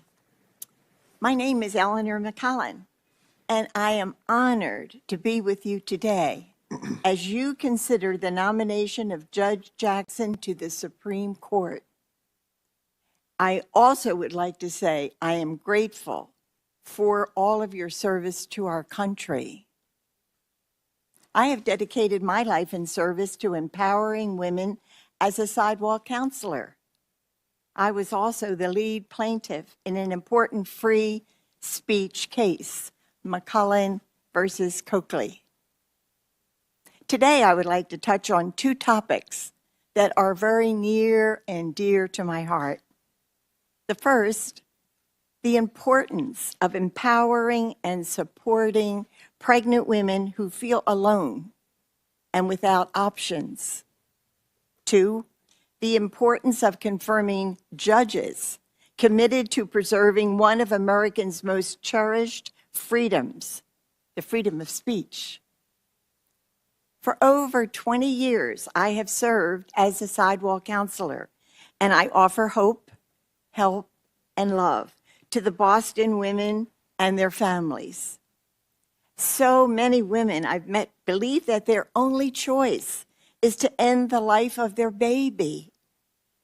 It is in that moment of isolation and fear that I have the privilege of offering a different choice, one that empowers and encourages the woman to know she is fully capable of becoming a mom and pursuing a job and going to school and having a successful and happy life. When I see a woman coming down Commonwealth Avenue, I always say, "Good morning, I'm Eleanor. How can I help you?" It's a powerful moment when a woman looks at me and our eyes connect and she stops to talk. It's in that moment, I promise her, she will never walk her journey alone. Of course, women often share with me their fears and their concerns about their pregnancy. I honor their thoughts and concerns, and I say, I understand. That is a challenge. But I also know you can do it with support, and I will support you with all my kinds of support. I will stand with you throughout the 9 months and beyond. I will hold your hand. I'm able to provide the mothers whatever resources they might need in that moment, including medical care, financial support. Of course, they come to our house. Of course, baby clothes and bassinets. I've had many, many, many, many baby showers. Of course, if some of my mothers want to go to school, we're able to help them financially to go back to school. And I just stick with the mothers and their families for as long as they need my help. For me, it's a joy to be able to offer women love and kindness, no matter what time of night or day they might call and need me. And being able to watch the children grow up, children who wouldn't be here had the mother not stopped to talk to me, this is an incredible privilege. In the midst of this joy, however, I know firsthand the pain of being unable to serve women when the government tries to violate our right to free speech. In 2007, Massachusetts enacted a buffer zone. It was a law prohibiting pro-life speakers from coming within 35 feet of the entrance of an abortion facility. As you might imagine, this prevented us from being compassionate and serving women and their babies because the law prevented us from having quiet, intimate conversations with them. I quickly realized that if I wanted to continue supporting women and babies, as a sidewalk counselor, I had to challenge the law. Even though I never thought I'd be part of a lawsuit, I knew I couldn't compromise or allow Massachusetts to rob Americans of our constitutional freedoms. So I stood for women. I stood for the babies and for every American's right to free speech, regardless of their views on life and abortion. I was deeply saddened to find out that Judge Jackson, while in private practice, advocated in favor of Massachusetts' previous buffer zone law in her amicus brief on behalf of abortion clinics. She and her colleagues maligned pro-life counselors, characterizing us in ugly and false ways. Her misrepresentations certainly don't describe me or any of the sidewalk counselors that I have worked with over the years.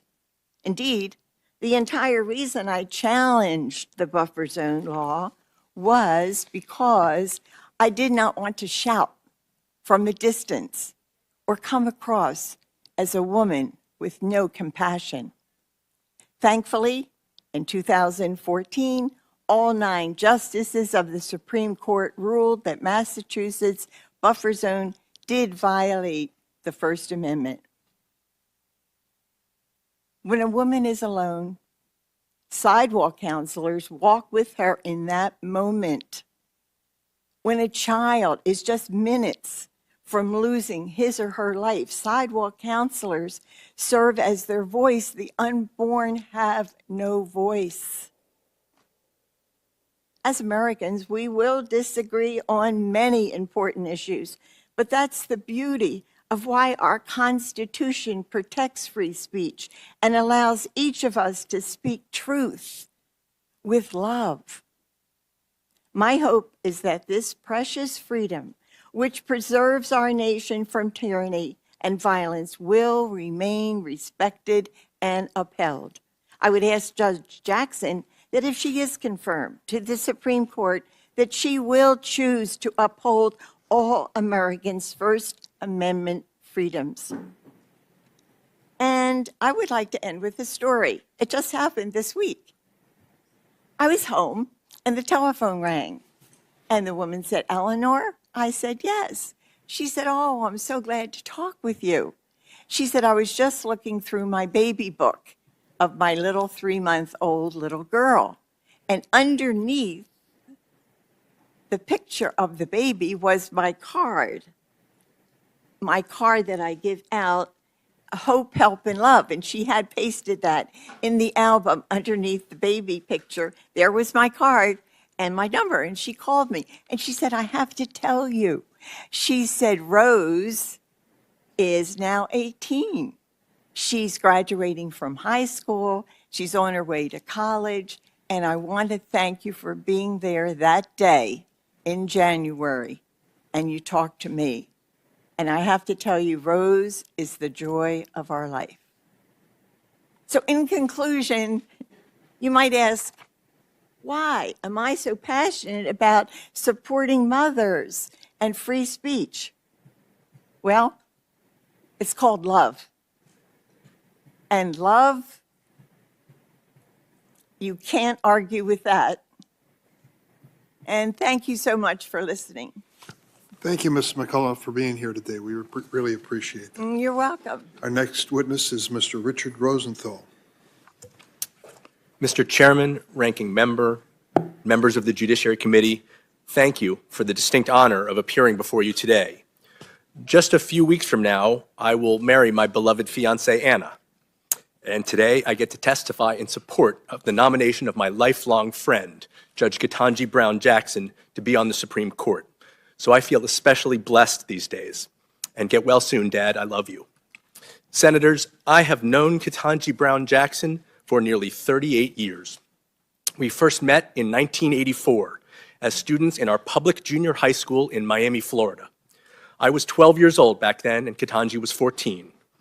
We were friends back then right away, and now 38 years later, we still remain dear friends.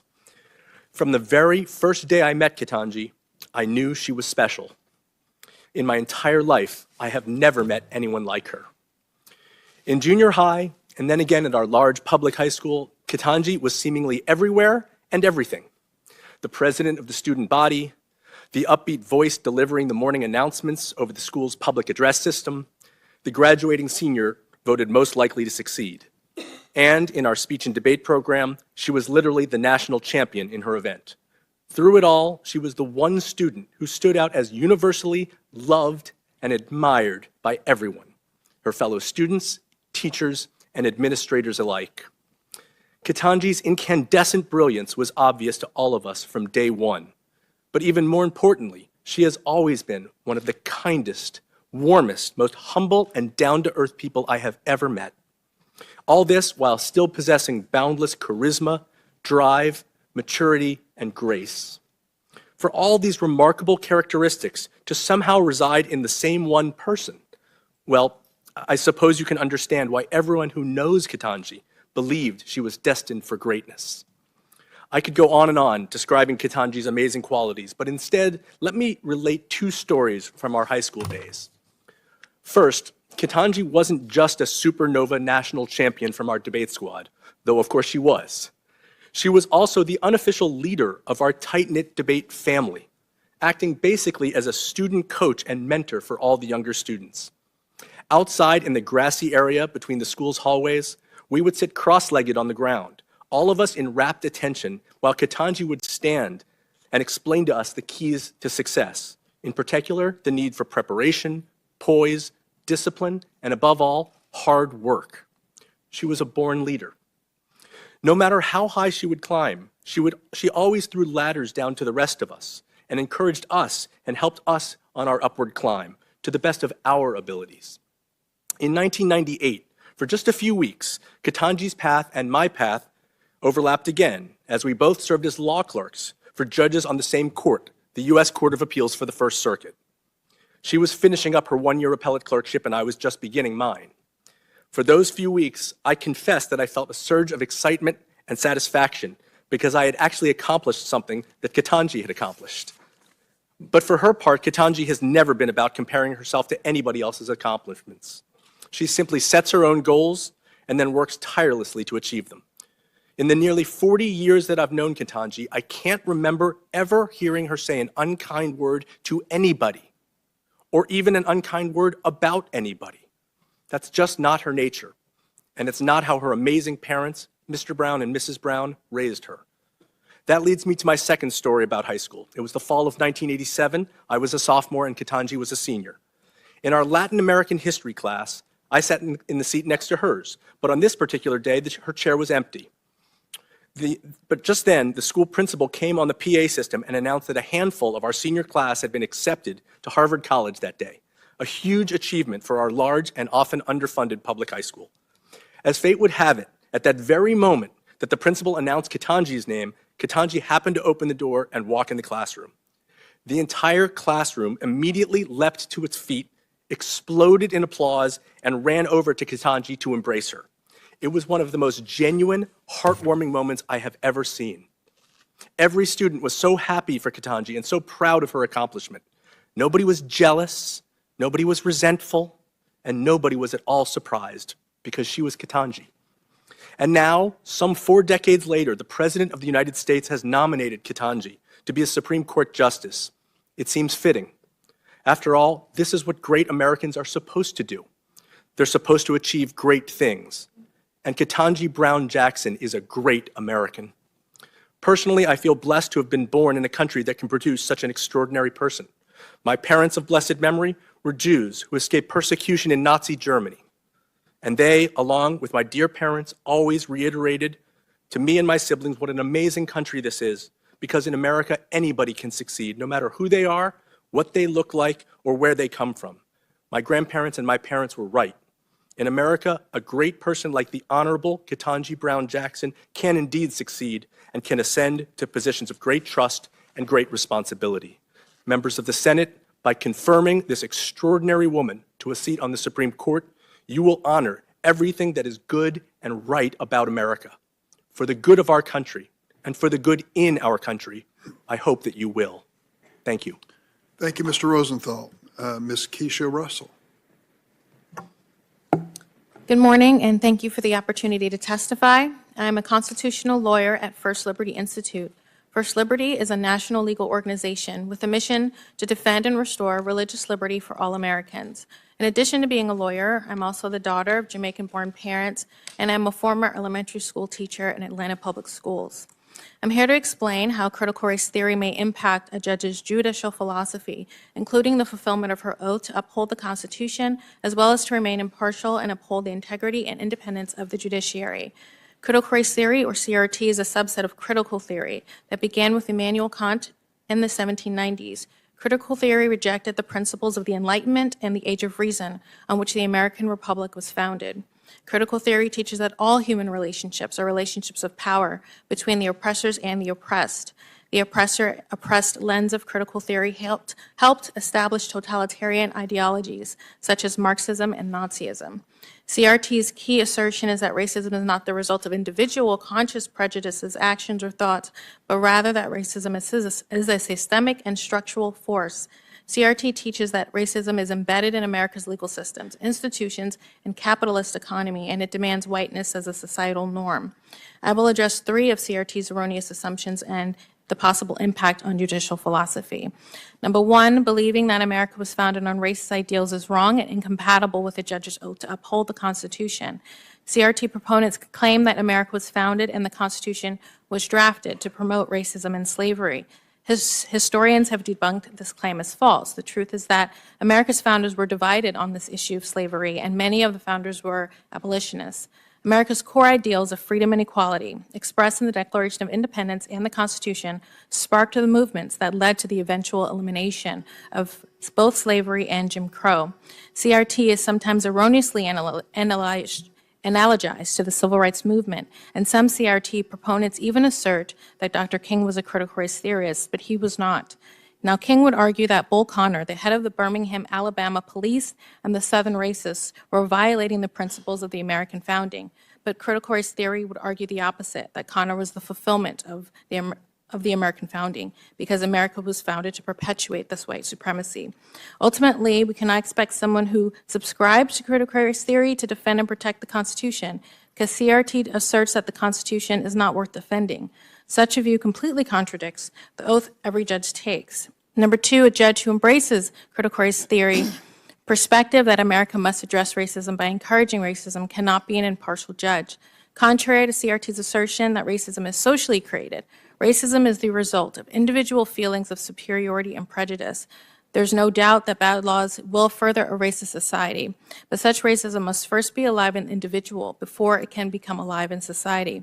Ultimately, when unaddressed prejudice gets married to power, there is going to be an unintended pregnancy, which will give birth to the evil of racism.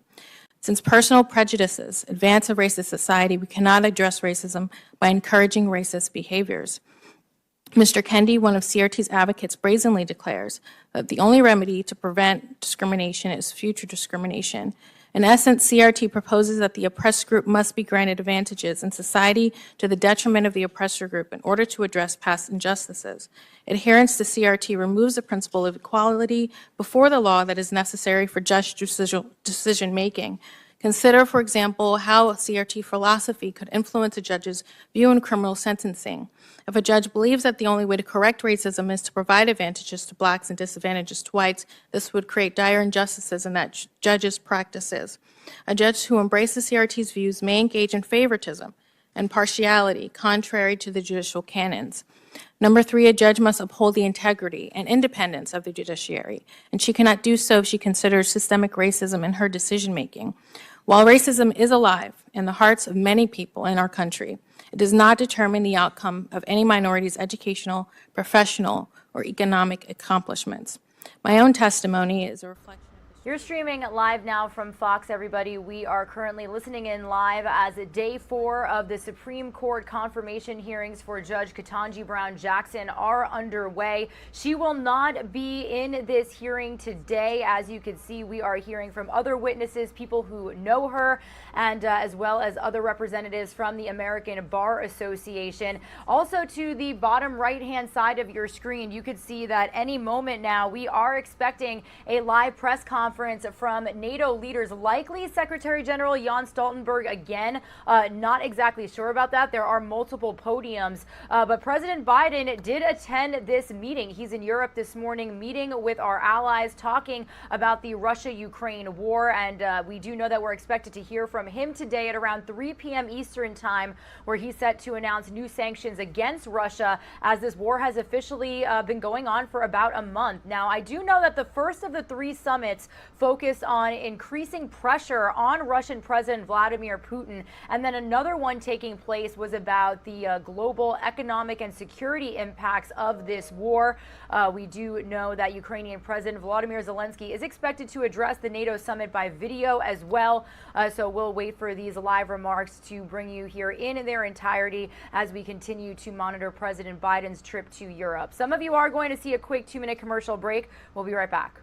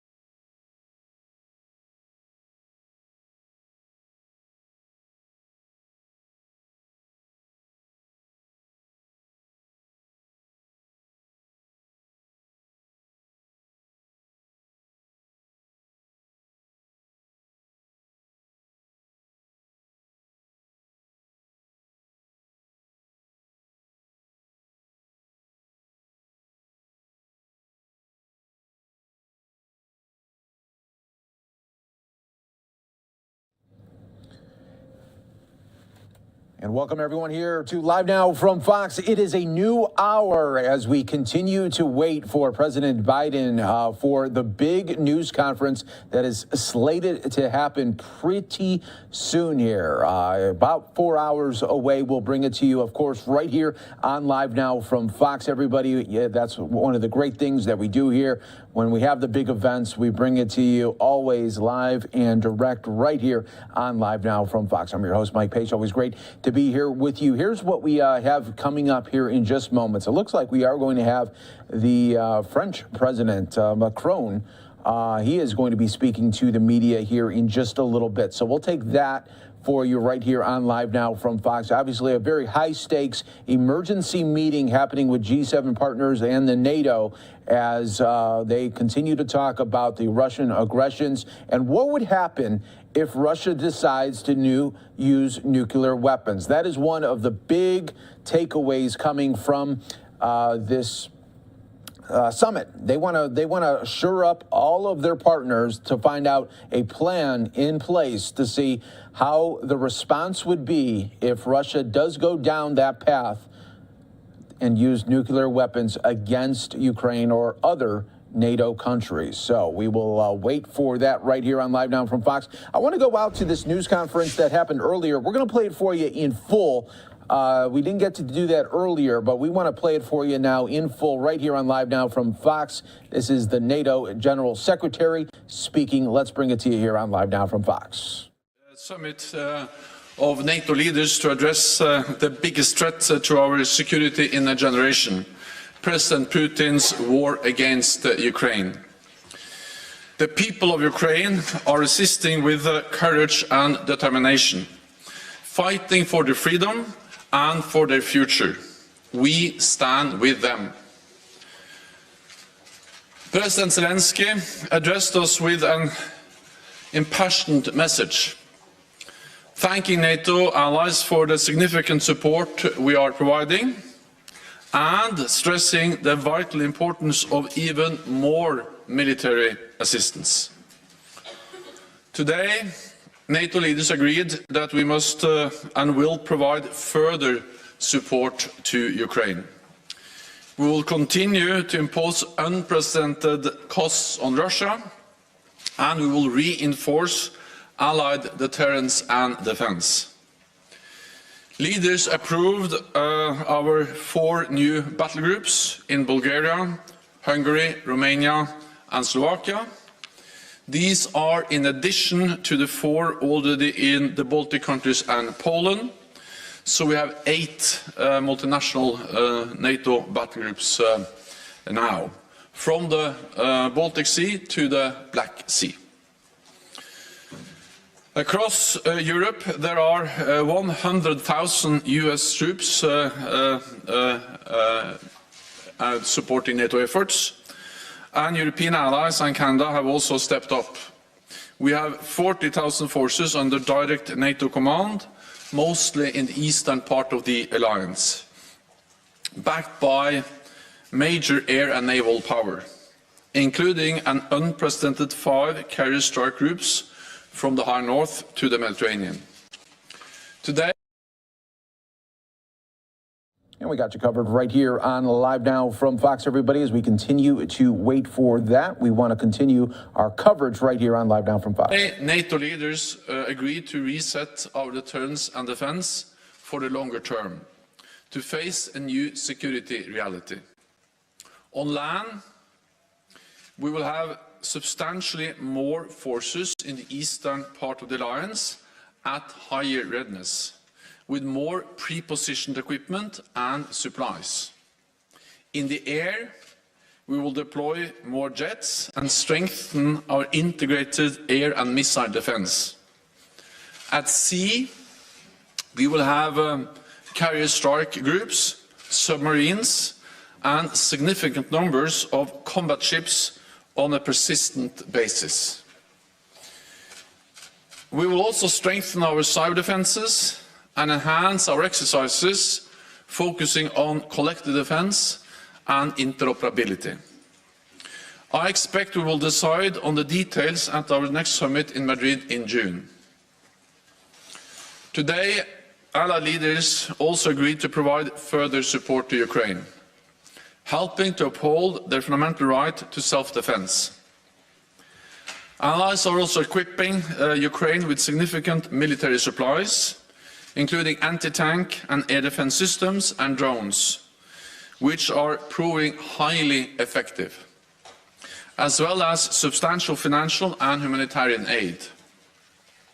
Today, we agreed to do more, including cyber security assistance and equipment to help Ukraine protect against biological, chemical, radiological, and nuclear threats. This could include detection, protection, and medical supplies, as well as training for decontamination and crisis management. We are determined to do all we can to support Ukraine, and I welcome the concrete offers of assistance made by allies today. At the same time, we have a responsibility to ensure the conflict does not escalate further, because this would be even more dangerous and more devastating. Allies agreed that we must also increase our support for other partners at risk from Russia at risk from Russian threats and interference, including Georgia and Bosnia and Herzegovina. Working together and with the European Union, we must help them uphold their sovereignty and strengthen their resilience. We also addressed Beijing's role in the crisis. Today, Allied leaders called on China to refrain from supporting Russia's war effort. China must not provide economic or military support for the Russian invasion. Instead, Beijing should use its significant influence on Russia and promote an immediate peaceful resolution. Allies also agree that Belarus must stop acting as an accomplice to Putin's invasion. At today's meeting, leaders reaffirmed our strong commitment to NATO's open door policy under Article 10 of the Washington Treaty. NATO enlargement has been an historic success, spreading democracy, freedom and prosperity across Europe. 1 month since the start of Russia's invasion of Ukraine, NATO's security environment has fundamentally changed for the long haul, and we are responding. But security does not come for free, and doing more will cost more. So NATO leaders agreed to redouble efforts to meet the defence investment pledge we made in 2014. Allies will submit additional plans on how to meet the pledge in time for the Madrid summit in June. And I welcome that a number of allies today announced plans for significant increases in defence spending. At this dangerous time, transatlantic unity and solidarity are vital. Europe and North America are standing and will continue to stand strong together in NATO. And with that, I'm ready to take your questions. Okay, CNN. Hi, Mr. Secretary General. Thank you.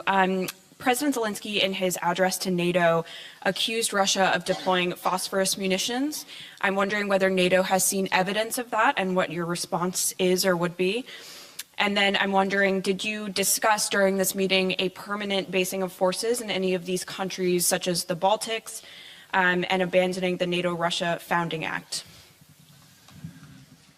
So we are resetting NATO's deterrence and defence for the long term, with more troops, with more air assets and more maritime capabilities. We have already increased our presence in the East, and today we decided on 4 new battle groups, and the leaders agreed to task our military commanders to provide options for a long-term reset of our presence, our military posture in the eastern part of the alliance and across the whole alliance. Details will be then decided at our summit in June. But that comes on top of what we have already done. So this is long-term. We are prepared for long haul because we can already today say that the Russian invasion, President Putin's invasion of Ukraine, has changed our security environment for the long term. It's a new reality. It's a new normal, and NATO is responding for the long term. We have seen very credible reports about the use of military force against civilians, and of course this is of great concern for all NATO allies. NBC. Secretary General, thank you for taking my question. How do you believe NATO will respond if China begins to support Russia economically and perhaps with military supplies? And also, do you believe that there's a role to play for NATO when it comes to alleviating energy costs? And I'm talking about speaking directly to Saudi Arabia and other OPEC producers. Thank you. So NATO allies are coordinating their efforts when it comes to also energy security, and it was also addressed in the meeting today to step up supplies, to diversify sources of supply, and also to reduce dependence on supplies from Russia, and later on today I also participate in the G7 meeting, and of course in different frameworks, G7 working with the EU, there are different formats where NATO allies address the need to strengthen energy security and reduce dependence on Russian oil and gas. Our message to China is that they should join the rest of the world and clearly condemn the brutal war against Ukraine and not support Russia, neither with economic support or, of course, not with military support. Okay, we'll go to Interfax Ukraine, lady in the second row. Yeah. General News Agency Interfax Ukraine. I would like to ask you if Polish leadership put at the table today for discussion the proposal to send peacekeeping mission to Ukraine, and if yes, what kind of discussion it was, and is there some conclusion? Thank you. As we discussed a wide range of issues, and the message is that we have to stand united. And also that we need to provide support to Ukraine, but at the same time we have a responsibility to ensure that this conflict do not become a full-fledged war between NATO and Russia.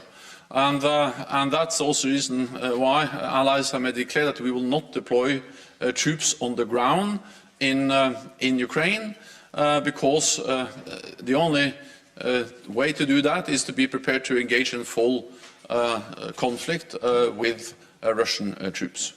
Okay, Financial Times. Thank you very much, Secretary General. Congratulations on your the alliance strengthen its protection against those threats. Thank you. So we are concerned, partly because we see the rhetoric and we see that Russia is trying to create some kind of pretext accusing Ukraine, United States, NATO allies for preparing to use chemical and biological weapons. And we have seen before that this way of accusing others is actually a way to create a pretext for do the same themselves. And of course, the accusations against Ukraine and NATO allies are absolutely false. Any use of chemical weapons will totally change the nature of the conflict. It will be a blatant violation of international law, and it will have widespread consequences and, of course, be extremely dangerous. It will affect the people in Ukraine, but there's also a risk that will have a direct effect on people living in NATO countries, because we can see contamination, we can see the spread of chemical agents or biological weapons into our countries. We also know that Russia has used chemical agents against its own opposition, and they have used it on NATO territory in Salisbury before. And we also know that Russia has facilitated, supported the Assad regime in Syria when they used chemical weapons against their own population. So this just highlights the importance of ending this war immediately, because this is a dangerous situation. And therefore we impose the sanctions, therefore we support Ukraine. Allies agreed to supply equipment to help Ukraine protect against chemical, biological, radiological and nuclear threats. This could include detection equipment, protection and medical support, as well as training for decontamination and crisis management. We are also enhancing allies' preparedness and readiness for chemical and biological and nuclear threats. Our top military commander, General Walters, has activated NATO's chemical, biological, radiological and nuclear defense elements, and allies are deploying additional chemical and biological and nuclear defenses to reinforce our existing and new battle groups. So we are taking measures both to support Ukraine and also to defend ourselves. Okay, we'll go to Al Jazeera. Secretary General James Bays from Al Jazeera. President Zelensky, when he addressed you, recalled the fact he first spoke to you a month ago, and he says he didn't get clear answers.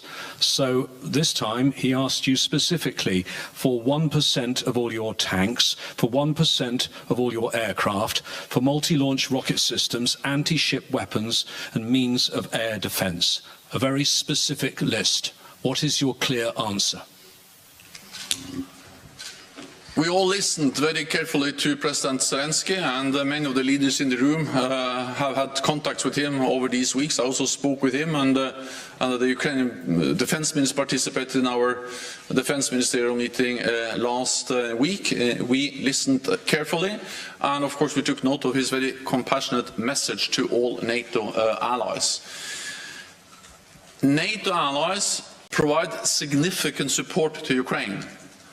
And we provide also lethal weapons, advanced systems, and also systems that help them to shoot down planes and attack battle tanks with anti-tank weapons, and many other types of systems, including drones. I will not go into the details of the exact type of systems we are deploying. There is close contact between NATO allies and Ukraine. But what I can say is that allies do what they can to support Ukraine with weapons so Ukraine can defend themselves. Self-defense is a right enshrined in the UN Charter. At the same time, we have a responsibility to prevent this conflict from becoming a full-fledged war in Europe involving not only Ukraine and Russia, but NATO allies and Russia. That will be more dangerous and more devastating, and I think we have to be honest about that, and that's exactly what we have been in our meeting today, and also what I say to you in the press conference. And that was from earlier today. You're watching live and worldwide right here on Live Now from Fox. Of course, we got you covered all day today in this very important NATO emergency meetings here.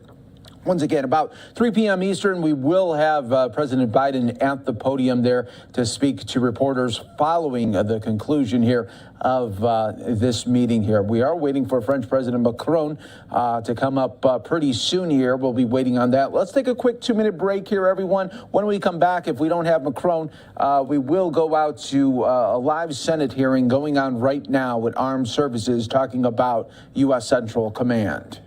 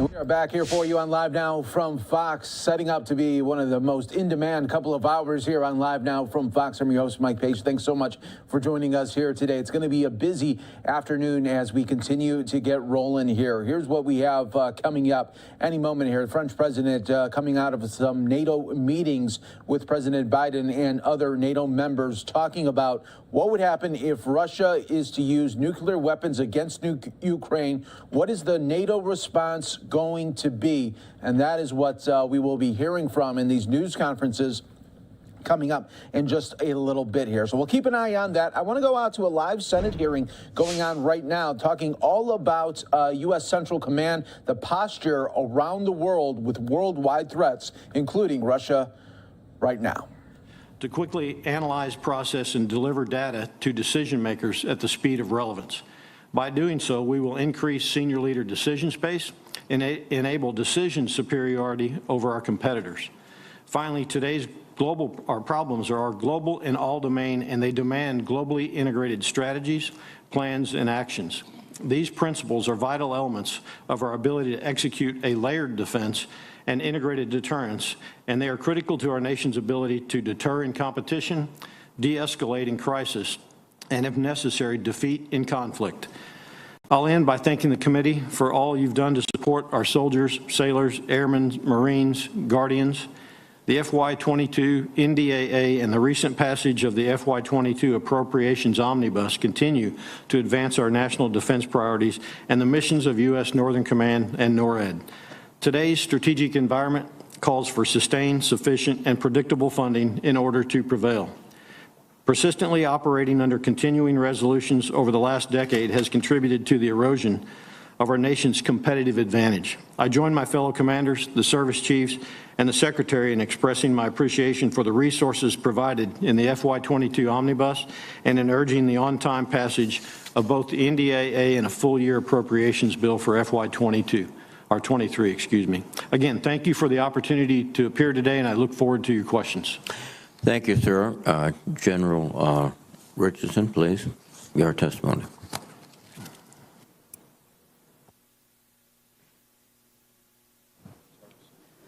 Chairman Reed, Ranking Member Inhofe, and distinguished members of the committee, thank you for the opportunity to appear before you alongside General Van Herk, my most important teammate in keeping the Western Hemisphere safe. I'm honored to be here with you representing the men and women of U.S. Southern Command to discuss the challenges we share with our neighbors in this hemisphere and the opportunities that we can unlock together. Today, more than ever, America's fate is inextricably linked to events beyond our shores. This region, our shared neighborhood, is under assault from a host of transboundary challenges that directly threaten our own homeland. I've been in command almost 5 months now, and the biggest eye-opener for me has been the extent to which China and Russia are aggressively expanding their influence in our neighborhood. Latin America and the Caribbean are experiencing insecurity and instability that has been greatly exacerbated by COVID-19.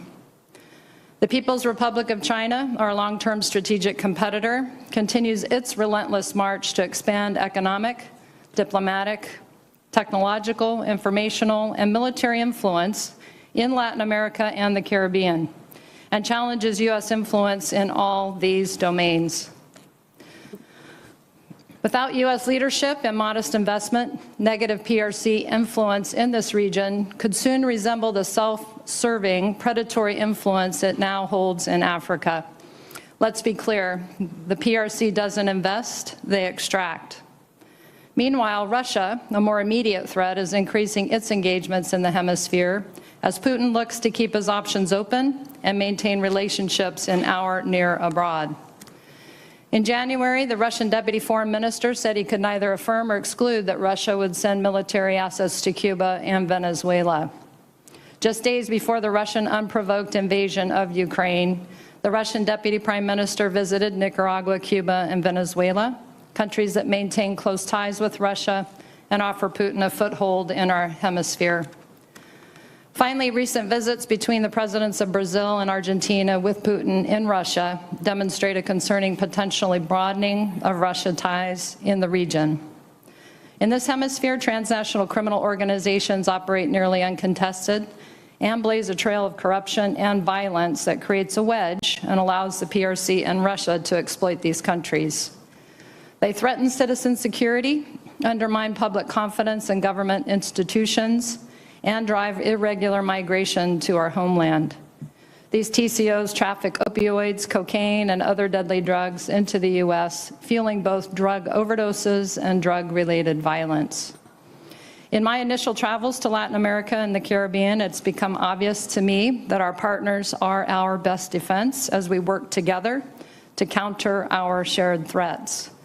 We must use all available levers to strengthen our partnerships with the 28 like-minded democracies in this hemisphere. We must maximize important tools like security cooperation programs to train and equip our partner militaries, multilateral exercises to build interoperability, and the State Department's IMET, FMF, and FMS programs to educate, train, and build capacity that our partners use to stand shoulder to shoulder with us. Colombia, for example, our strongest partner in the region, exports security by training other Latin American militaries to counter transnational threats. U.S. Southcom is putting integrated deterrence into action every day using innovative methods to work seamlessly in all domains with the other combatant commands, the Joint Force, allies and partner nations, Congress, the U.S. interagency, NGOs, and the private sector.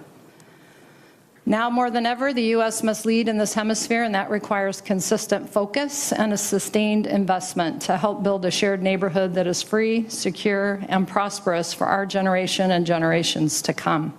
Thank you, and I look forward to your questions. Well, thank you very much, General Richardson, and thank you also, General Van Herk.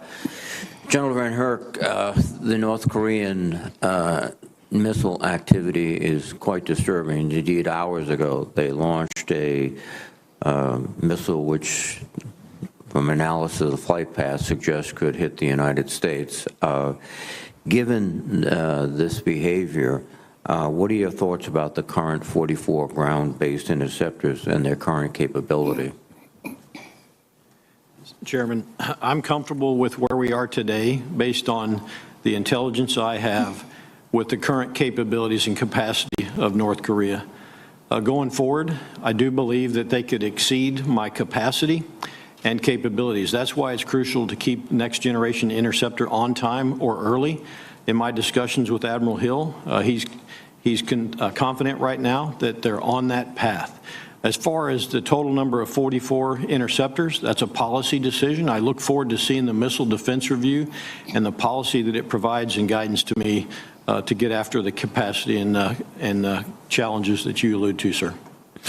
So you are, at this point, confident that the Next Generation Interceptor is on track for deployment? I think the plan is 20 interceptors at Fort Greely by FY 2028. Is that still correct? And I'm confident that it is on track for that now or slightly early based on what I've seen. Very good. You have made your input into the National Defense Strategy, which is yet to be announced. Are you confident that your sort of contribution will be forwarded to us? I am confident that my input will be included. They've been very transparent in the department as they've worked this. Thank you very much, sir. General Richardson, Southcom, because of a lack of resources, which as a veteran of USARSO, I can tell you has been the case for many, many decades, is now relying upon artificial intelligence and other new technologies to compensate. Could you comment upon what you're doing and how successful you are? Absolutely, Chairman. So the advanced ISR or non-traditional ISR that we utilize, since we're not given a lot of resources, we look for other ways of being innovative and using other capabilities that either the Department of Defense has or the other services are trying to use. And so we'll use that all different kinds of capabilities that use the AI and ML, a lot with unclassified data that can rapidly sort through that data, and then we use it to tip and cue what limited assets, the higher end assets that we do have to help out with our challenges in the AOR. And you're working closely with the Department of Defense to essentially test some new innovative prototypes in a whole range of both air, land, and sea. Absolutely, and we have 5 joint capability technology demos that we have in the AOR. And I'd like to highlight in a permissive environment, I offer that because where our adversaries maybe aren't paying as much close attention to us, we can put that to real-world use in our area of operations. And then it helps me with domain awareness to find our threats, see what our threats are doing, because the AOR is so big. Well, I want to thank you because I know you've been in contact with civil society groups, particularly the Sisters of Mercy, and this whole of government and beyond approach is necessary everywhere, but particularly in Southcom. And in the Northern Triangle, particularly Honduras, there's a need to support the recently elected government and to begin seriously isolating individuals who are either involved with criminal activities or other inappropriate activities, and support a more vibrant constitutional order. And I thank you for that. Any comments about the situation in the Northern Triangle? Well, first, Chairman, I've had 2 meetings so far with the human rights leaders, and Sisters of Mercy being one of them, Human Rights Watch, and a couple of others, and they have such an important perspective of the region. They've been traveling there for decades. They've been working in those countries for decades, and certainly taking their perspective and their insight of what they've seen over that period of time is truly valuable. And we bake human rights into everything that we do in U.S. Southcom. I have a human rights office in Southcom. We have had that for 25 years, but it's not about having an office. It's actually what you do with that capability and how we make that a priority in everything that we do in the AOR. Thank you very much, General Van Herk and General Richardson. Let me recognize Senator Inhofe, please. Thank you, Mr. Chairman. As I said in my opening statement, the crisis on the border has worsened considerably under the current administration. We've had 12 straight months of over 150,000 illegal migrants, which was a 63% increase from February 2021 and a DHS record for the month of February. And according to the internal Border Patrol estimates, from January through August of 21, over 273,000 migrants avoided apprehension and entered our country illegally. These are new records. This has not happened before. I'm deeply concerned that the crisis will soon get even worse. As we discussed in my office, if the Biden administration ends the Title 42 border policy in April, illegal immigration will surge even beyond the current record-setting levels. So, General Van Herk, given the worsening conditions in the crisis at the southwest border, are you aware of any discussion within the administration or DHS that could result in any requests for additional troops at that border? Senator Inhofe, there is a request from the Department of Homeland Security. It's in the planning stages right now of the department to provide additional capability or capacity based on the potential for additional immigration or folks coming to the southwest border. I don't have the details of that right now, and I haven't been tasked to provide any additional support to the Department of Homeland Security at this time. And I understand that, but it is a reality that's in discussion. General Richardson, it's clear that Southcom continues to be under-resourced despite all of the threats in your AOR, and that's something that we need to take a closer look at as we develop our NDAA, and we'll have to do that. Now, in China, as we discussed in my office this week, I'm concerned about their growing presence in Southcom and consequences for our military. So, General Richardson, what do you find most concerning about China's growing presence in your AOR, and how could it be could it undermine DoD's ability to operate in this years to come? So thank you, Senator. And my concern regarding China in the region is just the presence and the access and presence that they have, and they've been able to create, partly due to the COVID-19 pandemic and the economic rollbacks that this has had in the region. So 8% of the world's population is in Southcom AOR. 33% of the world's COVID deaths were suffered. So they've had a hard time with that. Economy has contracted 8%. You're watching Live Now from Fox Worldwide here. As always, we're going to take a quick 2-minute break here for some of you. Stay right here with us. In this region, out of 31, are trying to deliver for their people. It's hard. And when China has the Belt and Road Initiative, 21 of the 31 countries in this region have signed up and are signatories to that BRI. They need to show that they're delivering for their populations, and infrastructure projects is probably the best way that, with the BRI that shows progress. But as we know, the work is not done to standard. A lot of times it leaves these countries with even more debt than when they started. A highway in Jamaica. Jamaica now has 6 loans as a result of this. They lost 1,200 acres of land. And oh, by the way, the highway has a toll on it that most Jamaicans can't even drive on. The Chinese don't bring in and don't hire host nation workers. They bring in Chinese laborers, so they don't invest. It looks like they're investing. All they do is they take, they extract, and they have strings tied to what they offer. Yeah, you and I talked about this in the office. It's so similar to what the Chinese have been doing now for about 15 years in Africa. It's no surprises here.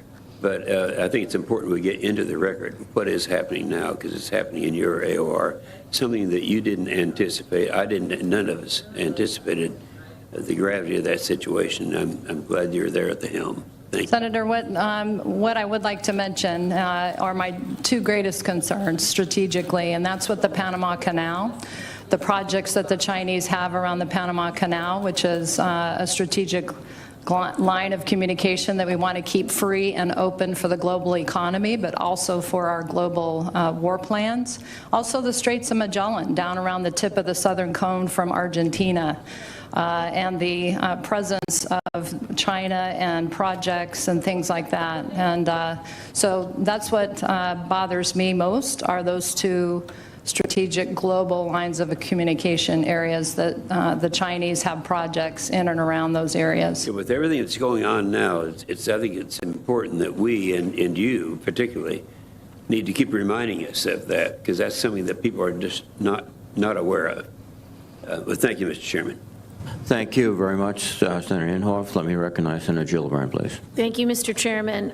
General Richardson, just to continue the line of questioning that Senator Inhofe started, given the investments that China's making, regardless of how extractive they are, what do you think our best response is? And in particular, can you talk a little bit about how we're engaging with elected governments in the region to counter authoritarian actors? Are we collaborating with agencies and other institutions, with partner countries like judiciaries, legislatures, NGOs to support human rights and democracy?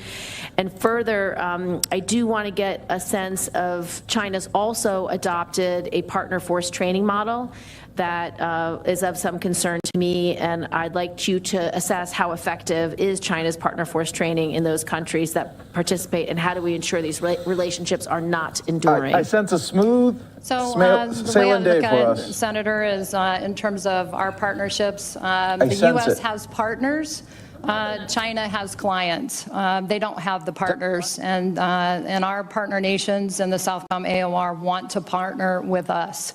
I go to these countries. I have visited Colombia, Brazil, Jamaica, Belize, where I got to visit with leaders from 7 Central American countries, Honduras, and you look in their eyes and they want to partner with us, and they're having a hard time delivering for their population. I will tell you, though, that the PRC is using our playbook in terms of how I do security cooperation and the other combatant commands, the train and equip, the partnering, the exercises. The Chinese don't have exercises like we do. When we have exercises, the U.S., I'll bring 19, 21, 29 different countries together. As I said, they want to partner with us, and we have partners. A great relationship with the Interagency and Department of State in the AOR I'd like to highlight. I have my deputy, who is a former ambassador for El Salvador, sitting behind me, Jean Maines. And I'll tell you, we're so lucky to have an ambassador from the Department of State who can help bridge and communicate and help us work more collaboratively with our chiefs of mission in the AOR. We have 12 more to go for ambassadors to fill those very important seats, and 8 have been nominated. So thank you for your support in getting those ambassadors in there as quickly as possible. And then just one final question before I move on to General Van Herk. Southcom has played an important role in humanitarian operations, especially in nations like Haiti, where U.S. support was needed not only after the natural disaster, but after the political crisis. Can you explain how you foresee any changes to Southcom's posture to continue providing humanitarian assistance, especially as climate and other issues continue to increase migration? We'll continue to watch this AOR, Haiti, all of the challenges that we have in this AOR that are ongoing, and work very closely with for a whole of government, a democratic solution, and to instability and insecurity in the region. We take that very seriously. We bake in, as I said before, human rights, the rule of law, everything that we do in our security cooperation programs. Everything that I do, my main lever, because I don't get assigned forces in Southcom, I get very limited gift map resources that are assigned to me as well. So I really rely on that 333 security and cooperation funding to work with these partner nations to help them increase the capacity and capability of their militaries or their defense forces. That's helpful, General. Thank you. General Van Herk, China has attempted to establish a foothold in the Arctic through economic relationships with smaller Arctic states like Iceland, Denmark, Sweden, and Finland that grant China access to their vital natural resources. This strategy is coupled with an increase in China's Arctic capabilities to create something like a polar Silk Road. Do you see these relationships as leading to an eventual movement of Chinese military assets into the region? And then further, New York Air National Guard conducts several unique missions in support of our scientific missions with the National Scientific Foundation in the Arctic. Can you speak to the importance of our scientific missions in the Arctic and how it supports our overall strategic goals when it comes to that region? Thanks. First, Senator, absolutely, the Chinese are active in the Arctic. Each of the last 5 years, they've sent a vessel under the guise of a resource vessel into the Arctic. For military purposes, we assess as well. And so they're there. They're influencing nations. They want to change and influence international norms and behavior as well. I would also point out, Senator, that the Arctic is a strategic location, and being able to operate persistently in the Arctic is something that we need to do. So the research that you're talking about is crucial, in the investments. Finally, I understand my time's up, but they're not only active in the Arctic, they're active in the Bahamas, they're active in Mexico as well, and I would point that out. Thank you. Thank you, Senator Gillibrand. Thank you. Senator Wicker, please. General Van Herk, let's keep talking about the Arctic then. During your posture hearing last year, I asked you about the Coast Guard's authorization. All right, everybody, we are going to take a quick 2-minute break. We're going to then switch out, take you to live assistance delivered thus far. New York right now. This is India speaking, representative there at the United Nations, speaking on Russia, Ukraine. We'll take a listen on the other side of the break right here on Live Now from Fox.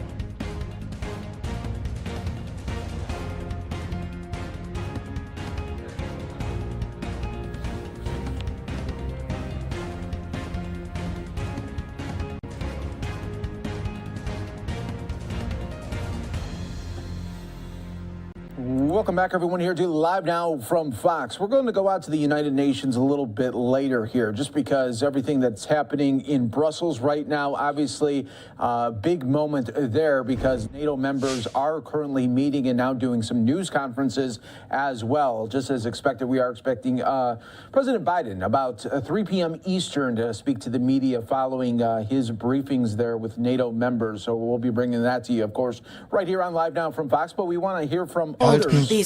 And right now, we do have the German Chancellor holding this news conference after the summit there, and we're talking about Russia-Ukraine. Let's listen right here on Live Now from Fox. Who are experiencing immeasurable suffering, death, and destruction. But for us all in Europe and around the globe, these are difficult times. Our solidarity, we stand in solidarity with the citizens of Ukraine, and we thank them for their brave and heroic fight against the aggressor. And we thank the Ukrainian President Volodymyr Zelensky, and I thank him for participating in our meeting and his reports on the situation on the ground. Russia has fundamentally broken the values of our post-war order with its aggression. We call on the Russian president to finally agree to a ceasefire and allow humanitarian corridors to protect the civil society. Russian troops must be withdrawn from Ukraine. This is necessary in order to achieve a tenable, sustainable solution of the conflict between Russia and Ukraine. And we are going to impose our full weight of leading economies to move Russia towards finding and agreeing to a diplomatic solution. All G7 partners have imposed severe and comprehensive sanctions. We committed to fully implement sanctions. The sanctions are effective and have severe repercussions. We all agree that we want to react with further sanctions should this become necessary. This is a strong signal of our determined action. And in the G7, we have to live up to our global responsibility. Our support goes to Ukraine and the neighboring countries. We agree to increase support measures and humanitarian aid. Germany is going to increase humanitarian aid to Ukraine and its neighboring countries to more than 370 million euros. As G7, we demand and we call upon other countries to contribute to humanitarian aid and support. Europe is shouldering a lot, but we need a global effort. Let me also talk about those who are fleeing their home country and need to flee their country. As leading industrial nations, we see it as our duty and obligation to host refugees from Ukraine and protect them. All G7 states see this duty and obligation and want to live up to this. We call upon further nations to host refugees of war. Russia's war against Ukraine has massive repercussions on the availability and prices of raw materials. We all feel the effects when it comes to energy, but also food prices. Against the backdrop of the Russian aggression, it is our aim to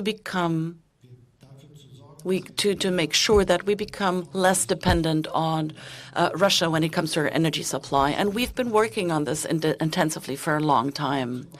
For example, we also need to make our energy supply resilient and sustainable, and we want to take further steps within the G7 in order to achieve this.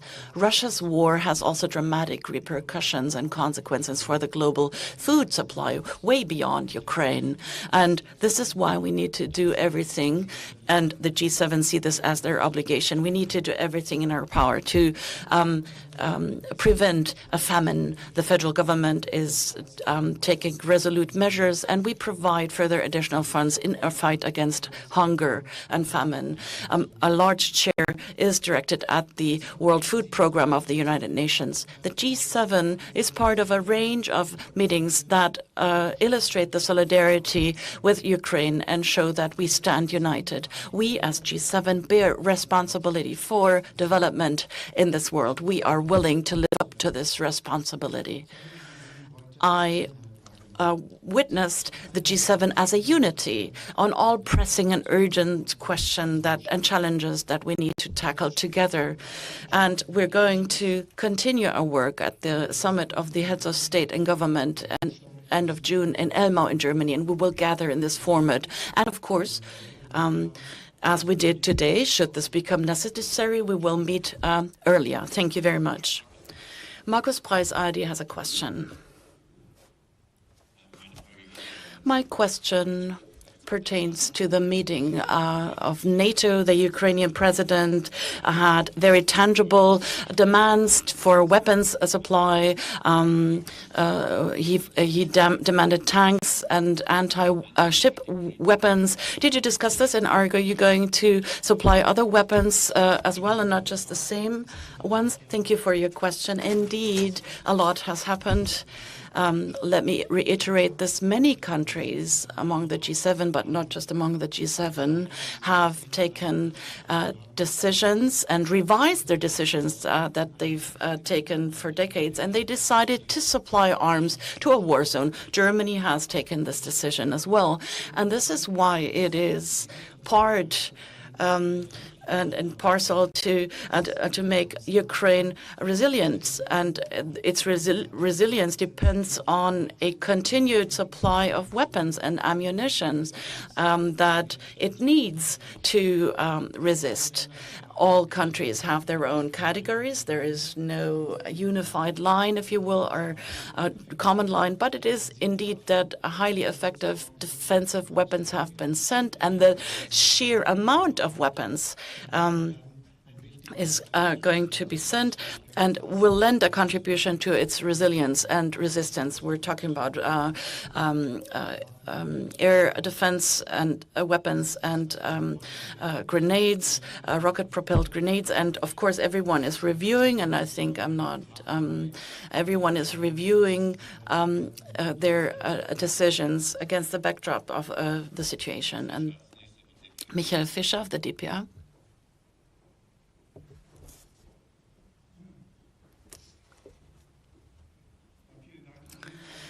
Thank you very much. Chancellor, the Russian president yesterday announced that energy supply to European nations can only be paid for in Russian ruble. What does this mean for German energy imports? And do you believe that this will change something in the debate about an energy embargo? Well, let's try to get an overview of the situation. What we've learned so far means that there are contracts that define the currency. The currency is part of the contract, and this contract holds true. And it reads euro or dollars. This is the basic situation we assume. And secondly, we deliberately impose very severe and sanctions that have been prepared for a long time. We have taken a lot of effort. Long before the war started, we prepared these sanctions. This is a difference to all the sanctions that we imposed previously. Usually, there had to a political decision had to be taken, and afterwards people thought about the right kind of sanctions. No, this time we early on thought about which sanctions are effective, which sanctions are so precise that they cause severe damage, especially as far as the economic situation of Russia is concerned in the financial sector. When looking at banks or high technology goods and their ways to export them, goods that can be used differently, dual-use goods, and so on. And you see at the present situation that the measures are highly effective, and we continue to develop them. We try to close loopholes, and we work against actors who want to breach this sanctions. But still, we have taken a deliberate decision. The European nations have taken a deliberate decision against the backdrop of the economic structure. And some countries are highly dependent of certain imports, coal and gas, for example. We have taken the decision that these imports are not part of the sanctions regime.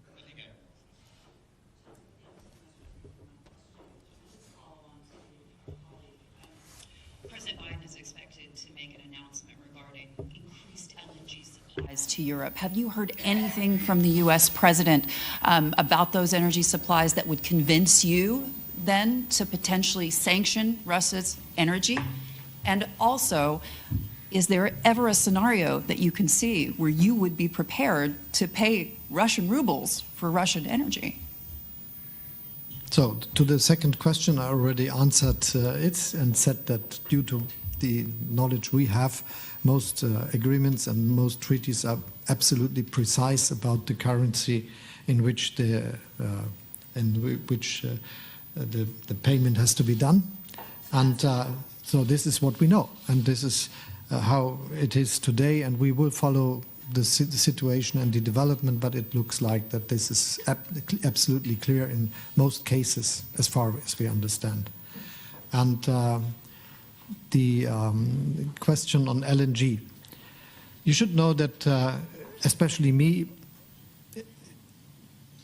there are a lot of persons, and especially me in Germany, that are working since a long time to diversify the energy supply for our country.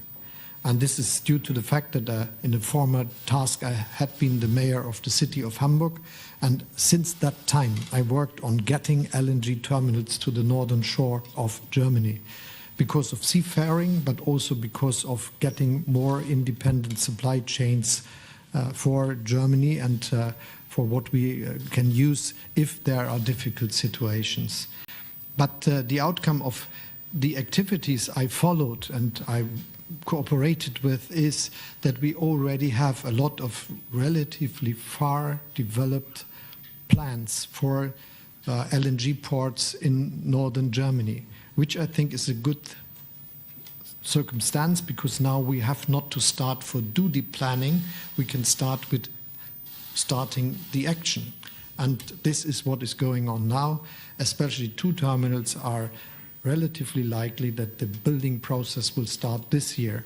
And we are discussing with the companies that are doing this, that they should try to hurry up, and we are working on changing the legal scenario of this activity, that it can be done faster than it usually would, in a shorter time as it usually would take. So this is what we did, and so the truth is Germany is already working on diversifying the supply for the time we live in, and this fits very much to the long-term strategy we have. As you know, Germany is planning for getting rid of imports of coal, oil and gas in a relatively short time. 2045 we want to be a CO2 neutral industrial country, and being one of the biggest industrial countries in Europe and globally, it is something if Germany is saying this, because a lot of the energy supply we have is not for what people think, mobility or for housing and things like that. It's because of the industry. And if we are doing this, that we get rid of that, if we increase the production of electricity, for instance, with wind energy, with solar energy, if we strengthen our grid, if we work very hard to use hydrogen, which we will import as we import gas today, this will change the whole scenario. And many of the partners we are working now with are very happy to be also the partners, not just for a short-term gas supply, for instance, with LNG, but for a long-term supply with hydrogen, which we then can use for our steel industry or chemical industry also. So this is an already existing strategy which becomes now more velocity and which we will work on, and this is one of the decisions we already took. Next question here. Nächste Frage hier. Ulrike Holtermann from the AfP. Chancellor, NATO has announced 4 new battle groups. What kind of contribution is Germany doing? Well, these are decisions that are taken in a concert. You know that we are active in the enhanced forward presence in Lithuania. We bolstered these measures, and we're also contributing in Slovakia. You know that we participate in air policing in Romania, and we're willing to discuss other aspects should we be asked.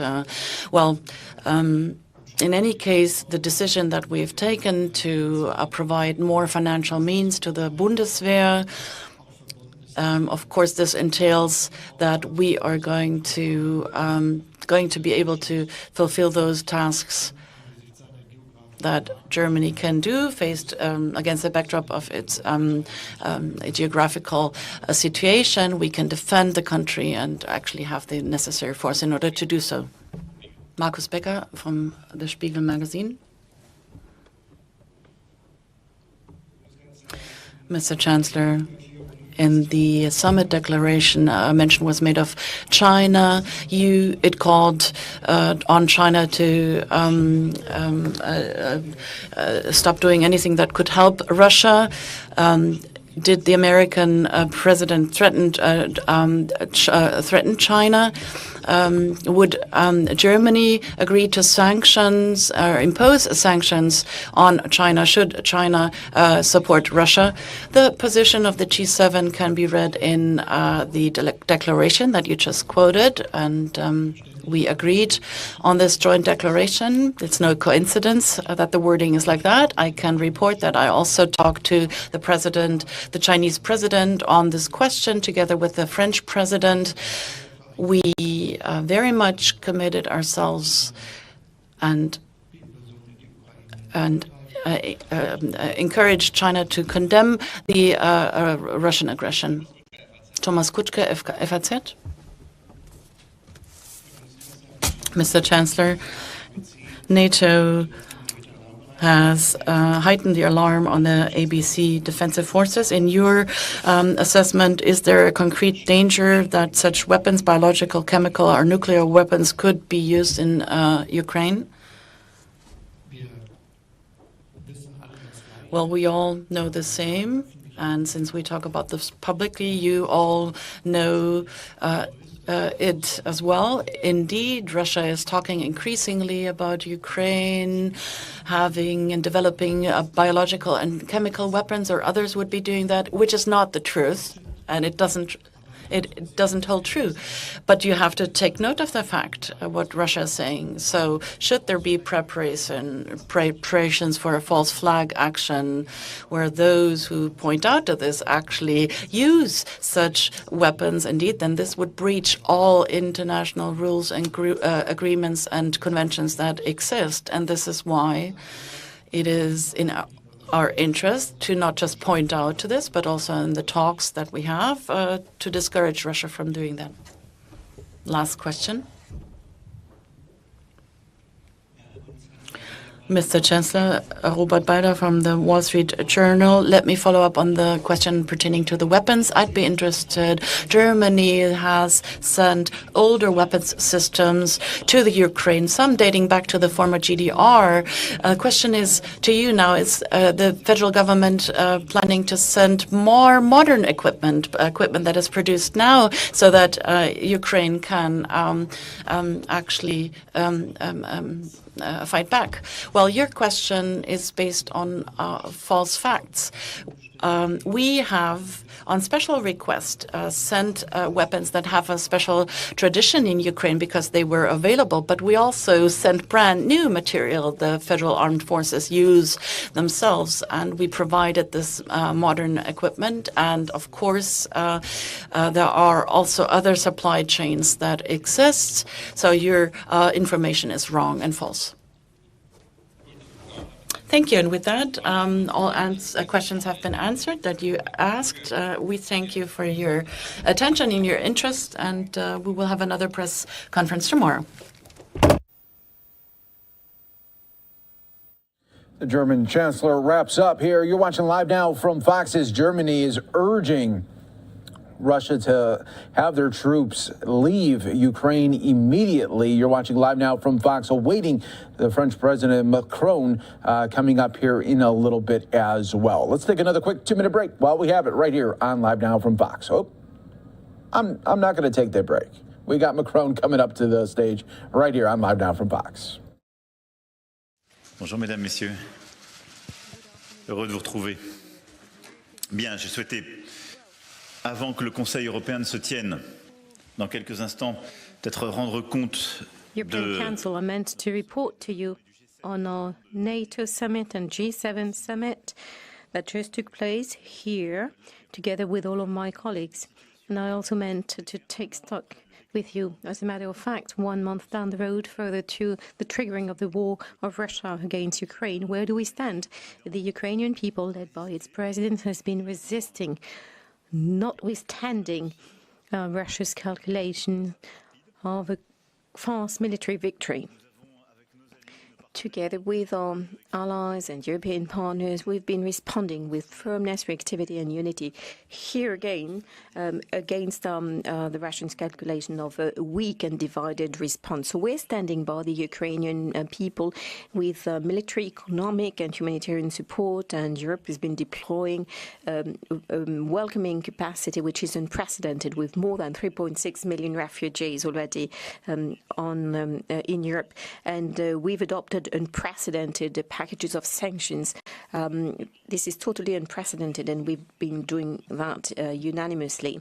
The Russian economy is under pressure. It is unable to meet its payment obligations, and we will continue trying to obtain a ceasefire and peace by any means. These initiatives that we launched are still ongoing, and a few moments ago, the humanitarian resolution proposed by France and Mexico has been adopted by 140 votes in favor and only 5 against at the UN. And that shows that Russia now is isolated. Indeed, Russia has taken a historical responsibility by waging this war, and our strategy is indeed to do our utmost to prevent any escalation, but also to put an end as quickly as possible to the war. Thanks to our sanctions, discussions that are still ongoing with a few of us and President Putin to find the means of a negotiated solution. The NATO summit this morning enabled us to acknowledge a few points. First of all, the unanimity in order to continue to support Ukraine, provided with defensive equipment and the equipment that it needs. President Zelensky was with us by way of a video link and clearly expressed his needs. So we agreed to continue to provide some offensive weapons, lethal weapons. With a red line, we want, of course, to be efficient, but we do not wish to be co-belligerents. This is also the reason why I will not provide you with any details. But together with the German Chancellor and a number of other Europeans, we also insisted upon the fact that in this context, we shall continue to work on a credible negotiated solution. The second thing out of our summit is the necessity of preventing any escalation of this conflict. Why not providing any pretext which could be used by Russia to argue that we provoked the escalation. NATO has made a choice, and that is to support Ukraine to put an end to this war without going to war against Russia. And we lastly decided to adopt our posture, our stance to the new strategic situation provoked by the war in Ukraine and its consequences. And in this respect, I would like to say that France is very much shouldering its responsibility and acting in solidarity from north to south of the eastern flank. You can see here a map, a very clear one, which shows all of our current commitments, which have been increased in the previous weeks.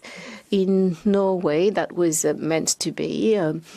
As you see, France is a major contributor with some 3,200 troops. On cold response, accordingly, we have a strong commitment. And I would like to express all of our condolences to the United States of America to the death of 4 soldiers who lost their lives in the context of this exercise. In Estonia, we also decided not only to maintain but to reinforce our presence. We have about 350 troops with strengthened missions. We were already there, but we increased our presence on land, and we also added some air missions. France is contributing to air policing missions on behalf of our Baltic friends. In Poland, southeast of the alliance, we also increased our presence. As you can see, the choice that was made from the very beginning was to contribute to the air scheme all the way to the south of the alliance.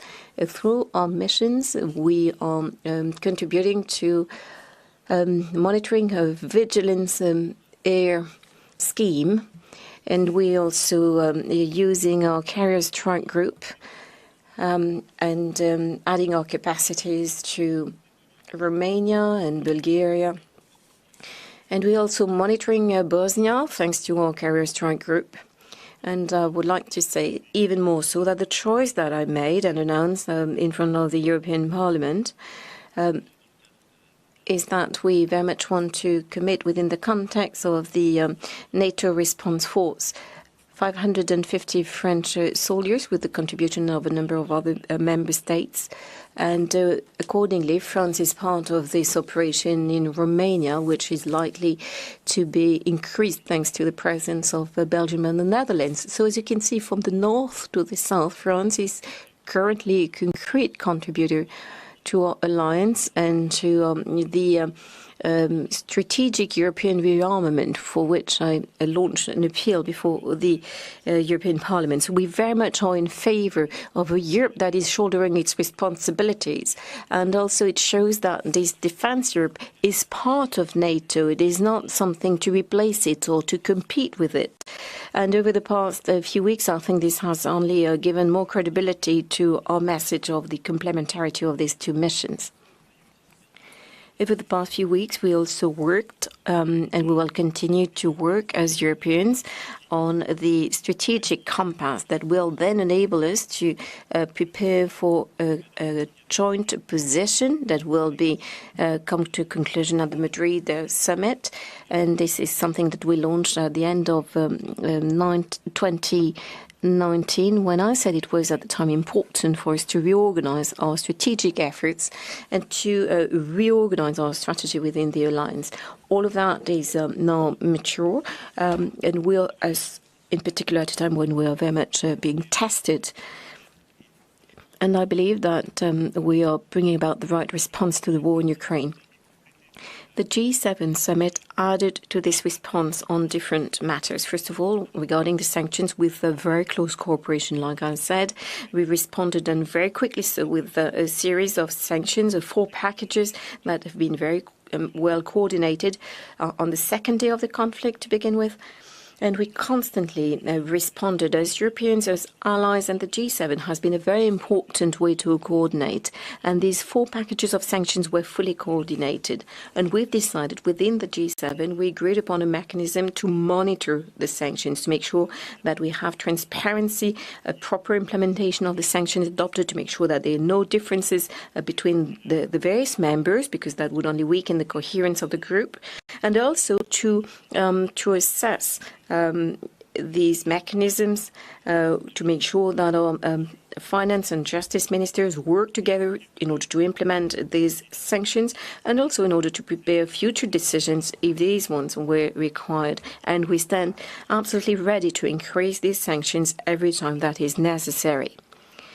We also agreed to mobilize all together when dealing with some friendly countries, other partners, make sure that even though they're not part of G7 or NATO, they can either relay our sanctions or to make sure that we limit any strategy used by Russia in order to try and avoid the sanctions or compensate them.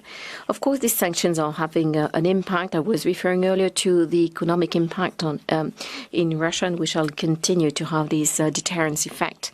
Second, we agreed upon an agenda of solidarity between the members, because the consequences of the war are not the same within the members of the G7. The same goes for NATO, and that requires solidarity. First of all, in the management of the refugees. First of all, Europe, of course, for reasons of geography, is the first contributor. And if there are 6.5 or 7 million of displaced people from Ukraine, we already have 3.5 million Ukrainians in in Europe. And this is one of the greatest challenges for Europe since the Second World War. And I have in mind in particular the countries that are the most impacted, the neighboring countries of Ukraine. And in addition, we also need to extend our solidarity vis-à-vis countries which are neither members of the alliance or the EU, Moldova, for example. So that already led us to put in place some relocation strategies, and France has been contributing over the past few days. So what we've been asking for our G7 partners is to stand in solidarity and together with the Europeans, for example, for the United Kingdom, Canada, the United States, Japan, we requested them to help together with the UNHCR and other organizations so that we could share this solidarity. It is first and foremost something very concrete for all of us, and it is also what will enable us to tackle efficiently, to fight any form of human trafficking and to protect in particular these families, children and women who are at the moment in this situation that we know. The second proof of solidarity is in relation to energy. Again, this is due to our geography. Europe is the main buyer of fossil fuel because we're not producing, so we're dependent on Russian gas and oil. So, of course, we first of all want to control the prices, and we'll be dealing with that at the European Council later on today. But we also want to diversify our supplies so that we're not exposed to reprisal from Russia. And we also want to reduce, of course, what we buy from Russia. So phasing out our dependency on Russian oil and gas also requires that we diversify our supplies. And it also requires that we coordinate within the G7. Some of the G7 members can increase their production. Some others can help us diversify our supplies. So this is what's been acknowledged together with the United States and Canada in particular, because they can contribute, they contribute a great deal on fossil fuel. And we can also coordinate to reduce our dependency. This is something very important to me, and it adds on to our strategy to reduce our use of fossil fuels. Of course, we have to be coherent with our climate strategy, and we know it will take time, but in between, we need to diversify. And this is where the G7 coordination strategy is important. Last kind of solidarity, it is in relation to the food solidarity. Like I said on a number of occasions, Ukraine and Russia are huge producers, in particular of grain. And we can see in Europe the tensions on prices, and that led the Europeans, including France, to put in place some programs in order to support them, to support our farmers. We're dealing with that. Nonetheless, we're all confronted to a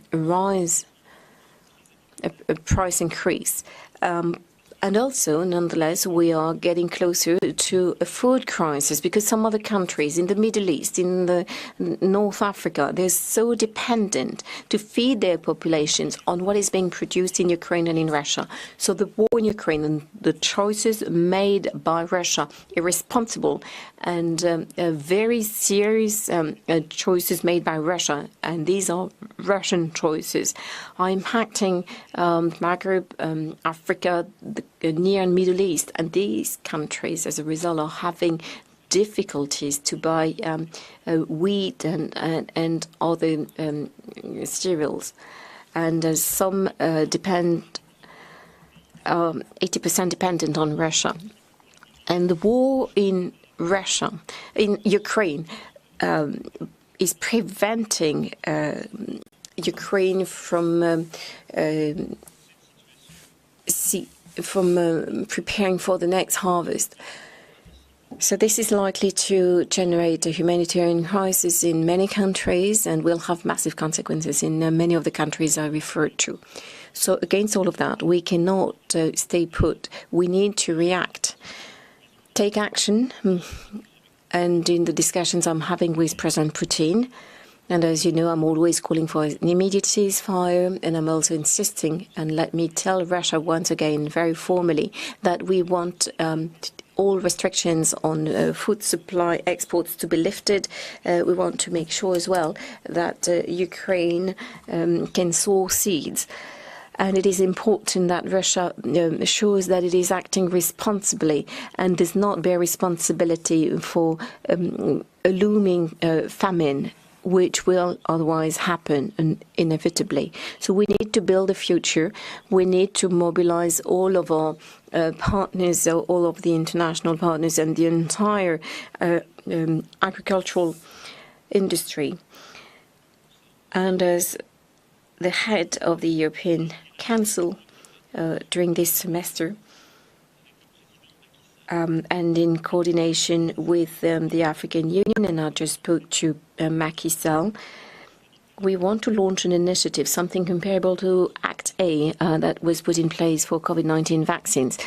The purpose of this initiative, and we decided to call it Food and Agricultural Resilience Mission, and the purpose of this initiative is to get organized immediately, hand in hand with the relevant countries and organizations, including the private sector, to launch an initiative to tackle the crisis. First of all, there will be a trade pillar in order to ease the tensions on the agricultural markets, to make sure that the stocks are properly managed, to deal with any risk of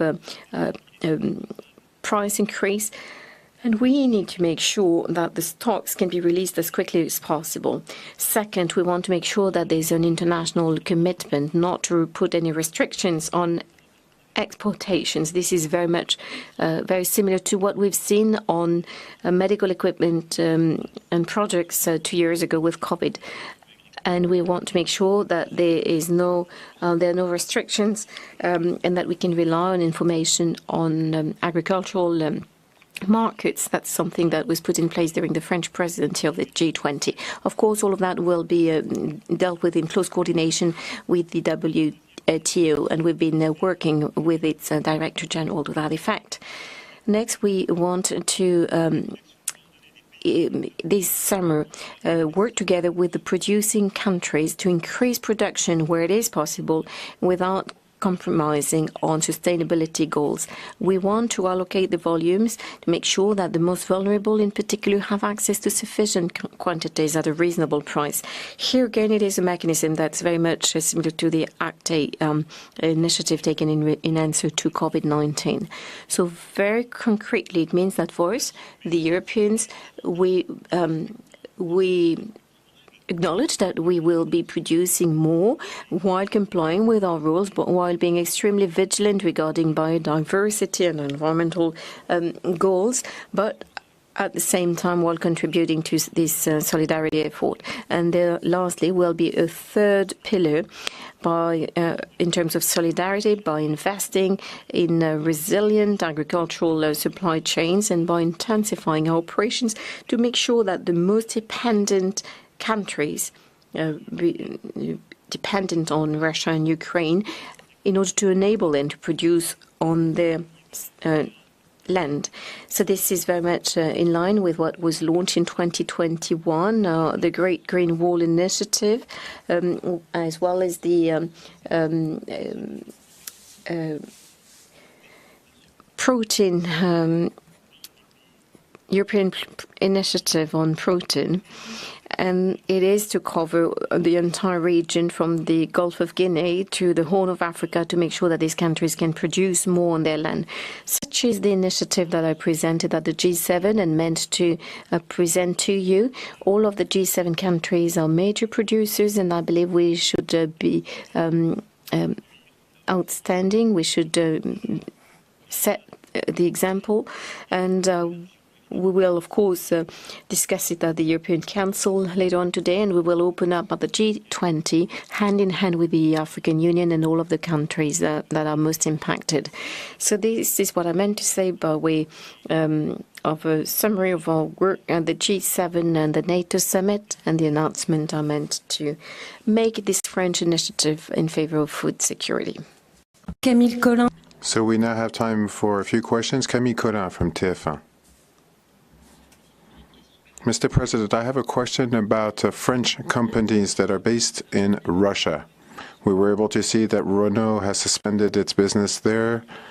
This central state is part of that company's capital. Now, there are other companies that have made a different decision, for example, Leroy Merlin. So what is the position that you defend, and what is the message that you convey to those businesses, those companies that are being mentioned and identified by the Ukrainians? Let me return to the basis of our action. Our purpose is to put an end to the war. So we want effective sanctions that will affect the more sensitive sectors and individuals. But of course, we want to avoid having too much of an impact on our economies. But of course, there will be an impact, and so we try to mitigate that. That's the reason why we focused on banks. The central bank, that was probably one of the most decisive measures that we took.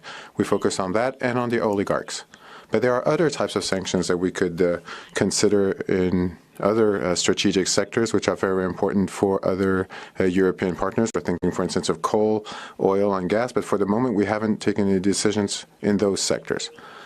With that in mind, I have explicitly said that I want the companies, the French companies that work in sectors where there are sanctions and that are working with partners where sanctions have been taken, well, that these companies have respect for France's decisions in terms of sanctions, and that is what is being done.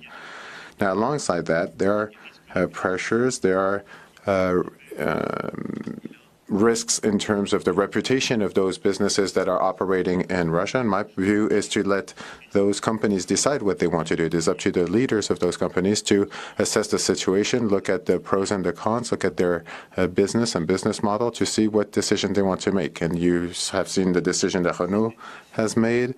Other activities have decided to stop doing business. I feel that our priority should be the final outcome. And the final outcome that we want is to put an end to Russia's action. So that is the position of France. Now, over the long run, my sense is that those decisions will need to be reassessed, because when a company decides to stop its business in Russia, it is leaving behind workers and other people who continue to be in Russia. So what is the impact on the country? Is it really worse for the leaders in that country? I don't know. That is a question I have. It means that in that case, Russian capital will be taking over this profitability. So I think that we need to be coherent and consistent. Renault made a decision, and the French state, as a shareholder, did not object to this decision. It was one which was in line with its strategy. And it was done on the basis of an understanding of the situation for that company. Jérôme Rivel from AFP. Let me return to the NATO summit. Do you think that NATO should provide unrestricted military aid as requested by President Zelensky? And if so, do you think that France should be increasing the weapons it supplies to Ukraine? I know that you want to be quite discreet about this, but other nations are less so.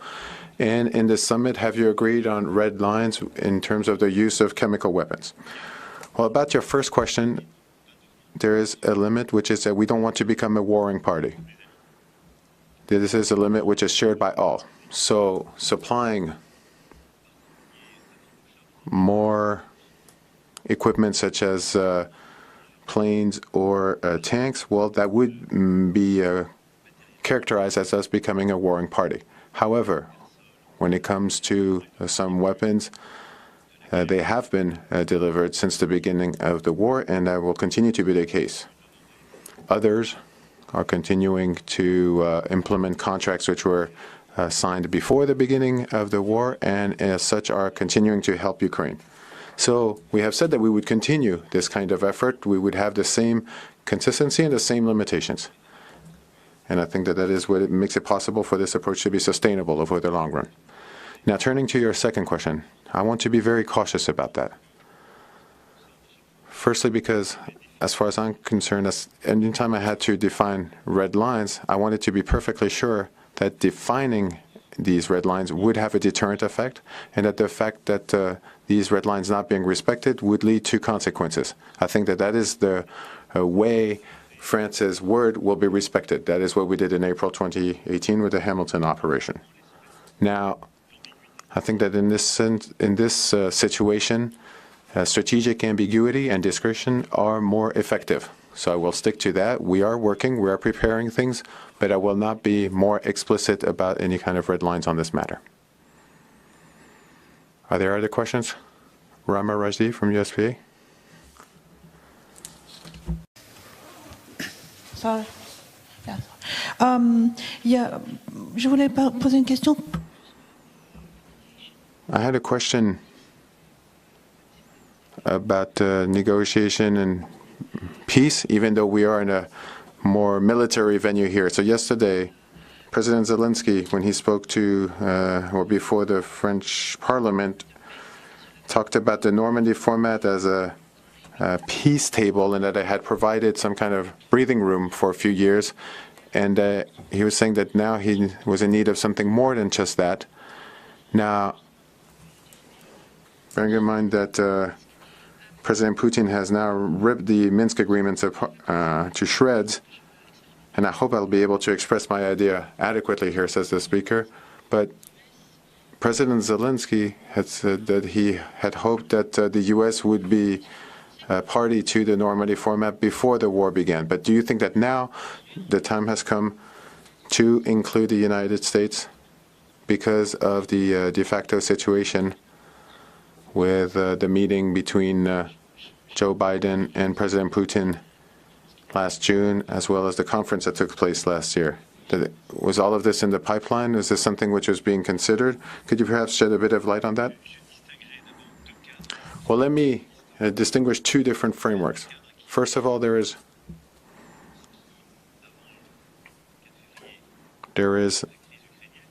the framework which up until February 24th was the Ukrainian crisis, and now it has become the Ukrainian war in Ukraine, and that's the Normandy format. And then there are bilateral discussions, the bilateral discussions that took place between the U.S. and Russia. And that is a different framework. There were different topics.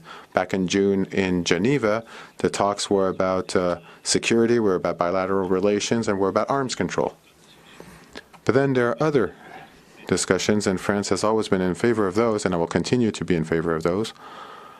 There are other discussions which need to take place, that is, those between NATO and Russia. There is an agreement, even though, of course, that one has been violated by Russia unilaterally. And then there are discussions which will need to take place between the EU and Russia, because we're talking about the EU, we're talking about our territory, we're talking about our balances, and I won't delegate discussions about our security. So those are different frameworks. Now, today, there's no framework for a discussion because Russia has started a war. So there are discussion channels, bilateral, informal in nature, and on several occasions with Chancellor Scholz, we have decided to have a discussion together with President Putin. Now, he has always rejected President Zelensky's request to have a discussion with him. So what I'm seeing is that he doesn't want to have those talks. President Zelensky would be ready for that. So today there's no agreed format. So the work we need to work on, the work we need to focus on now is one about our talks, our discussion. This week, for instance, I spoke with President Putin twice. I spent several hours doing this to try and develop avenues, understand the limitations, the constraints that exist. And every time there was a consultation with President Zelensky, of course. And quite clearly, at this point, negotiations will not produce any tangible outcome over the next days or hours. But we need to continue to do this work to get to that situation. And that is in line with our approach. We want to put an end to the war without taking part in the war. So we have these different avenues. Now, when it comes to the format for the finalization of such discussions, well, that remains to be defined. It will depend on the decisions by the stakeholders. It will depend on their demands in terms, for instance, of guarantors for for these agreements. So I think that those are the clarifications I could bring for your question. Alzan Aran for CNN Turkey.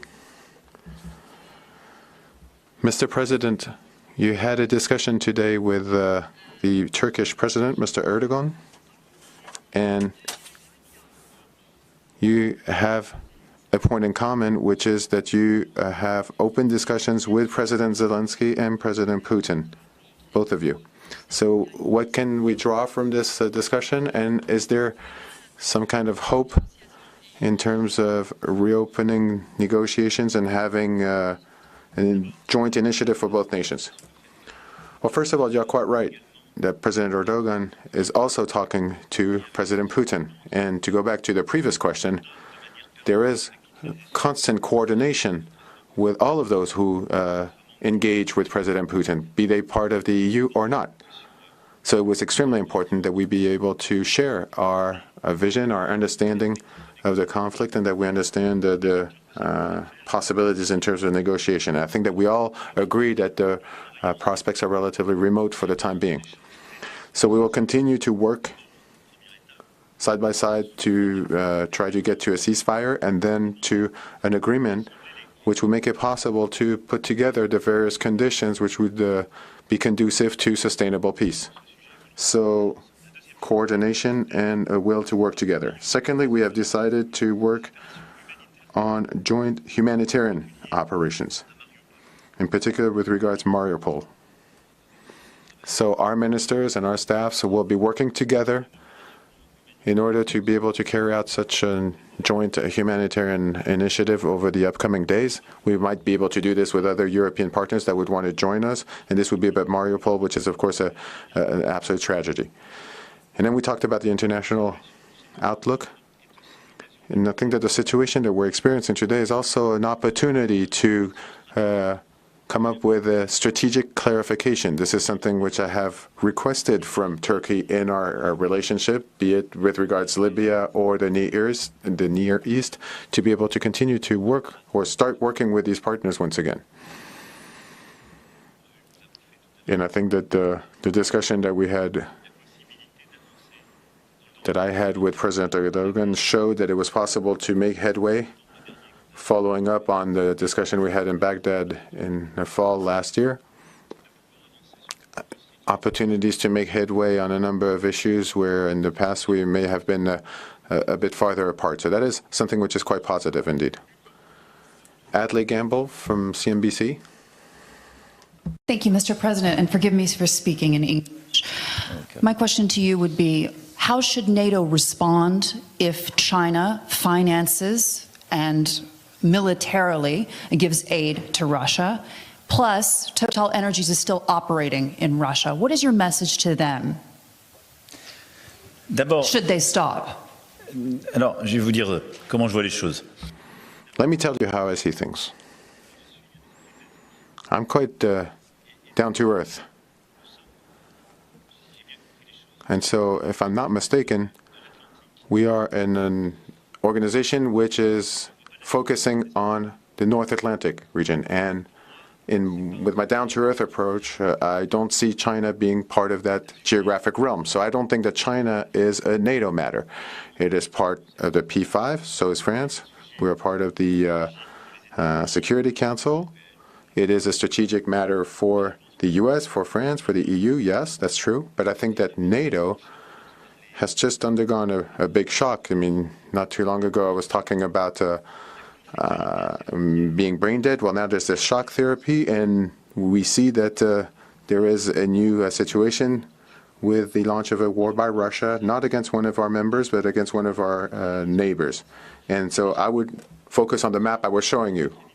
Let's focus on that. There is already quite a lot to do, and let us be credible on that matter. Now, turning to China, what I've always said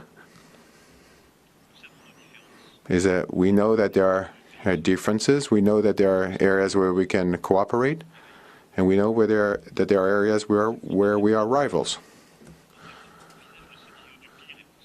Now, I don't think that focusing on worst-case scenarios where we try to intimidate, where leaders try to intimidate others through press conferences is a very effective way to operate. I focus on being effective. I had a discussion with Xi Jinping just 10 days ago. I will be talking to him as often as necessary in the context of this crisis. And I had somebody who shared our concerns, who disapproves of this war.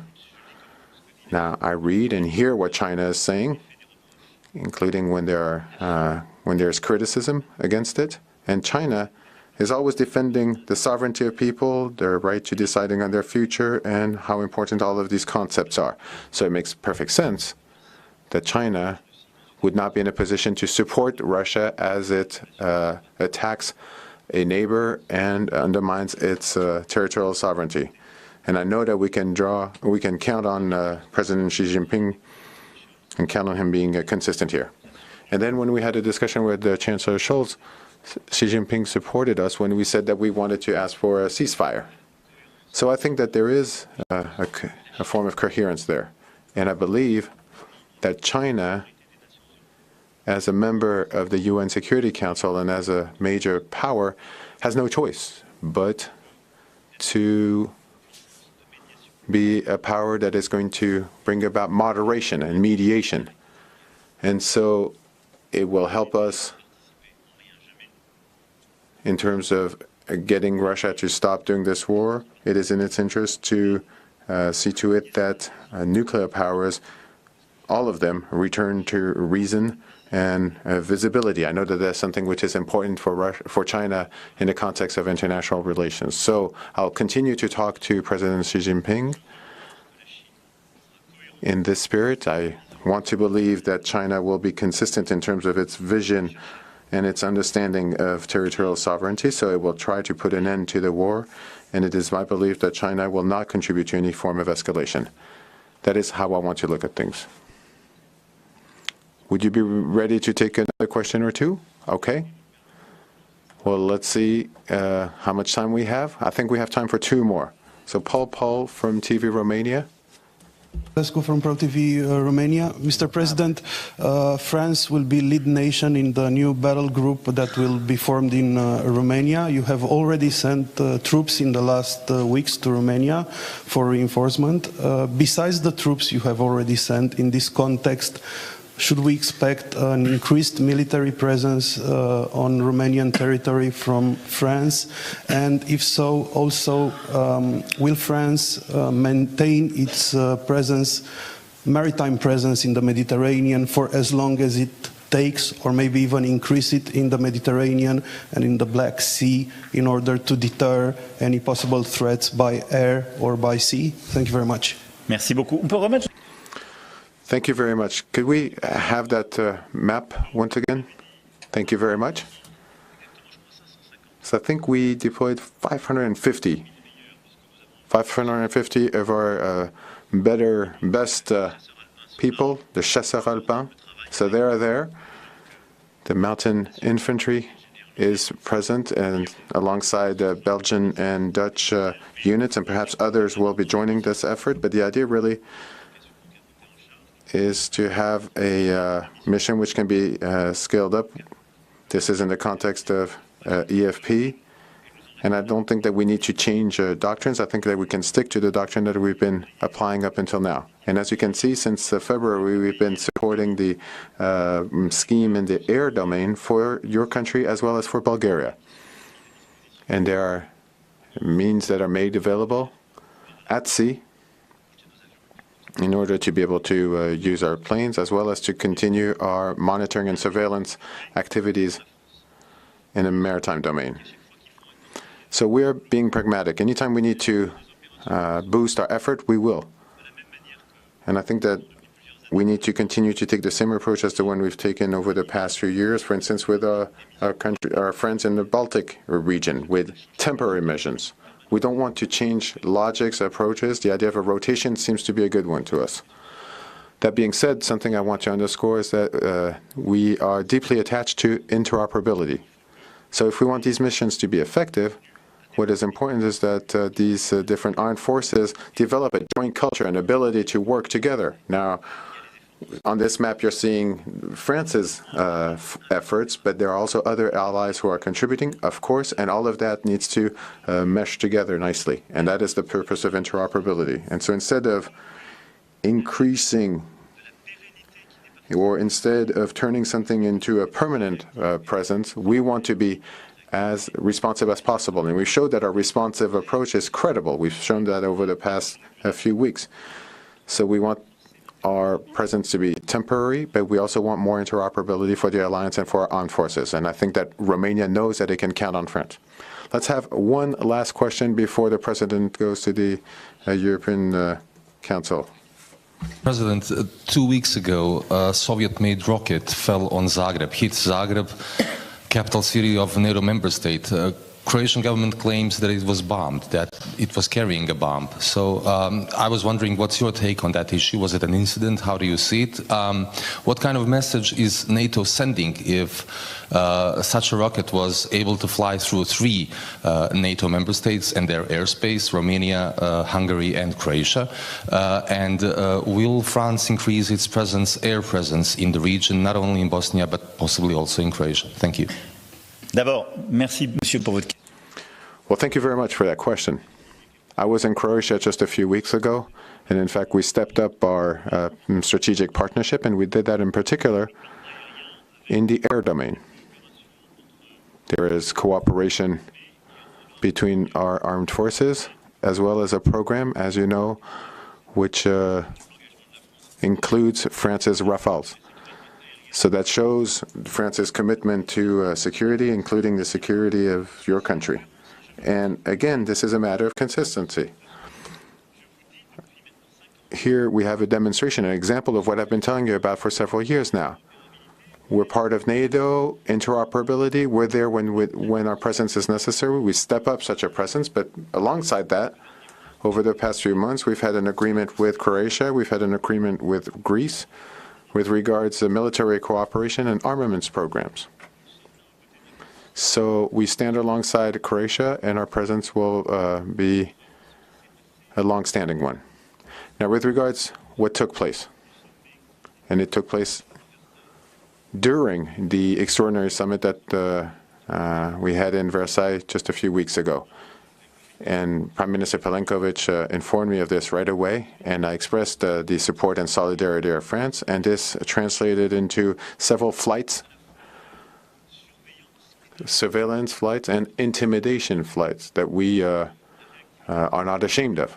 So France's response was immediate, and those flights began minutes after the information was shared with us. And then we are working to understand and attribute what took place. We need to be very cautious. Of course, we were all quite shocked. I think that you would confirm that this was just a few meters away from college students' residences. I saw the footage that was shared with me by your leaders, and so we're working with Croatia to understand what happened and to attribute the action. And it appears that other nations were also overflown, if you will, by similar devices coming from Ukraine.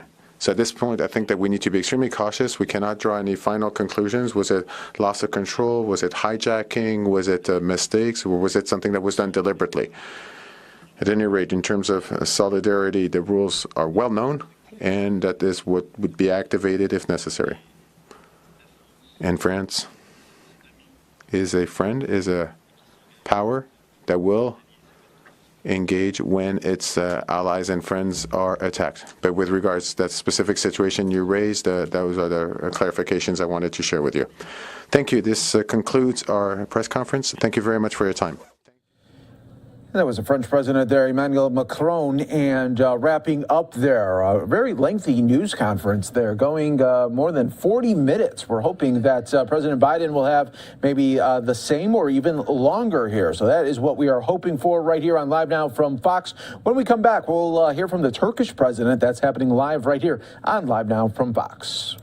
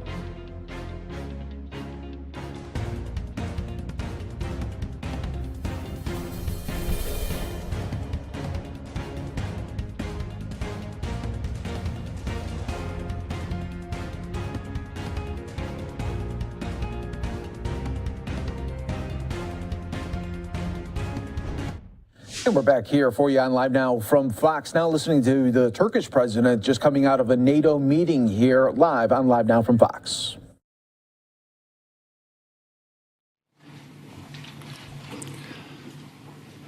Kıymetli basın mensupları, Distinguished members of the press, hanımefendiler, ladies beyefendiler, and gentlemen, sizleri en kalbi I would duygularımla, like to salute you all muhabbetle with selamlıyorum. love and respect. NATO olağanüstü zirvesi We are gathered here in Brussels on the occasion of the extraordinary summit of NATO, and I'm pleased to get together with you.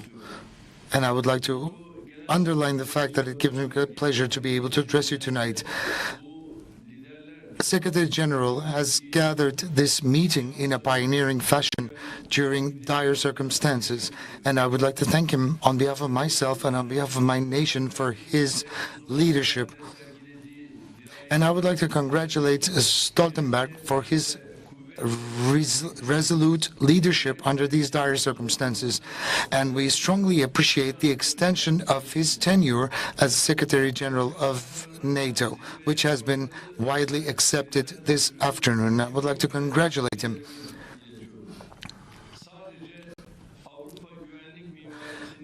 It's not about the European security architecture, but this is a time when the global security concept is transforming fundamentally.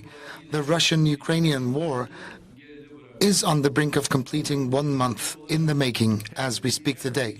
And as the NATO members, we have discussed at every length the latest developments and the measures we had taken as the alliance on the level of leaders.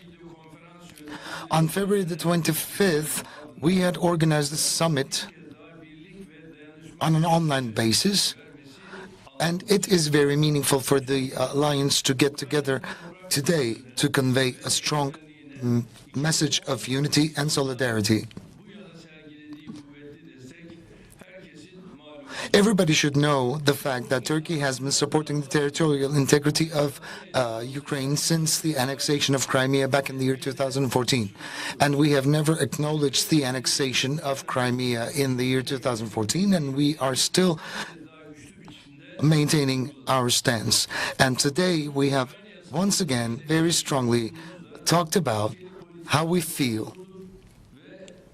We have a very principled policy against the Russian war on Ukraine and the demolished cities, the hospitals which are ruined, the schools, the houses, everybody who have been fleeing their homelands with their briefcases, crippled in the palm of pain and suffering, reminded us how bloody the face of war was. This war has a great impact on women and children, and the impact on women and children can never be erased for many decades to come. The longer the conflicts, the greater the traumas become, and the destructive power of war can be observed everywhere. And during this process, as a NATO ally and possessing a geographical situation which is very, very important, has been in the negotiations with its neighbors. With Ukraine, right next to our brotherly, neighborly relations, we have been enjoying strategic relations. And with Russia, another neighbor of us, we have been investing efforts in order to be involved in constructive relations. We have been the sole country bearing the burden of the Syrian conflict for the last 10 years, and we have been trying to establish peace in our region more than anything. And we have been establishing closer contacts with both of the countries in order for this war to come to an end as soon as possible. We are closely monitoring the negotiations between the two nations, and we are supporting all the developments in every aspect possible. And until so far, we have taken significant steps forward in order to facilitate the discussions. We gathered many parties in Antalya, in Turkey, and my Minister of Foreign Affairs had close contacts in Lviv and in Moscow, which were milestones. Hopefully, we will be able to forge an agreement that can prevail for as long as we wish. The sovereignty and independence of Ukraine should be our utmost priority. We are welcoming the developments in the negotiations quite precautiously. Ever since the beginning of the war, we have been insistent on executing the Montreux Convention, and we have been using Montreux Convention in order to de-escalate the tensions between the two nations as far as Turkey is involved. And we have been rising up to the occasion at the utmost extent possible. We have submitted 56 trucks filled with humanitarian aid material to the region, and we are still continuing to do that. More than 63,000 people, including Ukrainians, were assisted by us to leave their homelands, and the number of the people who have come to Turkey reached 60,000. And we will continue sending and submitting our humanitarian aid to the Ukrainians and the neighbors of Ukraine. The Turkish Red Crescent and the Disaster Relief Agency of Turkey and other Turkish institutions have been working in the field in a very committed fashion. Despite all risks, despite all threats, our institutions have been representing the commitment of the Turkish state and the goodwill of the Turkish people. And I would like to congratulate all of our institutions for their wonderful efforts. 142 observers of the United Nations had been transferred over Turkey, the OSCE, had been transferred over Istanbul abroad. We have been hosting more than 5 million refugees since the outbreak of the war in Syria 10 years ago, and we understand and appreciate the difficulty that our neighbors find themselves in. We know that the international community failed a test to house the refugees who were in need. Those who were forced to leave their homelands were discriminated against their faith, against their religion, against the color of their eyes, against the color of their skins. This is something that we were significantly offended by. And primarily, the European countries should support the refugees knocking on their doors, and they should assume the burden that we all have to share. This is what makes us human.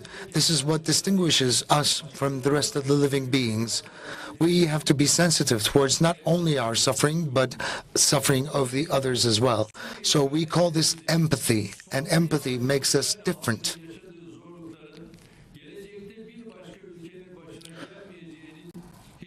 There's no guarantee that the suffering of the Ukrainian people will not be experienced by another nation in the next couple of years.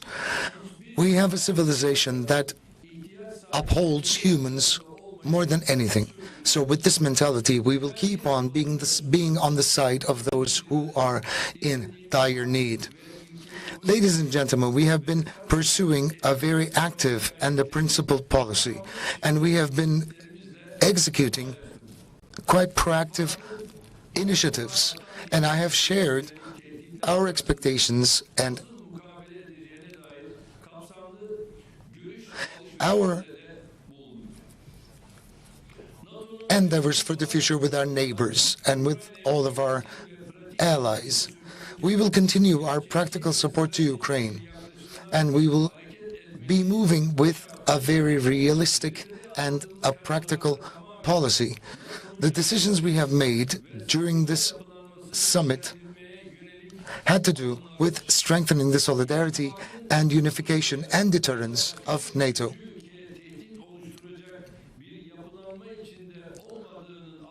We have underlined the fact that the alliance of NATO is not a threat upon any third country that is neighboring to Russia or any other country.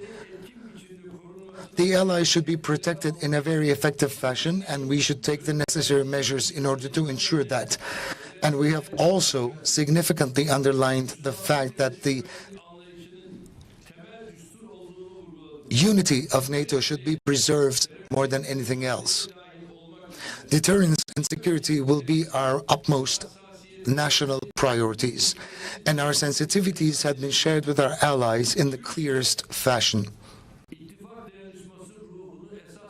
Turkey bases its endeavors on the solidarity of alliance, and we are committed to providing all sorts of support to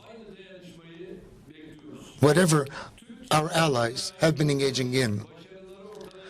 The defense industry materials of the Turkish industry are quite obvious, and there should never be any restrictions imposed upon our exports. And some of our allies, unfortunately, imposed certain restrictions, and I think the elimination of those restrictions should serve the interests of us all. We should never talk about secret embargoes, and we should never discuss, we should never even consider secret embargoes to be imposed upon us. And I have shared my thoughts openly with all of the leaders around the table. We will get together at the end of June in Madrid, and I think today's gathering was a significant milestone before achieving our financial goals. In Madrid, we will mold the future of our alliance, and we are going to take decisions which will create the future for this important platform. The new strategic concept of NATO will be a priority in the future deliberations. Turkey has always a word in the past and will always have a word in the future of NATO, and we will always contribute to the future of this alliance. Distinguished members of the press, since the beginning of the war, we have been heavily invested in a diplomatic traffic, and you are aware of the fact that we have been investing our efforts in a shuttle diplomacy more than anything else. We have been talking to our colleagues, we have been talking to our interlocutors on a non-stop basis, and right next to our discussion today, we've had the chance to talk to President Macron of France, Estonia, Italy, the United Kingdom, and Latvia. We've had bilateral discussions with these heads of states and governments, and we had talked about the developments in Ukraine. And within the framework of our bilateral discussions, we have had the chance to consult each other. So, on this occasion, we have also talked about the revitalization of accession negotiations of Turkey to the EU. And we also talked about the revival of the customs union reformation efforts, the introduction of visa liberalization, the flexibility to be introduced in that regard, and the participation of Turkey to the defense policies created by the European Union.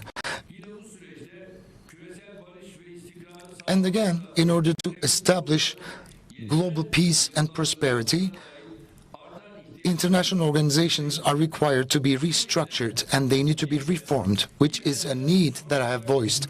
From Syria to Libya, from Yemen to Ukraine, all of the crises that we seem to encounter brings us to the discussions on the system, because the system is problematic and the system has to be revived and it needs to be revised. So here, primarily the Security Council of the United Nations, we need to allow these organizations to go through a reform once and for all.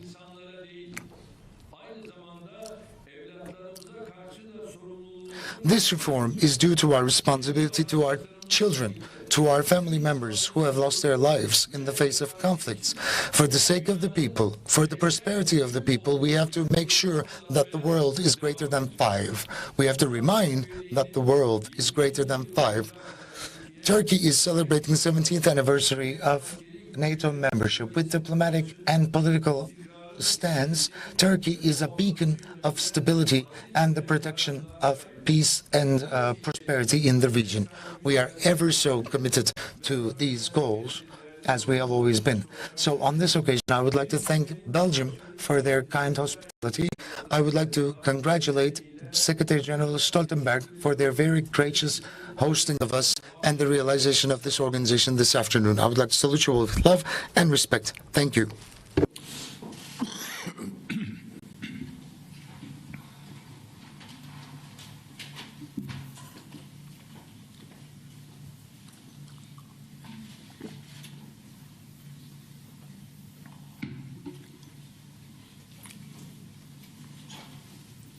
Ela Sezen Haber Global Televizyonu.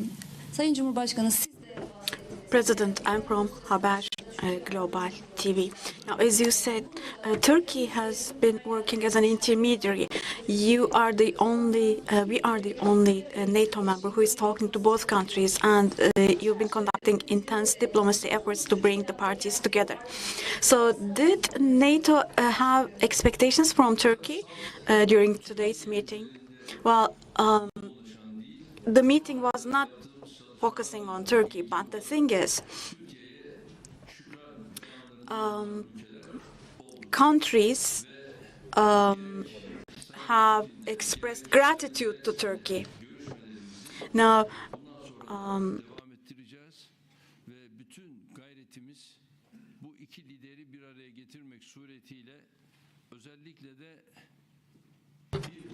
Now, the thing is, we focused on creating an atmosphere of peace. As you know, the process continuing in Belarus. Now, as far as that, there is a technical infrastructure that continues. So, NATO disarmament, NATO membership, disarmament, collective security, or using Russian as an official language. There's almost a consensus on these. But apart from these bullet points, there's also the bullet point of Crimea and Donbas as an issue. And of course, it's almost impossible for Ukraine to favor those bullet points. So understandably, what Zelensky does is, he's trying to put this onto referendum, which would mean it is up to the entire people of Ukraine to decide on that matter. And I think that's a smart kind of leadership on his part.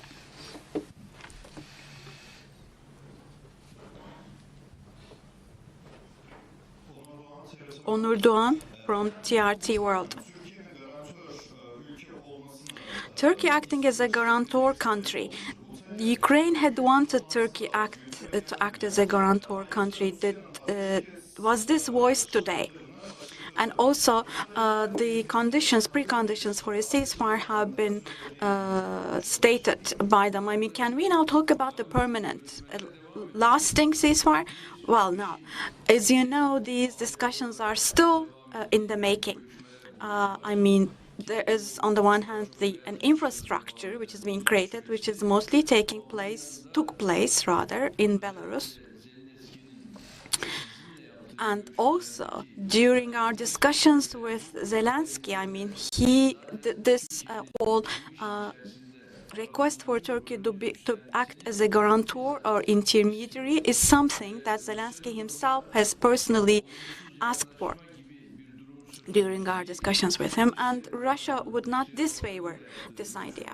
And during the discussions they had with my foreign minister, Russia also favors this idea. So our hope is that as part of this process, during our discussions with leaders,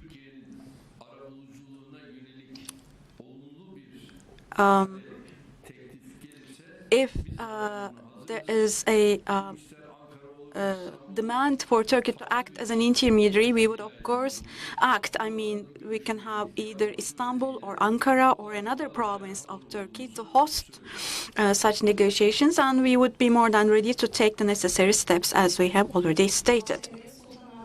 ATV, my name is Sultan Akdoğan. As you mentioned in your speech, this intense peace diplomacy. You shared this with the leaders, you said, and you said you shared with the leaders the active politics. Turkey's neutral position has drawn attention, and the whole world has turned its attention to this policy Turkey is conducting. What kind of reactions did you receive from the leaders for this? Well, during our negotiations, talks with the leaders, including my bilateral contacts with them today, the feedback I received from them is such that it has indicated the fact that the relations Turkey has built has been warm, and Turkey's position has been perceived positively, and the leaders have thanked us. And during the leaders' meeting. Earlier today, they also thanked Turkey. You know, these steps we have been taking, these close contacts we have been contacting is, of course, drawing the attention of leaders. And in the coming process, our approach will be the same. Since the beginning, our approach has been such that, I mean, remember the answer I had given to a question from the media. I had said before, our contacts with Putin will continue positively. Likewise, with President Zelensky, also our talks with him will also proceed positively. So, as far as we're concerned, it is like a policy of peace that we have been conducting. Because a method other than any other method, other than a policy of peace, will not result in a win. So our hope is that the search continues and that a peace and coming to terms can be possible. So with this aim in mind, we will continue to spend efforts. Enver Kaptanoğlu from CNN Turk. President, right before the summit, before the meeting, you had a bilateral meeting with Emmanuel Macron. Can you give us information on that, please? As you know, France is going to have elections, and during this election period, currently, you know, mostly our agenda with Mr. Macron revolved around this war between Russia and Ukraine. But other than that, we also looked at Turkey-France relations, and we looked at cultural, economic, military fields, other fields. We looked at how much ground we have covered, and we discussed what we can do into the future. So it was a quite fruitful and useful meeting, I should say. And I hope that after the elections in France, depending on the developments to take, this whole process will continue as Turkey-France relations. Erdem Anılan from Sabah Daily. In the joint declaration of the summit today, there are warnings both to Russia and China.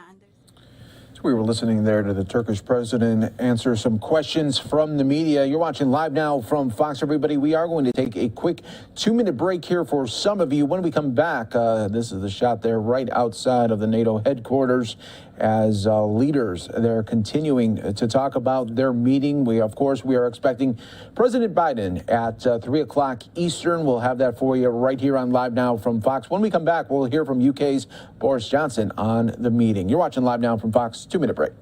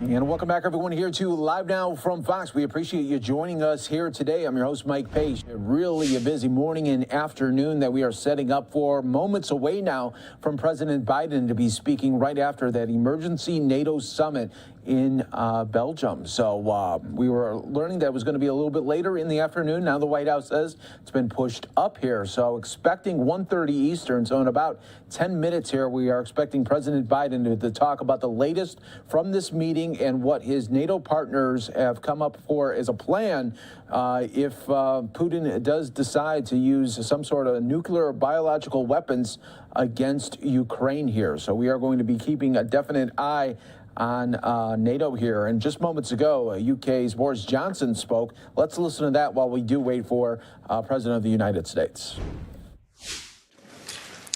But now that Putin's Plan A has foundered, he's already escalating by intensifying his attacks on civilians. Maternity wards, schools and homes have been bombed without any regard for civilian life. Families are being starved out in freezing basement shelters and targeted as they flee. The United Kingdom and our allies in NATO and the G7 here today are clear. We will not stand by while Putin vents his fury on Ukraine. I've rarely seen our nations more united in recent years than we are now. Putin's failure in Ukraine is vital for the peace and prosperity of all of us, and his barbaric invasion has galvanized the international community into collective action. We will work with like-minded allies to ramp up lethal aid to Ukraine at scale, providing kit to President Zelensky in the quantity and with the quality that he needs to defend his country from its bullying neighbour. Today, I've announced that we in the UK will send an additional 6,000 missiles and provide £25 million in unrestricted funding for Ukraine's armed forces, more than doubling the lethal aid we've provided to date. We're bolstering our support for the NATO countries on the front line, sending a new deployment of UK troops to Bulgaria on top of doubling our troops both in Poland and in Estonia. This is just the beginning. We must support a free and democratic Ukraine in the long term.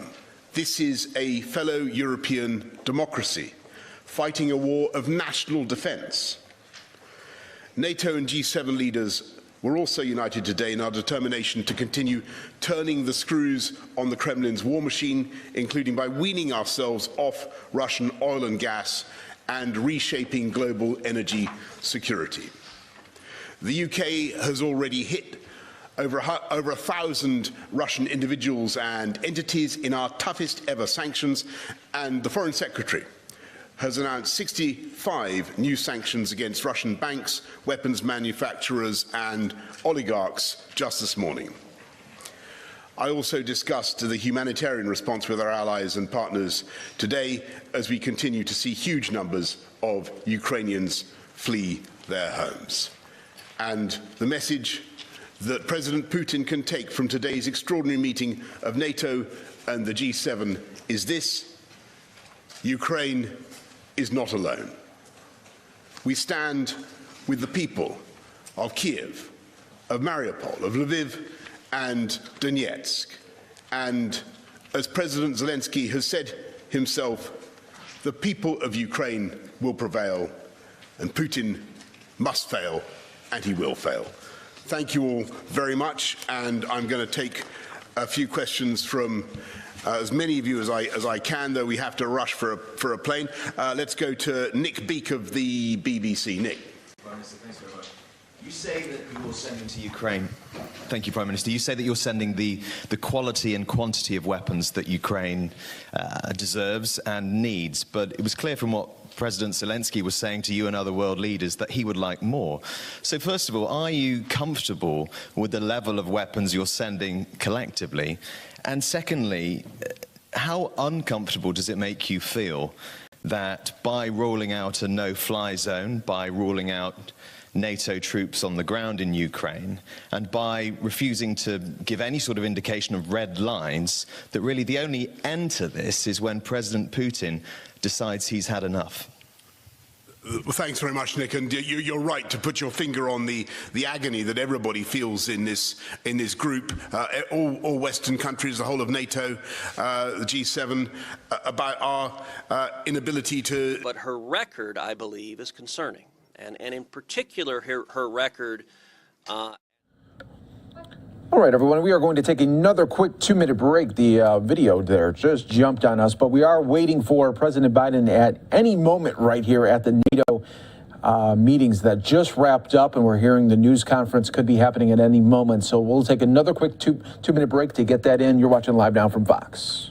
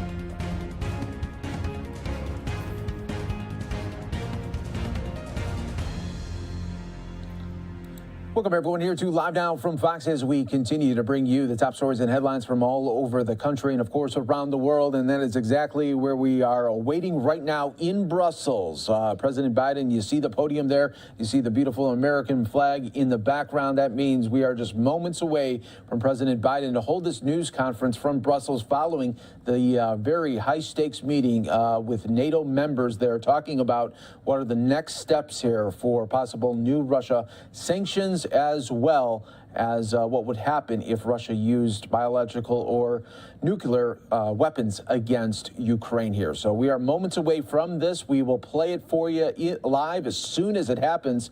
I want to play out a little bit more from UK's Boris Johnson just moments ago as well.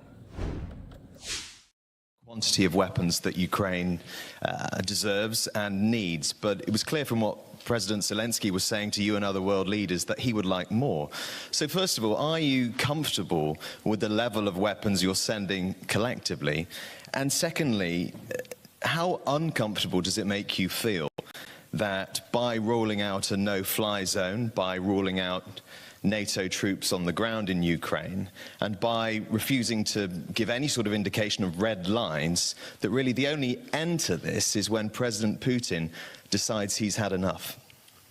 Well, thanks very much, Nick. And you're right to put your finger on the agony that everybody feels in this group, all Western countries, the whole of NATO, the G7, about our inability to do more to help given the constraints we face. And I think it's fair to say that there isn't a Western democracy that's currently contemplating putting boots on the ground in Ukraine, and we've got to be clear about that. Nor is there a country that is is willing to enforce a no-fly zone in the way that we would so like to, but unfortunately it does mean air-to-ground attacks on Russian air defences, and it does mean taking down Russian fast jets and asking the RAF to do that. That's not something that any country here is contemplating. What we are doing is steadily ratcheting up the movement of lethal but defensive weaponry to Ukraine, and that is growing in volume the whole time. And what the Americans are doing and what they have done is really quite extraordinary already, and the UK is proud of what we've contributed. I'll go to Sam Coates of Sky. Thank you, Prime Minister. Sam Coates of Sky News. President Zelensky, interestingly, didn't repeat his call for a no-fly zone when he addressed NATO leaders. Instead, he was very, very specific. He wants tanks and jets. Are NATO members, is the United Kingdom going to give him tanks and jets? And if not, why not? Thanks, Sam. He did indeed call for tanks, and there's a particular reason for that. What President Zelensky wants is to try to relieve Mariupol and to help the thousands of Ukrainian fighters in the city. To that end, he does need armour as he sees it.